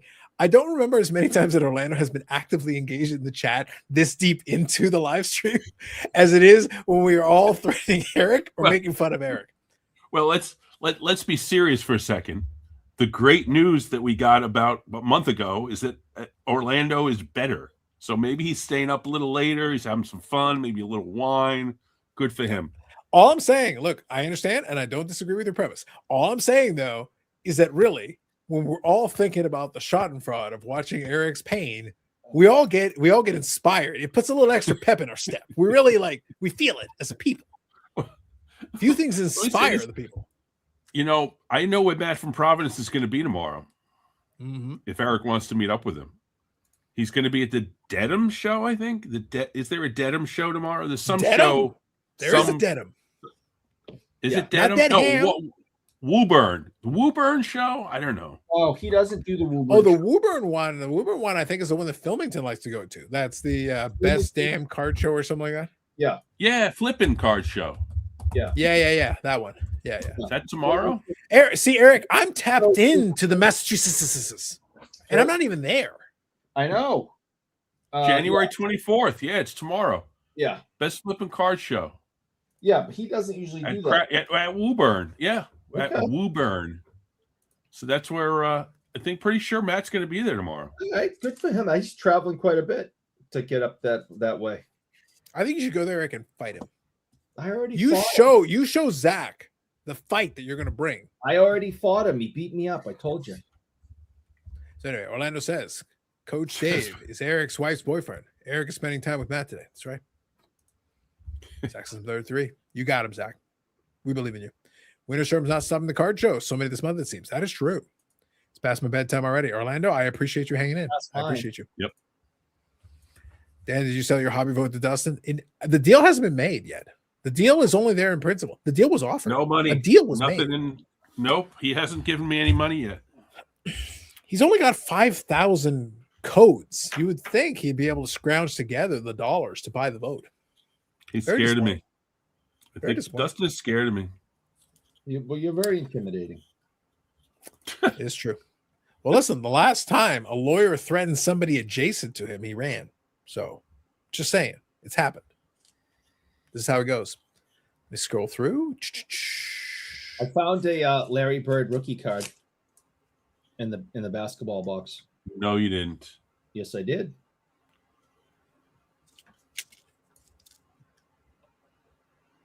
Oh, okay. It's the Cartwright and Drew version. Yep. I got a Larry Bird rookie card. It's looked pretty clean too. Oh, it's in Now, Eric, is that one touch correctly placed or incorrectly placed? you all have to decide that on sideways. Well, the Larry Bird one you would think would be the one you would want on top. So why is the magnet on the other side? It's because that's the way I like it. Is it though? Are we being consistent? That's another one from his rookie year. Yeah. So rookie year card. It's pretty clean also. Yeah, nothing but the best for me. Oh, and there's one more from rookie year. Nothing but whatever sports world has, Dan. Phil is like, I swear I had some 80-81 Larry Bird cards around here. Where are they? I think I saw Wade hanging around the box a little while ago. That was crazy. I got a lot of Larry Bird cards, it seems. Oh, that's Yeah. Uh-huh. good one. Yeah, you went to the box. Solo huh? card. Interesting. Rob says, did we figure out if Eric really knows Ray Borky doesn't? I can brag a bit because I know Alex Steves. His grandparents' cottage is next to my house. Nicely done. Nicely done. Dakota here says, do y'all figure out who Eric robbed yet? Everyone. It's not true. Dallas Card Show? Right here. No. I got Pete Maravich's last card, Oh, there he is. and you got Is DJ on the other end. That's not Dennis Johnson's rookie, is it? No. Nope. I'll show you DJ's rookie. I have two versions of that. That Pistol Pete's last card. Yeah. Other than randomness for randomness sake, Eric, have we established why you have a basketball box with that many basketball things in it? No, I'm not sure. Oh, Is- 78. Yeah. That's DJ's. But check this one out. You don't see too many of these. This is one of the most expensive cards I've ever purchased. Oh, the signed one. Yeah. Yeah. I remember you showing that. That's one of the most expensive cards I have. He didn't Still- sign that much, right? And he's Right. been gone for a while now. Yep. Yeah, there's not a lot out there. Yeah. And God, did I spent a lot of money on that in comparison to the way I buy other things. Oh my God. Yeah, that was a lot for me. To other people, they might be like, hey, that's nothing. To me, that was one of the biggest purchases I've ever had. Well, Eric, it kind of helps when all your other purchases are like It's just Dan, like, listen, I can get a lot of shit too if I don't have to pay for it. I'm just saying. Is that a rookie? McHale rookie 8. Yeah. Where's the signed McHale?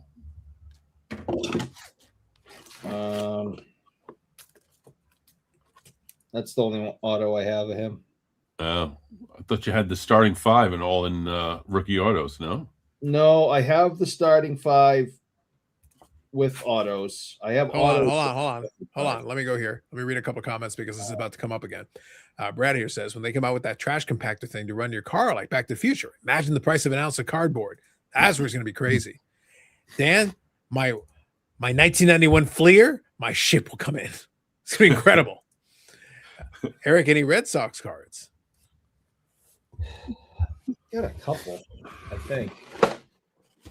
Yeah, here's Mike asking kind of that similar question. Do you have any starting 5 from Boston? I always dollar bill fan going back to UCLA. Raef LaFrance. Look at name with a reference. Wow. That's a deep cut right there, name. That's something. All right, baseball. He's got the baseball is. This is the Go Louis Taint. I'll be right back. These are the only baseball cards I own. Really? It's like 4 cards. Yeah, no, honest to God. I'm not being a wise ass. These are the only baseball cards I own. I got that. I got this. Why are you laughing? It's like a 2012, but I liked it. Yeah. I already showed you Wilbur. That's legit. Who we lost, and it was very sad. Yep. There's Fisk again. Is that because of the issue with the urinal? Yeah. Yep. I have my Fisk cards because he broke man code and talked to me while we were peeing. Here's a couple of Bo Jackson cards. I don't know why I have them, but there you go. Jeff Juden. He got what the heck? Yeah, he went to Salem High. Oh, okay.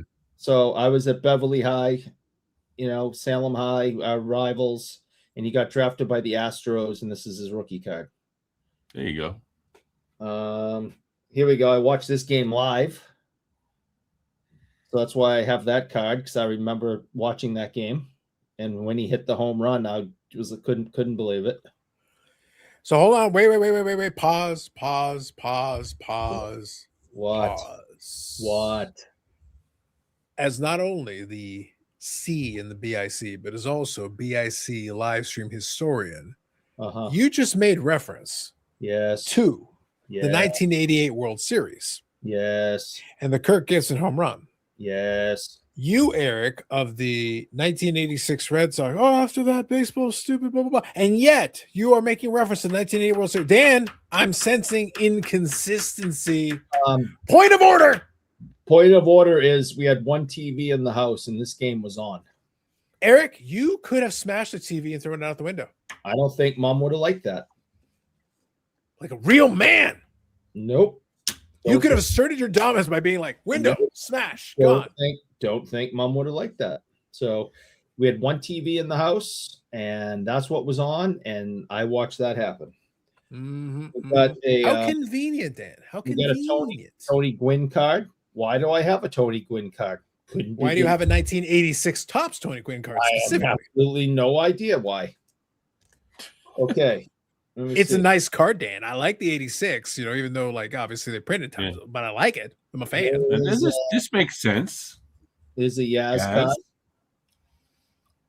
Quality. Is that even in a penny sleeve? Is that literally free floating in the top loader? What is that? Yeah, it's just, no penny sleeve. I pulled this one out of the Drake cakes, ate the Drake cakes, and kept the card. White box. That came. I got that one right out of the box, and I ate the cakes.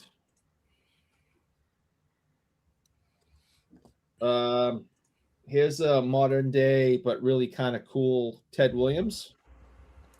Be cooler if it was autographed, Eric. I'll autograph it tomorrow. And then here's another Jackie Robinson that somehow ended up with. And those are the only baseball cards I own. There's nothing else in this house. Dan, what I'm hearing right now, what I am sensing, I'm picking up what Eric's putting down. Eric looks like a man who wants my 5,000 1991 Donruss cards. No, I don't want that. And a few thousand 1991 Topps cards. Nope. And a few thousand 1991 score cards. Nope. And a few thousand 1991 Stadium Club cards. I have a lot of 1991, Dan, is what I'm trying to get at. A lot of 1991. I have more comic book cards than I do baseball cards. Oh, Eric, but if I go into the secret closet, I could bury you in. All the tickle chokes in the world will not save you. This stack's bigger. These are all comic book cards. That stack is bigger than the baseball. Rob says, you guys always make for great viewing on a Friday night. Enjoy your card humor. Thank you, Rob. That's right. Watch out for these two backdoor slider. That's right. Hypocrisy is running amok on BIC. I appreciate a muck being included. Thank you, Brad. They never noticed Yaz was wearing pinstripes on his 61 Topps. So it was Wax Pack Hero brought this up? Yep, Mike. Yep. I thought so. Yeah. I did notice, like, I saw the thumbnail on it. So quickly, actually, can I, for a second, if we don't mind, can I make reference to kind of my point? I was making the reference earlier tonight, but I want to elaborate a little bit, and I'll have some more fun with it when we do the Cardboard Cynics episode. Mm-hmm. When I was talking about getting a little bored with kind of the same, that isn't to say, look, at the end of the day, make video on whatever the hell you want to make it. I would be a hypocrite. It would be hypocrisy on the scale of Eric to suggest otherwise. Yeah. You make whatever videos on whatever topic you see fit. If you want to make the topic that's on the topic that you're, do it. I'm not going to complain. By all means, please do. Why are we seeing the non-sport? We'll get to it in a minute. Hang on. My good here says, got a crash, been under weather. Go for it. Don't forget to hit the like button. Thank you very much. Hit the like button. Appreciate you. Don't hit the like button. Okay. So the thing that I'm noticing is twofold.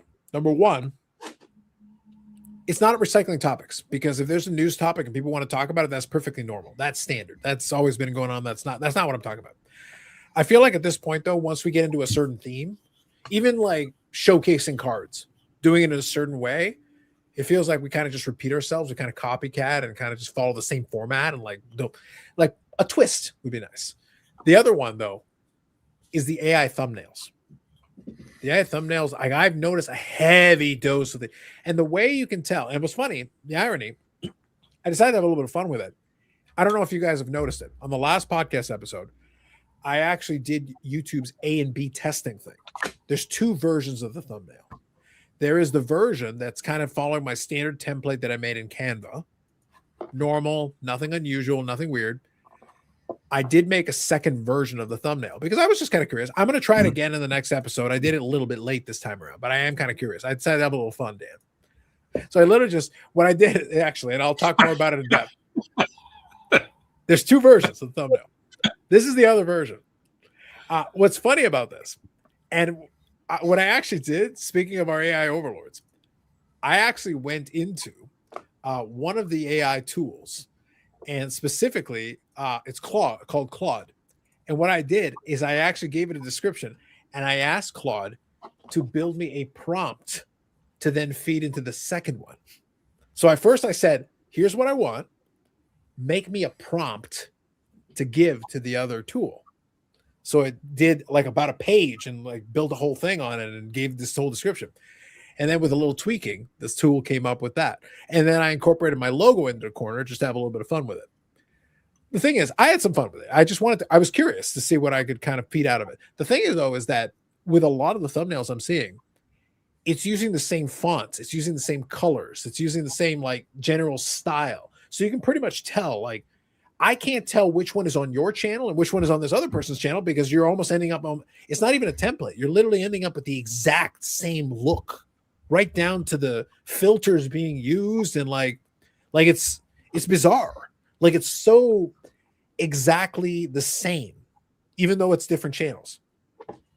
And that results, Dan, in kind of like me kind of scrolling through and going like, oh, Yeah. It doesn't entice me to click on it because I'm sitting there like, I can't even tell which channel it is anymore because it's almost like I'm seeing the same concept over and over again.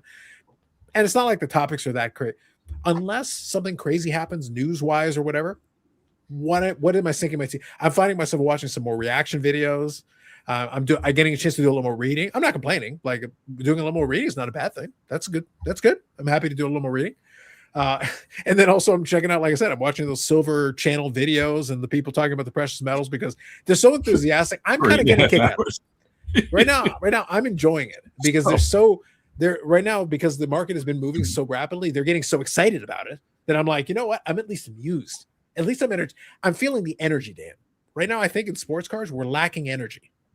I'm speaking of us as a whole. We're lacking a little energy right now. I don't disagree with any of that. And as the king of the worst made thumbnails on YouTube sports card content, I can speak that I will never use the AI for my own because I just think it looks fake. And the reason I use it for my avatar now that Brendan did, did a fantastic job on it, is because it's funny, because it is original.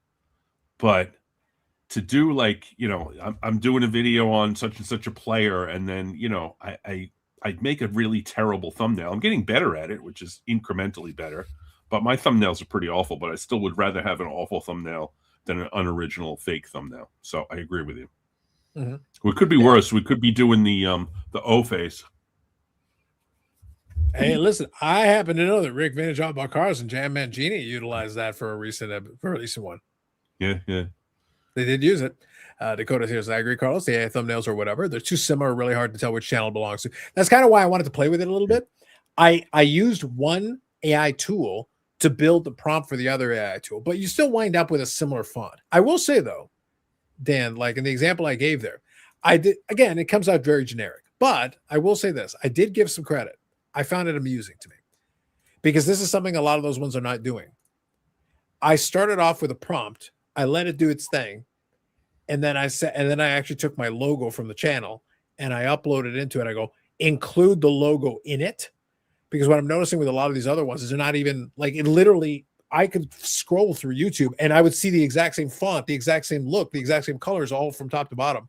I did give them credit though, Eric. Even as an AI thing, they put a Beckett slab on the right and a PSA looking slab on the left. And then you got the top loaders on the bottom. You got some cards down there, a little magnifying glass. What I liked is, and I actually told it to leave a slot for the title and a slot for the episode number. So I specifically had it create a spot for that. At the end of the day, I'm just having some fun with it. On there with this is, as these go, this is actually pretty good. Because I took that extra step, Dan. I Yeah. specifically said, I want you to build the prompt, because if it was just me typing out the prompt, it probably would have looked almost exactly the same as the other ones, almost verbatim, because there's no, you need to give it way more information. You got to give it more. Otherwise it's not going to be, the more specific you are, the more it'll incorporate into it. And then you get a little more out of it. Otherwise it's too generic. Yeah. Me on the patio with cigars, always going to be SCA. People know when they see it. Yeah, that's fair. And I think, ironically, you doing that, choosing to do it, sets you apart, because now a lot of it, as soon as I start going to YouTube, a lot of it ends up being a lot of same. And it's become hilarious, the amount of channels. And by the way, this is not just in sports cards. I'm just using it as an example. But even if I go outside of sports cards, I am seeing so many thumbnails that it's so, I think they're all using the same program with the same prompts and they type in the same thing and are getting the same output. So I'm like, okay, so now we kind of know what we're dealing with here, because so at that point, Dan, that's not inspiring me to click. That's actually doing the opposite. I'm kind of just scrolling past then, because that's not interesting to me. Yeah, it's language mapping, forces you to be creative and a wordsmith. True. Yeah, good call. When I saw that thumbnail from you, I knew it was yours. So I tried to give it that one little extra piece to make sure that I at least incorporated some elements to it. So I think that's critical. Typos are baked in, yes. So that's something I'm thinking about, Dan. That's something that's on my mind. Just to give you a heads up, that's a major thing, because when it comes to the content side of things, I think about that stuff a lot.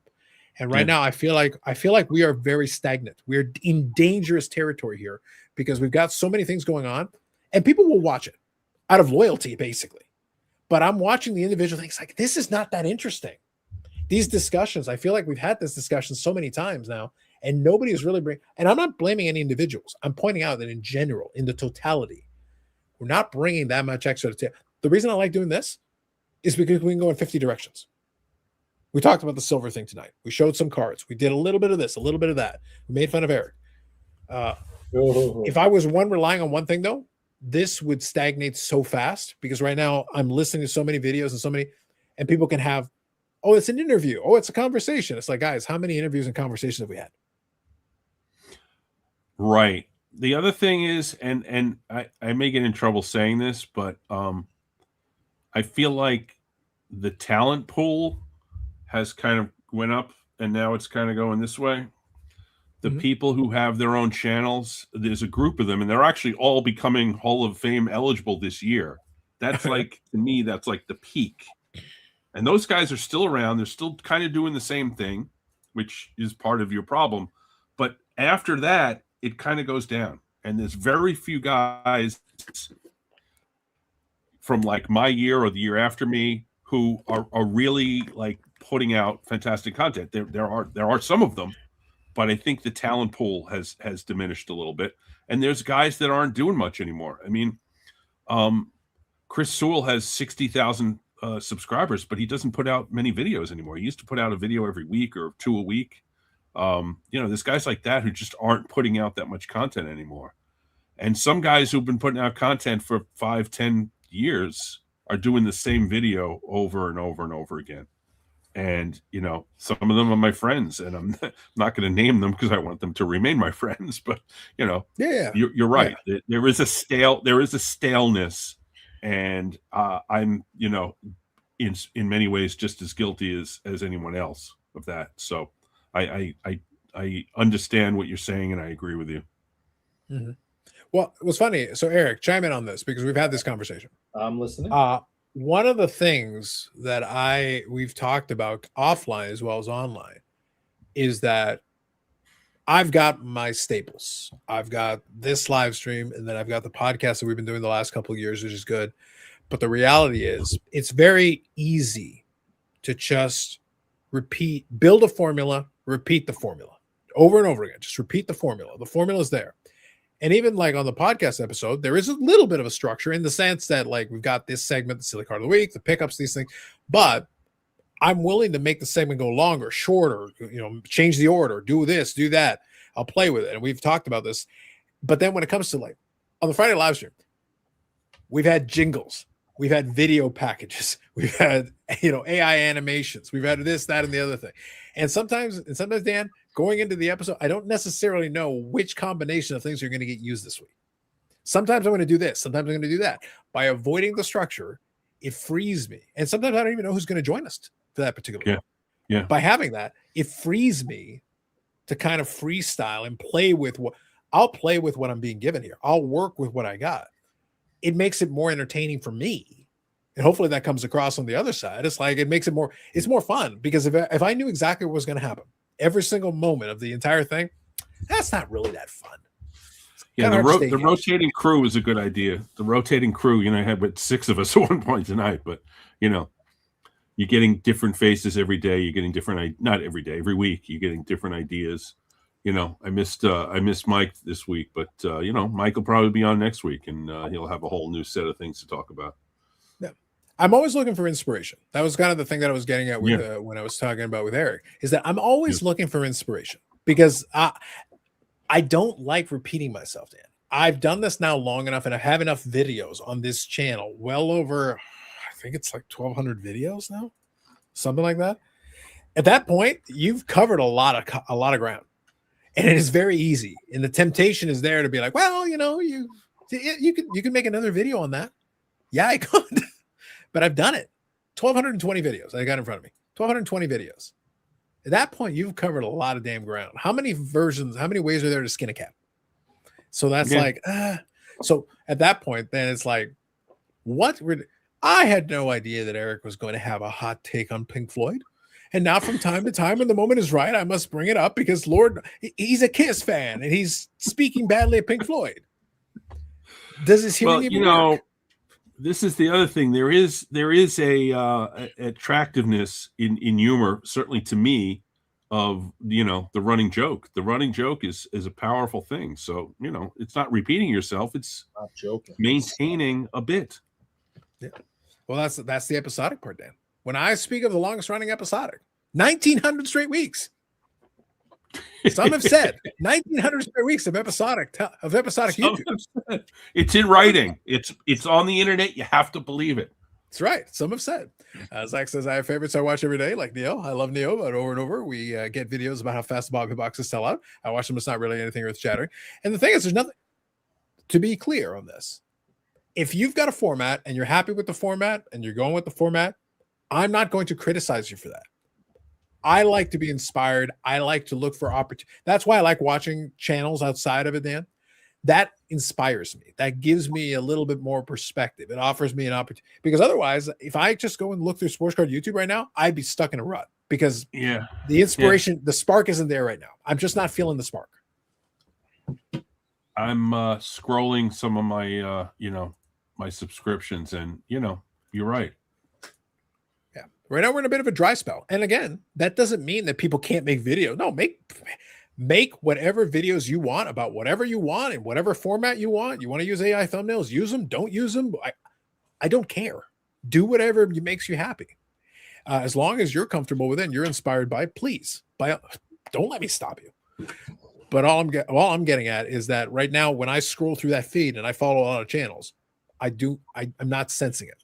And that's why I kind of look at it. And, we joke, we tease about it, but, Professor is talking about his stuff, but he talks up his own stuff like he's reinventing the wheel. And I'm like, there is no element of your format that is reinventing the wheel. You're taking components that have been used at various times by different folks, and you decide, and it works for you, by the way, and the audience likes it. So I'm not criticizing. I'm merely stating you have not brought anything new to the table. You've taken the components and smushed them together. You're doing sports talk radio on YouTube. You got call-ins, you got voicemails, and then you bring some people in, and then it's Maury Povich for a couple of minutes, or Jerry Springer for a couple of minutes. If you get the right combustible elements, you let it run. You take some clips from it. But even the stuff we're talking about here, loaded boxes, we've talked about it. Cards that have been messed with, we've talked about it. Every topic has been talked about. Grading. All of it. We talked about all of it many times. How many times you want? How many times you want to hear about it? We can do it. I don't mind. But how interesting is that? Not all the time. Coda here says Neo's vid today was interesting because he had data. 970 people tried to get the top speedball box. Only one got it. Yep. Backyard Breaks got 80 plus. Listen, Eric vouches for the Backyard Breaks. They're his homies. His bros. Yeah. So you can click on Neo and 1.75 speed, and it's over in less than 10 minutes. Correct. If there's anything in there that's interesting, you can digest it. If it's the same stuff about not loaded boxes, boxes selling out, or product this or product that, like you can just float by it quickly. So that's kind of painless for me. Yeah. But having guys come on and show their newest cards, I'm just as guilty of it. I try to make a story out of it. I try to make I try to sort of make it interesting. And sometimes it is successful and sometimes it's not. But it becomes a thing where eventually you have to mix it up. Yeah. And I'm never going to tell anybody how they should do it, because for a lot of us, this is not our job. So this should be, especially when you're doing your spare time, do whatever you want. If it makes the most sense to do it that way, then do that. If you want to try something else, please do. That'd be great. Awesome. Figure out whatever works for you. But I like the challenge of trying occasionally to throw a wrinkle in there, a little wrench into the thing. Like, it's fun for me when one thing, the Tickle Trunk saga that Eric created, they came with jingle and animated graphics and Mrs. Tickle Trunk and Senor Tickle Trunk, the expanded Tickle Trunk universe.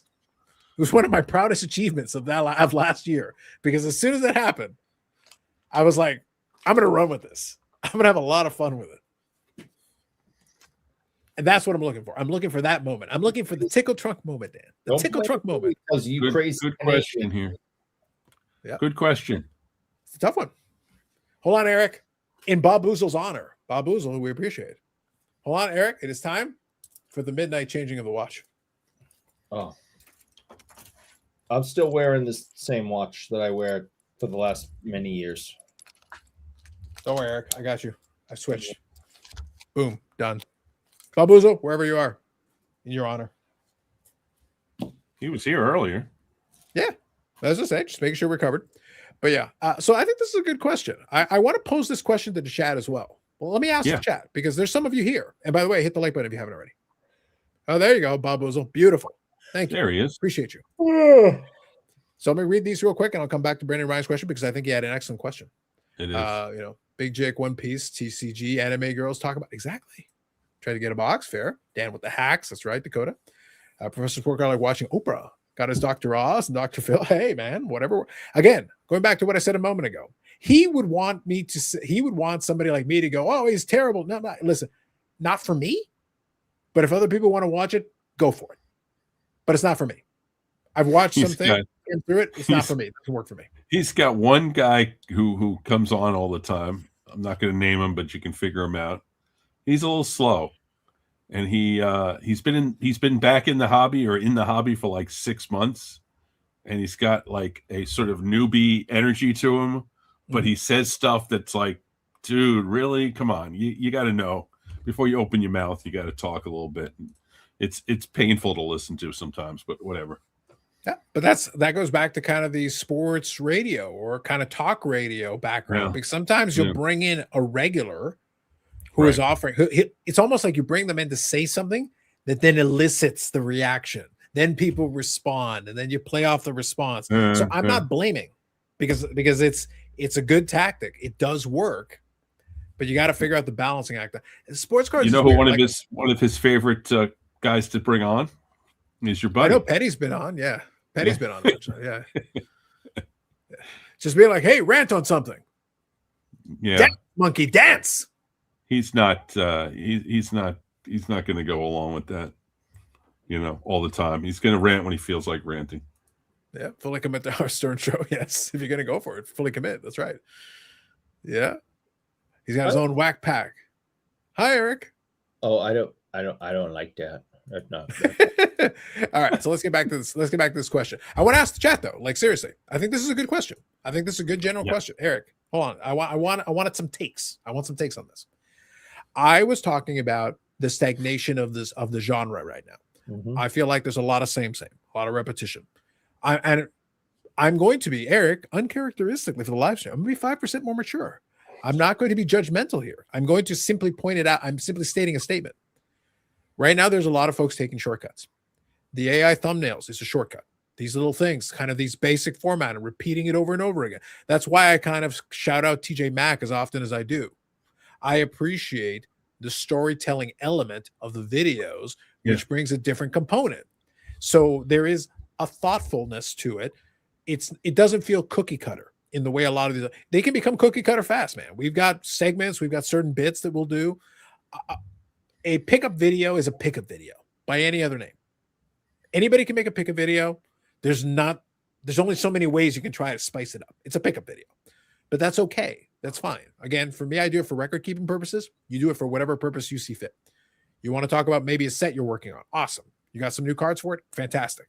Put it in the binder, do whatever you want to do. What I want to know right now is we've got the card show content. We've got the card shop content. We've got a lot of we've got more podcasts than we can shake a stick at. We're drowning in podcasts right now. We're drowning in podcast networks as we speak. Like we've got plenty. And it feels like right now, everything has kind of settled in to this mid-range. It falls between here and here. And this is where we are right now. So one of the things I tried to do when I started my channel was to have people on as guests who were not regularly on YouTube. And I had a lot of them on. The problem is I kind of ran out of them. and I got lazy. So a lot of my guests are YouTube people who you've seen before, and they have their own channels, and that's happening a lot. And I fell into the rut with that too. Is that like a lot of people, their guests are other YouTubers, then they have another other YouTuber, then another other YouTuber, and some of them are not doing that. Like Tony Southern Collector had a guy on who had never been on before and had this massive, amazing collection. The video came out today, but so that to me is original content that we could be doing better. Is having people on who maybe people haven't seen before. I think that TJ Maxx is right. The two guys that I always talk about with original content are Philly's guy. I can't remember the full name of his channel, but it's Philly's Cards something. He does great video. He's never, his face is not on camera. He edits well. He tells a nice story. He's got a good voice. It's funny. It's entertaining. It's not long. And there's another guy called T-Sean Shannon, who makes like 10-minute videos, and they're all comedy. It's basically funny things about sports cards. And it's it's entertaining, it's funny, and it's short, and it's different. So that's the kind of different stuff that I like to watch. And whenever those two guys have new videos, I watch them right away. But in the context of people like me and people that I'm associated with, yeah, we should be having different people on that aren't necessarily. Moynihan had like a former professional baseball player. That's great. I would love to see more of that. So, I mean, I think we got to put some effort into it to get different guests, different kinds of content. And the other thing I started to do was sort of, instead of just showing cards, show card, have a story behind this card, how it leads into this card, how it leads into something. And my video that I put out today is partially about me and my life. And I researched it and I did the whole thing, in one take, and I felt like it was pretty original, but it's got 100 views after 6 hours. So we'll see. Whatever. Right. Yeah. So Keith here is, and all I do is pickups. I think what works here, Keith, and Eric knows, I don't dole out praise lightly. Not very lightly at all. I like your style. Yeah. I like your style. Yeah. And there's a lot to be said about style. Style is the thing. Style is very important because I can talk about format. Format's format. Pickup videos are pickup videos. You inject a little personality, bring a little style into it. Humor. It's something that can be mimicked. And this is me giving some credit here. If you have a style that can then be mimicked, then you've got something. Because even if it is something that a pickup video, I've seen one pickup video, I've seen them all. But if you can bring a little style into it, now you're in the basement. Yeah, he's cards. There's a little bit he's talking himself down. Yeah, he's talking himself down because he does more than just pickups. He tells stories. About his experience, and he's very funny. And he's got like you said, a style, but he's got charisma and a personality. And that is something that is missing on a lot of the new channels that have come around. Is guys that just sit there in front of them. It's like you got to have some charisma. It's like, and he's smiling now, but it's true. That comes in time, right? I mean, you can go back to the first few times that I was on this show, and I wouldn't say I had a lot of charisma. But I wouldn't say that either. Yeah, right. So you get more and more comfortable. You find your groove. You learn your audience. You take performance enhancers and give into a life of crime. A lot of steroids, EPO, and other things. And Eric, again, in the spirit of being complimentary, very similar to what I was saying about Keith, I can tell you that when you first came on here as an acolyte of Bobby Burrell, you were trash. And I can tell you that today, after years of hard work, dedication, a lot of reps, still trash. You are solidly, sir, still trash. Mediocre.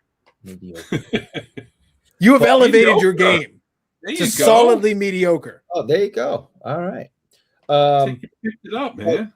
But I think it comes with comfortability. So, I mean, I think if someone's starting to do this stuff and they're a little tight, I think in some time they'll loosen up a little bit and their personality will come out.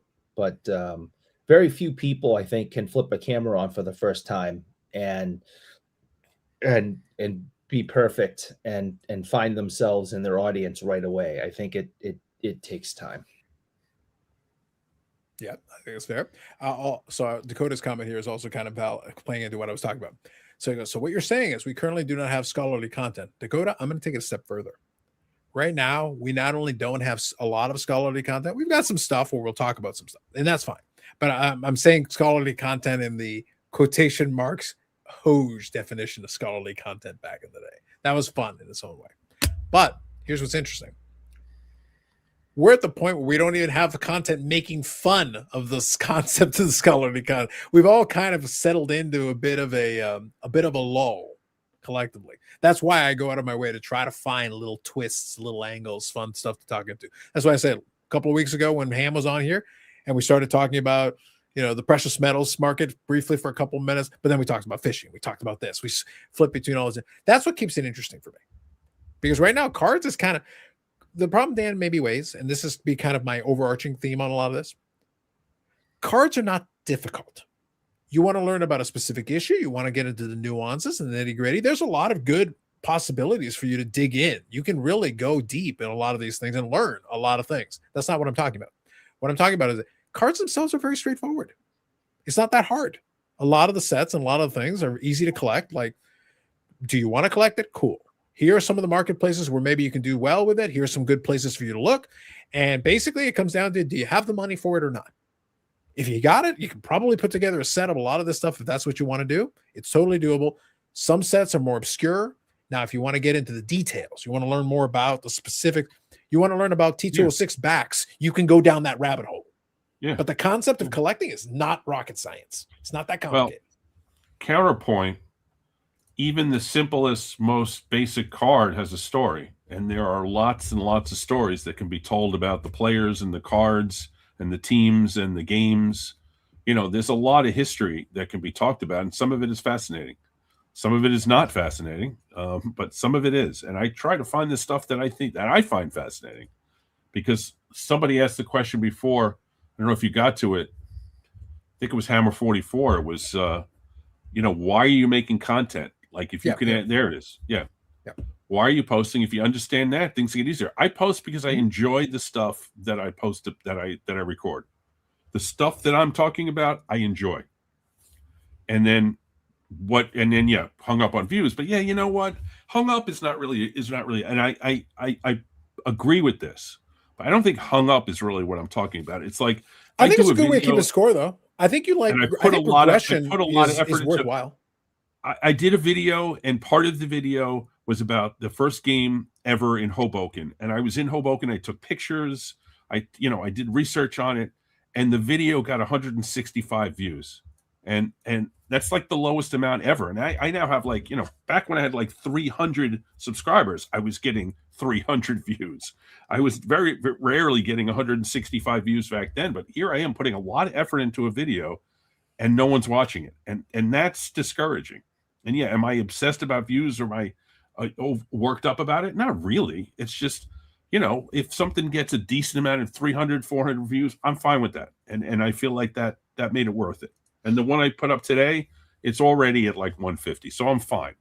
But I feel like that is, like you said, it's a measure of how many people are watching. And if nobody's watching, then what am I doing it for? I think there's an aspect of that, but I'll throw this in, and maybe you can get some thought on this one, Eric. Bob, always appreciate you. But I think here's the thing. I think there is something to be said for the idea of progression. Because when you were talking about those numbers, Dan, initially in the early days when you had 300 subscribers, but you were getting a couple hundred views and all that, I remember, here's the funny. A lot of people will go look at it now. It's like, oh, but you got 5,300 subscribers or whatever it is now. Some of that came from the old videos and such. But I remember making some videos that have 15 views. We're talking basically friends and family at best. And there are plenty of them on there, but there's other ones that have done extremely well. It's a mixed bag. Some will go up, some will go down. It depends on the topic, situation, timing. But it is kind of fun though to watch the baseline adjust over time, because it's kind of a way of keeping score. It's also a way of seeing progression, because if you kind of just hover around the same thing, it's always the same, Eric.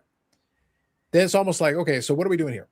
Because it's not, I'm not sitting here asking for 1 million views. What I'm getting at is I would love to see just a slow and steady progression over time, just a baseline adjustment tweak as we go, because then it feels like, okay, well, then at least there's something. Somebody's getting some value out of it. Yeah. Something. I mean, we've talked about this 100 times. The reason why we do this and the reason why we do it is because we enjoy it and it makes us happy and it's fun and talking. And we're hoping the Fanatics Overlords send us a lot of money so we can sell out and be the corporate shows we were always destined to be. And the money. Ruben. So like that's number one. And 1A is fun and the money. Yes. But the second part is that's part of the fun. And and maybe it's 1B, I don't know, but having someone appreciate what you're doing is part of the fun. Now, if we got 20 views tonight or we got 100 views tonight, I'm going to sleep the same because I am doing this primarily for fun. I don't live on clicks and views and all that, but the relationship we've built with the people in the chat over the years and watched our numbers grow and new people come into the chat and they become regulars, that is also part of the fun. So when you see the viewership go up and more people in the chat and us holding a steady number over 4 hours and 25 minutes, that Eric, we're halfway there. What? Another 4 hours and we catch up to the silver guys. Let's go. Yeah, right. That's part of the fun, right? Is to make that connection with the other people. I wouldn't be having as much fun if we had 1,000 likes and 1,000 viewers, but we had no connection to those 1,000 people. You following me? I'd rather have 20 and us have the relationship that we have with the people who watch this and the inside jokes and the laughs that we have. And, I'm going to kill name and, Babuzo talking about his wife's feet and, that's a lot more fun to me than having a channel with thousands of views and thousands of likes. And I don't know anybody in the chat and I have no connection to them at all. I don't consider that fun.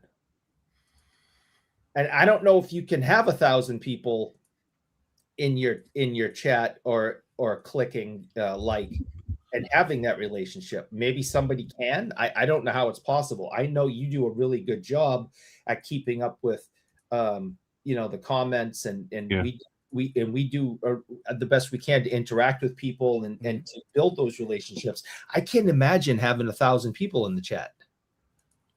I can say I don't want being in the chat of a live stream and not having the interaction like this show and another Canadian show that's good at it. You don't want to stay and watch.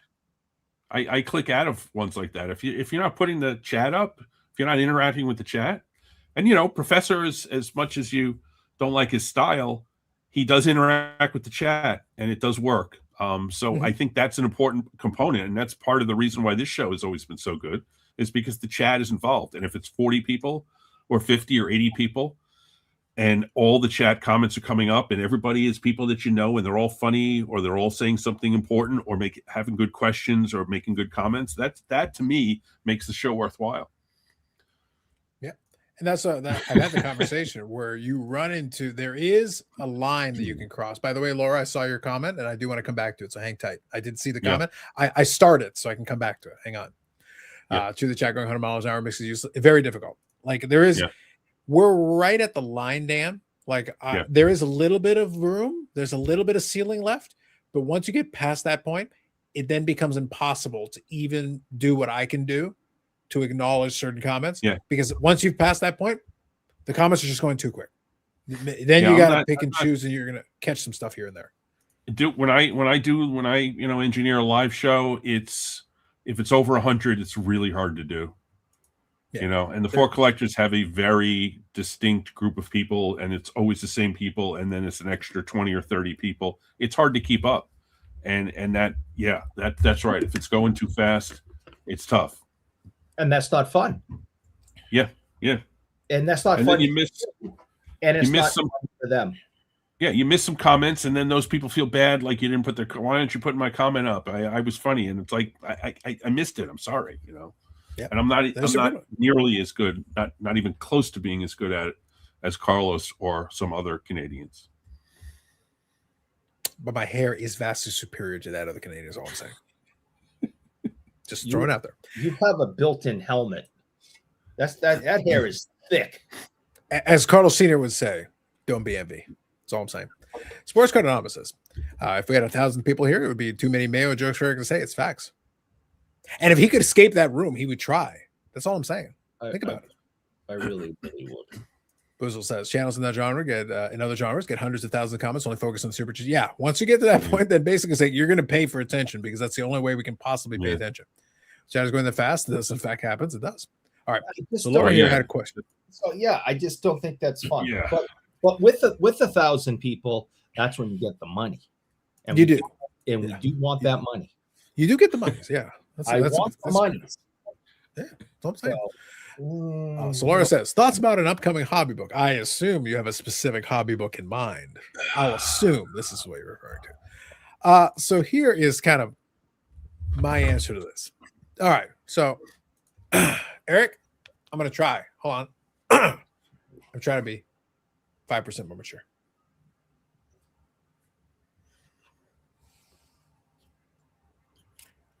Anybody can make a book.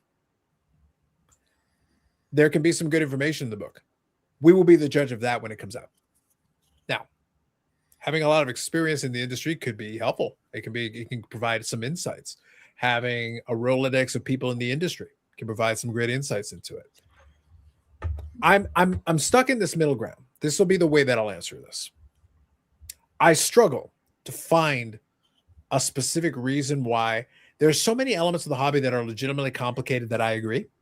But there's so many other elements of the hobby that are so painfully simple that we over-engineer it. We make it harder than it has to be. There's certain things where it's like, guys, if you just think about it this way, the answers to a lot of what you're seeking are not that difficult. But you make it hard to a certain point. We always make fun of Geoff and his whole thing. He did with Teapot and those guys, they did a For Dummies book. That almost, I feel, is like the only level of a hobby book. There's two levels. Hobby book, to me, almost has to go in one of two directions. You either literally go the For Dummies route to like simplify it to its most basic elements to help somebody out who's brand new, or ultra specialized. You're really giving the details and some. I'll give you a good example. Net 54 is tremendous for pre-war baseball. They have a tremendous knowledge base. I think the PDF is still out there if you go looking for it. Somebody put together and drafted one for T206s, and it had a lot of great information in it and charts on the different backs, the combinations, which players can appear with certain types of backs. There's your hobby scholarship, Eric. That's your hashtag scholarship. Because it's research, they did surveys and really tried to dig in and go deep and find the information. But then that is a very specific, very particular niche thing. Most people aren't going to want to read that. But if you want to learn, if you want to collect this set and really understand it, that is a resource. That is a tremendous resource. And it's not just T206. This Net 54 has the most obscure set you want to know about. It has more information than you've ever seen before. But I get your point. Go ahead. I'm sorry. I interrupted. Yeah. So I'm saying, like, you're almost forced to these two extremes. The middle ground is always going to be a little murky, a little weird, because it's almost like for the real casual, they're not going to need some of the stuff. It's nice to know, but they're really not going to need it. You could almost some of this stuff I could almost explain it to you or put bullet points on a post-it note, and that would be good enough for you. If you want to know more than that, then you'll learn it by experience. I don't need a book for that. So I'm trying to find that, unless you're at the beginning, like a real primer to really get somebody off the ground, or the ultra specialist piece, I struggle to find where that middle ground is going to fit. There are going to be some people that are going to buy it to support it just in general. I do have a curiosity about it, but I'm really struggling to find where it fit. This hobby is very strange with that, because there's some other hobbies where I'm more comfortable with the idea, Eric, of having that kind of a book. Yeah. I always talk about the coin collecting because I do dabble in a little bit. Yeah. And they're amazing about having different books for different specific niches and genres. And some of them are tremendously great resources. And I think they do a great job with it.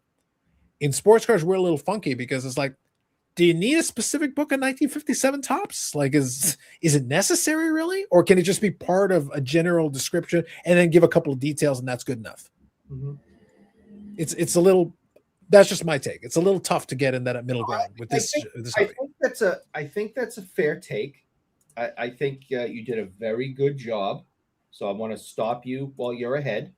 I think you did. I try to be 5% more mature. Stop. Just stop. I'm very proud of you. I think you did a very good job. You were more than all right. While you're being patronizing, I'm going to grab a visual aid. So go ahead, keep going. Not being patronizing. I think you did a very good job. I'm very proud of you. Eric's patronizing rant brought to you by AMG Collectibles, AMGcollectibles.ca, AMG Collectibles YouTube channel. Please continue. I think you made some good points. I applaud anyone, especially a hobby buddy, that would put aside the time and the effort and the money needed to do that. We have other hobby buddies and friends that have put books out. Bobby obviously has put out 3 plus his app. Victor has put out his book, which about his rookie card book. That took a lot of effort and time. Of course, he didn't thank me at all. Well, I was about to say the acknowledgments of Victor's book, arguably, you were the doing best so well, Eric. Eric, some would argue. Eric, some would argue that the acknowledgement of Victor's book is honestly the most critical and important piece. Yeah. Honestly, something you would commit to memory. Yeah. So but did anybody that we know get rich, and get world famous making hobby books? No. But I think it's also part of the fun, like I was talking about earlier, of doing it, the challenge. And part of the fun is having other people buy the books, appreciate them, and say, hey, great job. That's fun. And as long as nobody in this hobby thinks they're going to put a hobby book out and, buy a mansion after with the money, I think that's fantastic. And I applaud anybody to put out that kind of effort, time, and probably a lot of their own money to do so. And I'd be interested in reading any book about the hobby, and I'd judge whether or not I found it to be interesting or not. So you started out so well, Eric. I was actually agreeing with you, and then you started whining about how you weren't named in somebody's book, and then I just tuned right out. Yeah. Sorry, man. Have you considered, Eric, to take the opportunity to reflect and look inward and realize that maybe you weren't acknowledged because, you suck? Well, I assume that was probably the reason why. I just don't think that's a good enough reason. I'll just throw it out there. So real quick, I wanted to kind of share this as kind of my point. So Dan, I like to have, personally, I like to have a library, a hobby library in general terms. I like to dabble in different hobbies. That's what's fun for me. That makes it interesting. Variety is the spice of life. Yeah. Variety is the spice of life. It can't just be one thing. But just to give an idea, though, I wanted to kind of share my point. Again, I talk about the idea of the generalist book versus kind of the specialized book. And there's a whole subgenre of this. So I want to kind of share this one here. This one's sitting in my hobby library. What is the title, Eric? What does that say? It's the Encyclopedia of U.S. gold coins, or US gold coins. That is one specific type of one specific thing. And this hobby has stuff like this on all kinds of issues. Can you imagine the idea It's in color. It's got a whole bunch of stuff going on. That's one of a variety. Like this thing, you can work out with the damn thing. Like this is a hefty tube. This right, you can kill somebody with this if they break into your house. Like that's one of a, and this is just focusing on one specific issue, one specific set of years in one specific category. Imagine. Yeah, exactly. The book on the Cracker Jack sets. Yeah. So that's what I'm talking about when I'm talking about focusing. So there's the very generalist. There is the books that talk about a story. Maybe they want to talk about the story of XYZ. There is that book on the leaf cards. I actually got a copy of the book. I haven't gotten to read it, but I have a copy on the shelf. Yeah. So that's a good example. But that's focusing in on it's giving you the story of a very specific thing. This is going super deep. This is depth. Like this is, now you're getting to, this is no longer your general, you're just doing undergrad. This is like you're doing your master's degree. You're trying to learn really into the depth of some of the stuff. And I haven't had the chance to sit there and read this, but it's a good opportunity to do so. But like, that's not a light read, Dan. Like that's, there's a little bit of work that you got to do for that one. It's hundreds and hundreds and hundreds of pages. Exactly. You're not going to sit down and read it. You're going to use it as a source book. Yeah. So, and you'll learn a lot. If you do take some time to go and look into it, you will really get into some depth there. When you operate, though, when you're not doing the absolute basic hobby primer, or you're not trying to do the ultra specialized reference material, and to that point, Eric, this is a reference material. Like, right. It's not your standard light reading in the evening. It's going to be something you want to learn something specific about something specific, and you really want to get into some depth. There you go. But then there's the information you're looking for. Then you have another hobby book that came out a few years ago, which basically, and I'm half serious. Only half? Because it still drives me freaking batshit crazy. Again, great effort, blah blah blah. The whole thing I said earlier, great, support you, but you basically told me everything's so peachy, which is the dumbest freaking thing I've ever read. I'm sitting there reading this book, and I'm getting told that the 1966 Bobby Orr rookie card's an O-Pee-Chee card. Did someone drop you on your head? It's dumbfounding. You wrote an entire book basically saying everything's O-Pee-Chee. I mean, I want to say other mean things, but I'm controlling myself. So that sounds to me, Eric, like a way of life. So his name was Robert Paulson. Everything's O-Pee-Chee. I'm just saying. So even Jeff Wilson. It's so great job. You wrote a book, effort, research, whatever you did. I don't know, but good for you. I read the book. I didn't get all that way through it, and I had to put it down because I'm like, you're telling me the 1966 Bobby Orr rookie card's an O-Pee-Chee card. What am I supposed to do? Finish reading this crap? I would read this book. The Leaf book, by the way, is I saw another interview with the author. I mean, the guy did his homework. He did his research. I have to get that book and take a look at it. It's not a very big book, by the way. I think I feel like when I get into it, it's going to be a very doable read, very, very straightforward. Yeah. So which is actually very nice. But that's why I say, like, it focuses on a specific thing, which is great. So then you'll really learn a little bit about that and get some depth into it. That's why I say, like, you have to kind of figure out where you're at on this. So this, believe it or not, this is all to answer Laura's question, because I think it was a good question. I think the struggle here is that I'm trying to figure out, in sports cards, I don't feel like we have to have that level of sophistication. I think any depth you want to go into is optional. You can choose to, like, seek out those stories. You can choose to be like, hey, I would really like to learn about this. I would like to learn about some of these nuances, really specific nuances. Or to your point, you know what? I'm going to add that extra layer. I want to learn about this player. I want to figure out what the situation, sometimes you can go look at it. Sometimes that information can be useful if you really are curious. You can be like, okay, so I'm using T206 just because it's commonly available and most people understand the reference. You can be like, okay, so why was this player here in this set? So why was it a limit? Oh, well, because he was only really in the 1909 printing. Why? Because the player retired in 1910. I'm just throwing a random example number. Okay, so that makes sense from a concept stance. Okay, so maybe, and this wasn't the most popular player, so therefore they threw him out there, made some cards for them. But then after that, after they retired, they didn't feel any need to put them in any additional printings. Other players are so popular, we're finding excuses. We have multiple poses. We have this, we have that. Okay, that makes sense. What more about it? Oh, this particular card is only available in these specific backs. And these backs are only printed in factories in this part of the country. And then you can start digging in. You can go down a whole rabbit hole and figure out the whys and the hows and the specifics.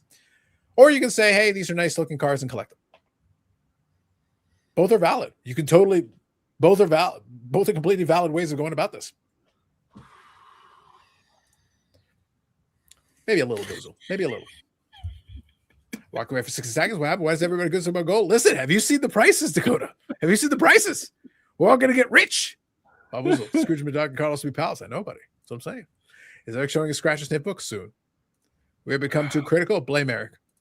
Kids nowadays don't like books. That is true. Dan, I will. The kids are going to use this only as a weapon or as a doorstop. That's what this is going to be for. Only as a weapon or as a doorstop. Writing a children's book about handsome prince that marries a big woman. I give tools on how to get a divorce. Steps, Bob. Coffee table reference books. We need sultry romance novels, baseball cards too. Why not? So I think I'm gonna have to tap out. I got to get up early tomorrow for Hobby Hotline. Yes. You want to give in? You want to give any? I think it's in the title. You put some of the stuff on there. You want to give any sneak preview? No. We're just talking about stuff, hobby stuff. I don't want to promote the show. No, just it should be. You should tune in anyway. It's it's the thing to tune in on. It's a live show on 11 o'clock on Saturday morning, and I'm hosting it. What more could you want? I want Eric there live with bells on. That's what I want.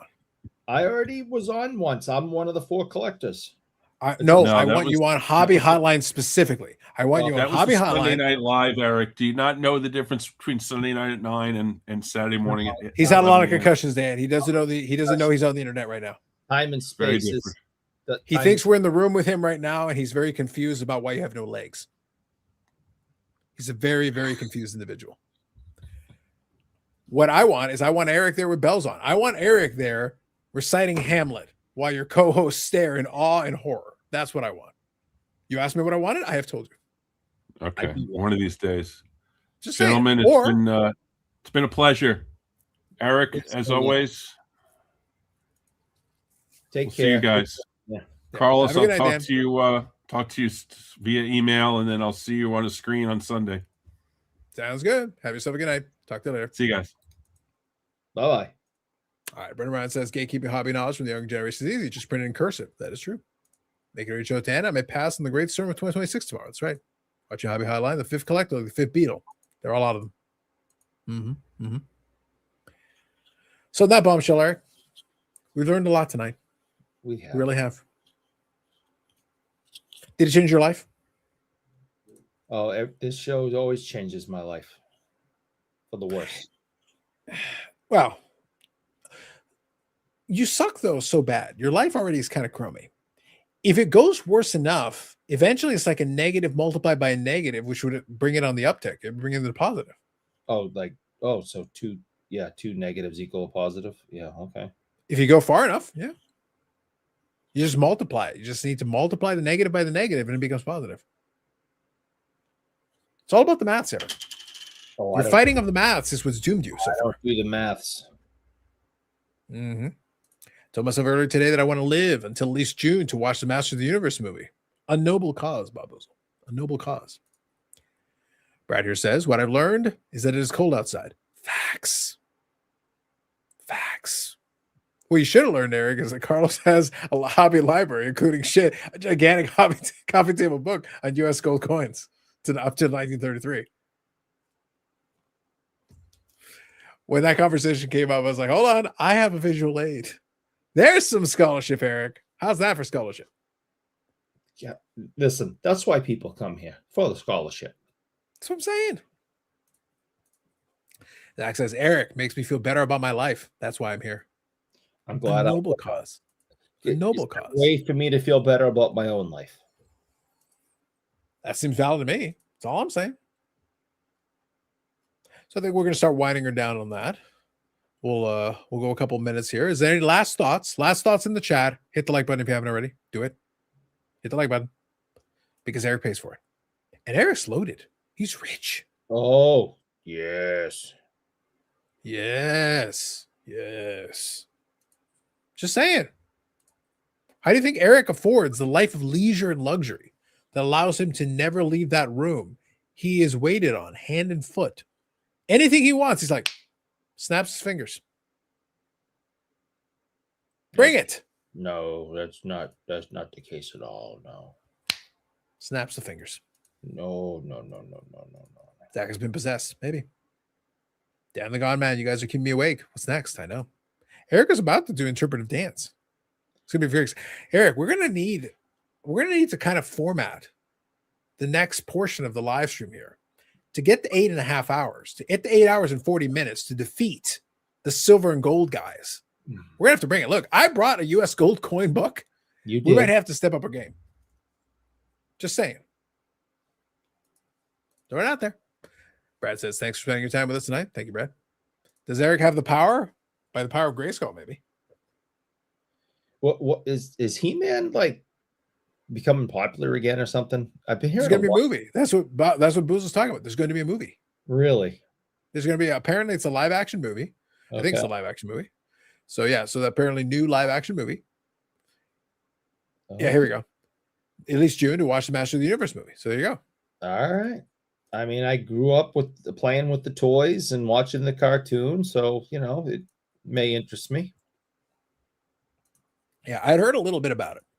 I'll be honest with you. So real quick. So we'll talk for a couple of minutes, just finish off again. Feel free in the chat to chime in if you want on anything real quick.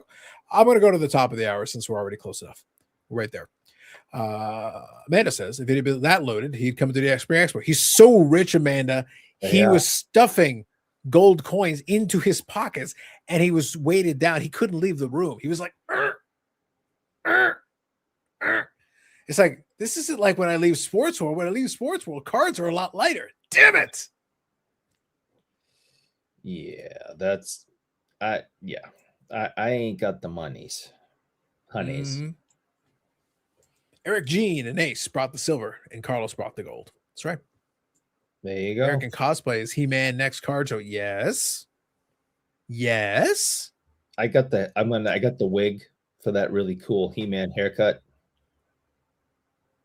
I can somehow see this being true.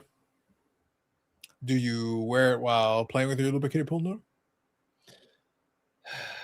I'm not answering that. That is not a definitive no. That was not a denial.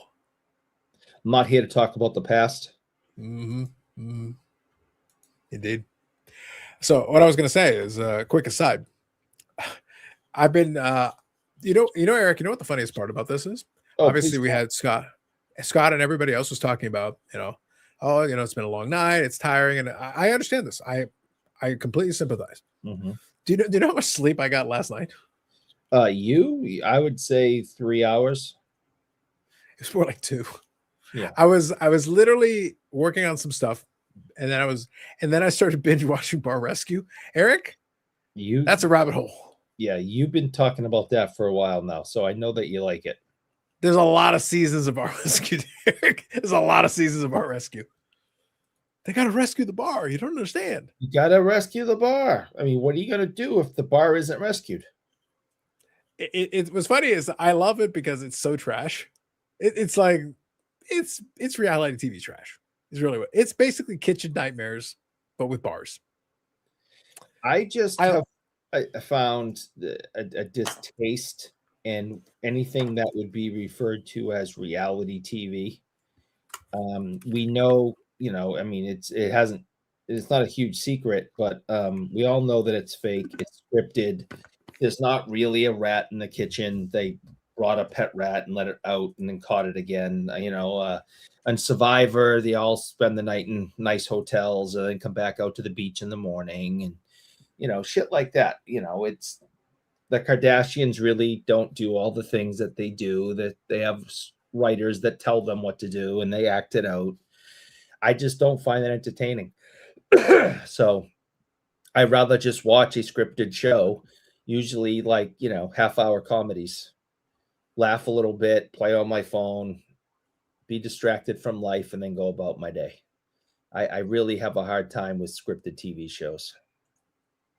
It's just not something I love. So what you're saying is you're not watching the NHL anymore. Hashtag rigged. That's all I'm hearing. They sell the wig for a new rapper named Relic. His hair is just like He-Man. Babuzo. Why talk about the past when we can transcend time and space? Exactly. You get it, Babuzo. Rob says Mariners slapped Toronto 6-3 in Toronto. I could not be happier. I was actually looking at the box score while you were saying that. As soon as I saw that comment. So I'm not seeing, like, maybe I'm missing it. Yeah, Marner didn't do anything. I'm sure he's satisfied beating the Leafs convincingly. That's good. But like 0.0 assists and he's 0. 17 minutes 25 of ice time. And one shot on net? Well, that's weak. Where's the revenge game, Eric? Back in the day, we had revenge game. What's one shot on net in 17 minutes is not a revenge game. You'd have to see how he played. Did he dominate? Did he have possession a lot? Did he set up, a lot of potential plays, but that doesn't sound great from a box score. It sounds like he showed up to work, and that's about all I see here. He didn't hurt anybody. He wasn't terrible, but it doesn't look like he did anything. It's a little disappointing. What was his plus minus? 0. Yeah, he just existed. He was there. Well, I mean, it's better than a minus. Yeah, but that's what I'm getting at. Like, he was there. Yeah, that's about all I can say. And Eric pegged as the Thundercat. There you go. Yeah, I watched Thundercats growing up also. At the 80s. I heard football. Man, it says, I heard football is scripted too. Boom. See that? Yeah. Wow, Eric, your enthusiasm. Oh, it's because I don't believe in anything that said. If it sounds positive, it isn't. But he said rules, man. No, he doesn't mean it. Wow. Your lack of faith. I was late eye movies on Cinemax. So is Eric. It's been up for years. The comments of people that actually went to the bar is pretty crazy. I do enjoy it. Like I said, it's silly. I enjoy a little trash television, Eric. I've talked about this before. In the university days, when I have frequent insomnia. I'm up late anyway, but then sometimes during my university days, it was terrible. I couldn't really get to sleep, so I'd be up.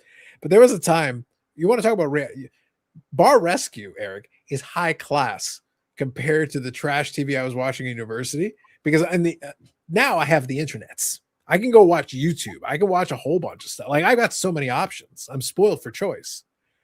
But back then, Eric, I had the cable that I had in the apartment that I had in university. And when I'm going through it, it was one point, Eric, do you remember Blind Date? No. So there were a couple of different shows like this. So there's like a blind date show, and then there was another one that was on a boat. That was basically blind date on a boat.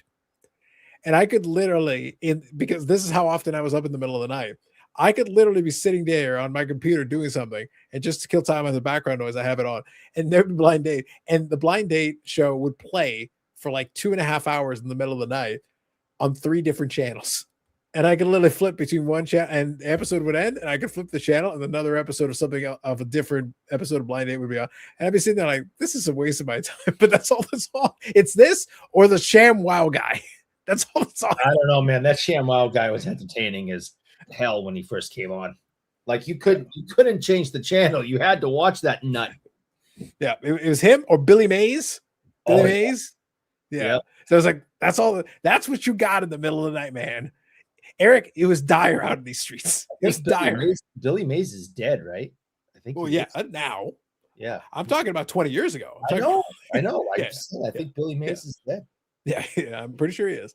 Everyone knows how the. Let me see here. Everyone knows how there's no comedy films in theaters. It's been many years. Drama and BS sells. No one wants to be happy and laugh. That's why we like cards. That's why I laugh at cards. I got a lot of comedy out of it. Last comedy I saw was Toxic Avenger, if you can call it that. There you go. The remake, or no, that wasn't. No. Swamp Thing got a remake. I don't remember. Did Toxic? No, I'm pretty sure there was a Toxic Avenger thing not long ago.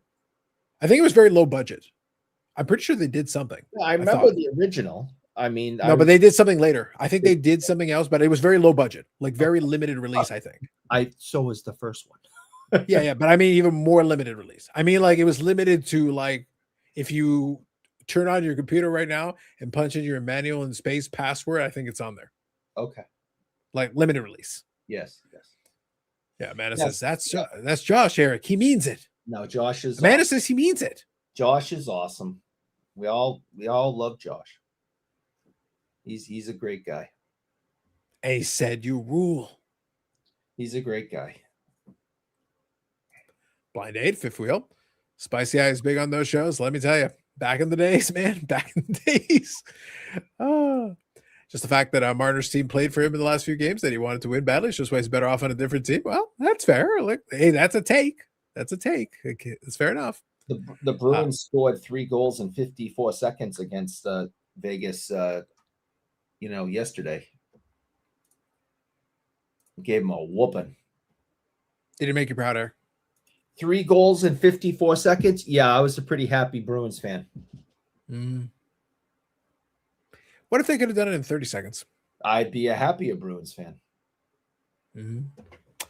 That's is the best with star dates. With a blind date was Washed Up Celebrity. The Gary Coleman episode was something interesting. Oh my! Random and interesting. That poor guy. His life was just brutal. I mean, even as a kid, his life was just brutal. He had his illness. He had his parents that screwed him over. He had to sue his parents. He lost all his money. He was working as a security guard at one point, and people were taking pictures of him, and it was all over the tabloids while he was standing outside guarding a parking lot or something. And then he started getting into these TV shows like that just to make a buck, and all it did was make a fool out of him. And it's like that guy's life was not pleasant. I don't think there was a moment in time where that guy was ever happy. He just got screwed at every turn. And he died young. The way Billy Mays died is odd. Okay. Zach says these bar owners have these tiny dive bars carrying 800,000 in debt, and they'll close and blame Bar Rescue for failing. So Eric, obviously, any reality TV show has a formula. Yeah. I just like the fact that, again, I'm using Kitchen Nightmares as kind of the comp here. I just enjoyed the fact that every single time you come in, they follow the formula. They're watching it. They're doing all this stuff, everything great. But then the guy, John Tosser or whatever his name is, would come in as the quote unquote expert. But he would literally just start randomly yelling at somebody. Right. And like, yes, what they're doing is wrong, Eric. But I'm just curious, just as a matter of course. Do you think that if I find somebody who is obviously doing a shitty job, maybe do a shitty job for now, and I lead with, I'm going to scream at you now and tell you how trash you are. That'll get you on my side. That'll get you working with me towards what I'm trying to get you to do. Yeah. I mean, whether it's Gordon Ramsay trying to change, restaurant, because he had one of those Kitchen Nightmare, and it was Kitchen Nightmares. Yeah. It was literally Kitchen Nightmares. Bar Rescue. They're all this. He also did a hotel one. There was a hotel one, but Kitchen Nightmares is better. We're all the same. The expert comes in, finds all these horrible things, most of them health code violations, and wasting money, and an irresponsible owner. Then, there's a fight. The owner tries to throw him out, or the owner storms out. And then there's like out in the parking lot, you got the video crew talking to the owner, and I'll give it one more try. And all of a sudden his attitude changes, and then success in the business. And at the end, there's wonderful food, toasting, thank yous, and the show's over. And every episode is the same. It's just And that's why, Eric, you go back for the follow-up, Back to the Bar follow-up and subsequent seasons, where they're like, and then they changed the name back, and now the store is a heaping, burning piece of rubble. yeah. I don't know. It just whatever people like to get away from reality, and I mean their own reality, and go and be entertained and relax. Watch whatever you want. Reality TV is not for me.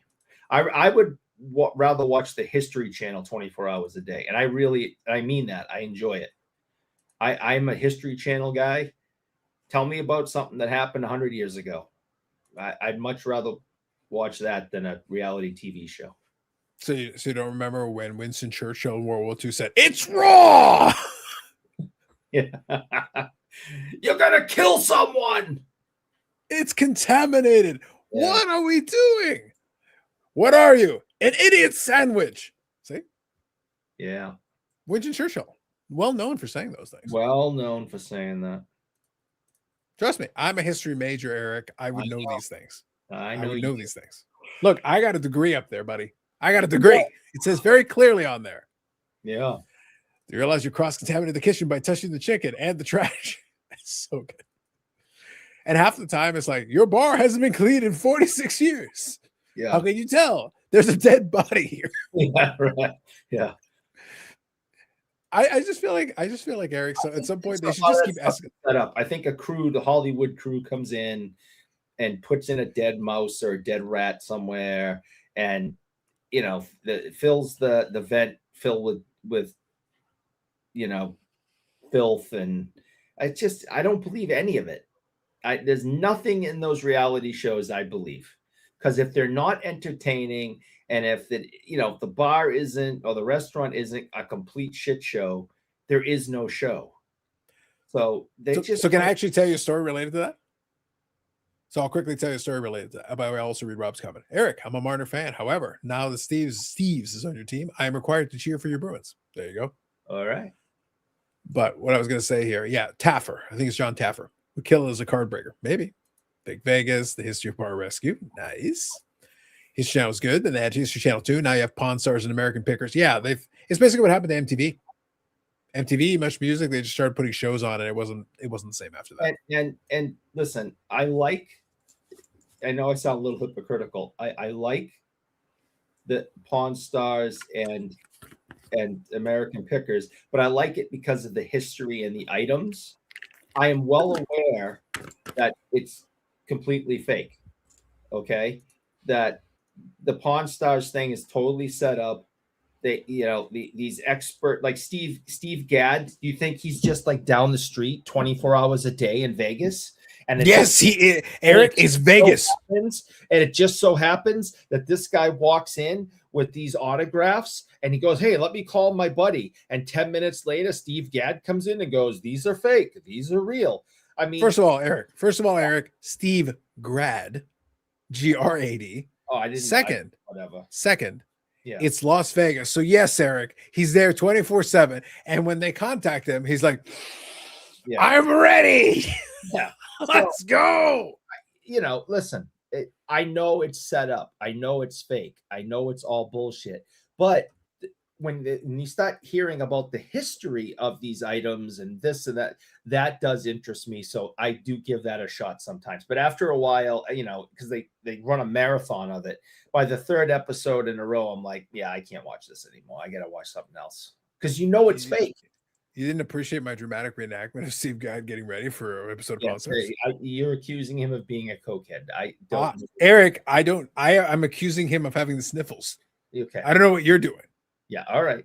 You're making assumptions. Eric, you know what they say about assumptions. I don't know whether he's a cokehead or not.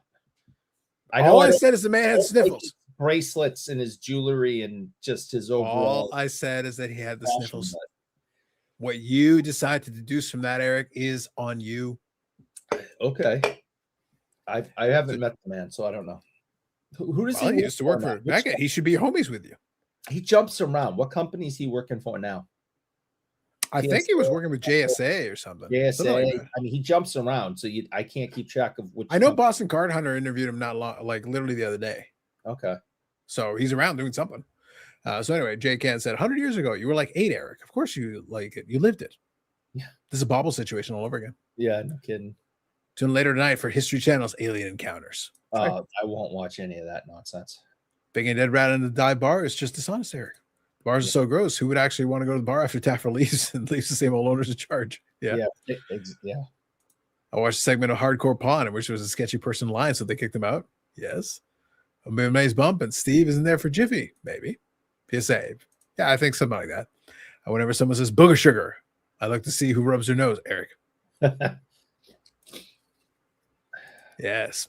No, so I was going to say, so I got a quick story about that. So I was listening to a podcast. Obviously, I was watching, they've got it on Amazon Prime. That's why I've been binging Bar Rescue, because they've actually got it on Amazon Prime, which is great. Obviously, you could get it on YouTube too, but I like having the actual episodes on Amazon Prime, which is nice. So anyway, so I'm watching these episodes and whatever, and there was an episode where they had a bar in Arizona, and it was this family, and it was the husband and the wife, and then the daughter. And obviously, as always, it's disastrous. They literally had a horse come in, and the horse, pooped on the ground. And then they had a guy drive in a motorcycle and basically do a burnout inside of the bar. And the mom, when they first meet the mom, she's literally drinking. She's got like 12 drinks in, and she's basically, completely out of it, to the point that she forgot that when Taffer comes in, he's literally scolding them and talking to them and saying, you're going to come back. You come back tomorrow, but make sure you're sober, blah, blah, blah. He does the whole spiel. And when they come back, she's like, I don't remember meeting him. And obviously they had the conversation. Yeah. So anyway, so they do the usual thing. They update certain things, blah, blah, blah. And both the mother and the father, both obviously have an alcoholism problem. So as part of it, they actually go to a counselor for rehab, to kind of a conversation about what to do and what they should, why it's important to whatever. It's obviously very truncated for the timetable of the show to make it fit, but they go to at least talk to a counselor about it. So to try to help them with that. So anyway, bottom line, they do the usual thing. So what happened is the bar stayed open, and eventually what happened was they were so far in debt that they were actually in full foreclosure, which is to say the bank could just take the property at any time. But they were allowed to go and have a hearing, and if the bank agreed to let them hang on to it, whatever, they could work off some of the money they owed. Because at the end of the day, the bank, contrary to popular belief, doesn't actually want the property. Because if they have the property, then they have to auction it, and they have to do all this shit, and they would much rather you just pay off the debt. Yeah, if they can find a way to make it work so that they can get their money back, that's what they actually want. They want the money. Yep. So they will try to make it work with you if they can find a way. Absolutely. Yeah. So that's their preference. So they did come to an arrangement where they were able to do that. And what actually happened was eventually they were more comfortable with the daughter, who didn't have the drinking problem, taking over the bar. So they actually came to an agreement where they would let her basically buy back the bar by paying them back what was owed. So by that point, she took over the bar. The mom still worked there. And she was able to resolve that. Now, unfortunately, here's kind of the thing. She actually did a podcast with a guy a couple of years ago, kind of giving the update and also talking about what stage was not staged, kind of the questions that people would have in terms of that. So basically what she said is, obviously, the horse and the burnout and all that were played up for dramatic. What's funny, Eric, is they actually works the opposite of what you think. They needed to make the bar look worse in order to actually get the help. Because the bar was in such dire straits financially that it would have closed if they didn't have the renovation and do all that stuff that they were going to do. So they have to make it look bad enough so that they will actually come, because it'll make for better TV. Therefore, they will actually come in and do the thing. So because they needed it in order to make it work. But what happened was, apparently, once they got into it, the producers and the people there were the ones buying the drinks that the mom was drinking during the first segment. So they literally were buying the drinks, and then she was drinking them, but she was drunk. Like, obviously they played with it. They did have a drinking problem that was legitimate, but obviously, look, if the producers are buying the drinks, you're facilitating this situation. That's unethical. Yeah. So you're creating the scenario in question. Now, what happened is dad, unfortunately, had it much worse than mom. He actually ended up having like a DUI or something. Like, there's a pending court proceeding, and like he actually tried to run away from the scene of the DUI. Like, it's actually a very problematic situation. So his situation. So at that point, they were actually separated, and they were on the verge of divorcing anyway. Sure. Mom was able to get herself clean enough so that she was able to get back to work. So she actually works for the daughter, and the daughter actually runs it. And the daughter actually created a little business empire out of it. She actually created because they have the land. So the bar still operates. So she actually runs the bar now to this day. She is now at that time, a couple of years ago, she's in her early 30s. So she runs the bar, and she also has a wedding venue. So she took money as they profited and built up a wedding venue so they can do a couple of 100 weddings per year. And there's a side business to the business. So she was actually able to create a business out of it, a legitimate business. So that's a success story. But she gave kind of the background, like, yeah, they played up these pieces and everything, but there were elements of truth to it as well. Like there was a legitimate issue. There was the drinking problem. They didn't make it up. They didn't fabricate it out of thin air. They obviously played it up. I can't tell you how many people I worked with that were restaurant owners or bartenders or waiters or wait staff that were around alcohol all the time and had issues. And one of the biggest pieces of advice I had to give at times was, I think you need to get out of that environment. You know, whether you're the owner, whether you're the manager, whether you're the bartender, whether you're the waiter or the waitress, whatever that's not a healthy place for you to be, and you need to focus on getting healthy. So I had to give that advice quite a few times that, I think you need to move on from being at a bar all day, all night with a drinking problem. Oh, yeah. Well, my opinion, my take on this, just high level, is that if you are, and this is something I can speak to this from experience, not from working at a bar or working at a hospitality. There are certain specific types of jobs that are very high pressure and very consistent. They basically will wear you out. They'll beat you down if you don't have the fortitude or the type of personality type that can do well in those. Call centers is one that will absolutely drive. If you're not fit for it, you will. I like I said, I've told the story before. I watched somebody have a nervous breakdown on a call. And they had been there 7 years. So they had plenty of experience. But that was the straw that broke the camel's back. That was the last one. They just couldn't take it anymore. You can't take that personal when they call up, start screaming at you. You just can't get a laugh and go, listen, I deal with crazy people all day. Just laugh. You can't. But most of them can't. I was there with a lot of them. And that's why a lot of the churn rate is so high. Yeah. The churn rate is so high because a lot of people can't take the verbal beating that you're going to take. That's for me. I just move on with my day and go on with it. So I was well situated to be able to handle it. It's not something I would want to do as a career, not long-term, right? But I did it for 2.5 years and I was very good at it because I could just, whatever, I'm just moving on, next call. But if you can't, bad business to be in. That's one example. Another example, restaurants. Working in a restaurant where no matter what happens, especially if it's busy and you're consistently having to be, and if anything goes wrong and it's something else and you have to deal with this and you have to deal with that, especially if you got equity and it matters if the restaurant does well and all that, pressure. You got to constantly be working. No, you can break people doing that. And that's why so many of them fail. They can't hack it. It's not an easy business to get into. It's not a game that I would want to play. No, I hated being a waiter. I did it for 3 years to help pay for college.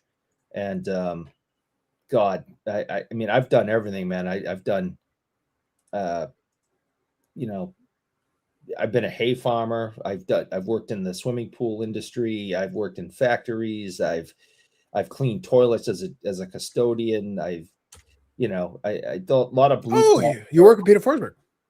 Yeah, been a janitor. I've done a lot of hardcore blue collar. I've worked construction, handyman business.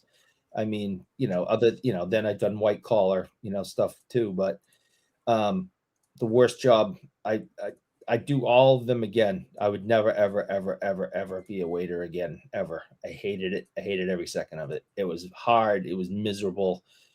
The whole thing sucked. I would never do it again. I don't know how people do it. Yeah, that's what I mean, though. It takes a very specific personality type because otherwise it will break you. I hated it. Yep. But that's why I say it wouldn't shock me. So basically to my point, in that kind of environment where you're constantly having to be on, having to deal with all the stuff, pressure, and especially if you have any equity in this matters. Like it's not just a job that you can just quit. Like you're kind of attached to it for whatever reason, equity or whatever the case may be. If you're in that situation and you're constantly being beaten down, you have to work all these days and all these hours just to keep things going. I can see that driving people to drink. And if you're already predisposed, then it becomes your only thing. Your only coping mechanism is like, oh my God. I could see it crushing people and it would be miserable. It'd be awful. So Rob here says you guys could start a thing called Hockey Card Rescue. Yes. It's like, but Eric, think about it. We could literally borrow the same thing. It's like you walk in, you point to the card, it's raw. Get it graded. I need it graded. I think Bob Boozle's making fun of my Boston accent. I think I put an R at the end of a word that didn't belong there again. It's about ideas. Yeah, ideas. Yeah. Pizza. Idea. Yeah. None of you know the hard work it takes to be a cabana boy. Solid, Bob. Solid. The fact that Carlos has kept Eric up this song talking about reality TV. Reality TV is a passion. I'm freaking exhausted. It's killing me. Passion. We were supposed to end. It was supposed to end at midnight, and then we were supposed to end at 1. And he's gonna drag this out and kill me. Eric, first of all, I am always trying to kill you. That's first. Second, I'm on like 90 minutes of sleep in the last 2 days. But I'm old. Light work, bro. Light work. Old. I need to go to sleep. All right. My goal is to become a Real Housewives watch party channel. Yes, Bob Boozle. Yes. A noble goal. Noble goal indeed. Now I say deer because it rhymes with beer. Yeah. No, that's everyone up here says I do. You know, we car, then we take that R and we put it in our pocket for later, and then we say, pizza, and then we add an R to that, or idea, and we add an R to that. Because we had an extra one kicking around, we might as well use it because we didn't use it for car. So, that's how it works. Did it change your life, Eric? Were you moved? No, my life is not going to change, and I've come to that conclusion. Wow. Just wow. And on that bombshell, last question goes to Brad. Eric could do Card Rescue, where he teaches collectors to sort cards and see what treasures they unknowingly have in their basketball card box. So it's more of a statement, but yeah, I think one thing that I would add here is that I imagine that if Eric was able to successfully pitch this, he'd have job security forever because he never finishes sorting that box. No. Ever. I didn't remember I had that stuff. That stuff's been in the closet for so long. Indeed. My only regret tonight, Eric, was that in the Chicago Blackhawks set, there is an insert set. I think it's called Tickets to Greatness, something like that. Oh. And you know who's in the checklist? Chicago Blackhawks legend, all-time great. Remember, for one team only, yeah. Boubior. Yeah, the guy played freaking 18 games over like 2 years, and somehow he's a legend. Yeah, all right. In 18 games, he built a Hall of Fame career after years in minors, toiling away in obscurity. Right. He's playing on one leg.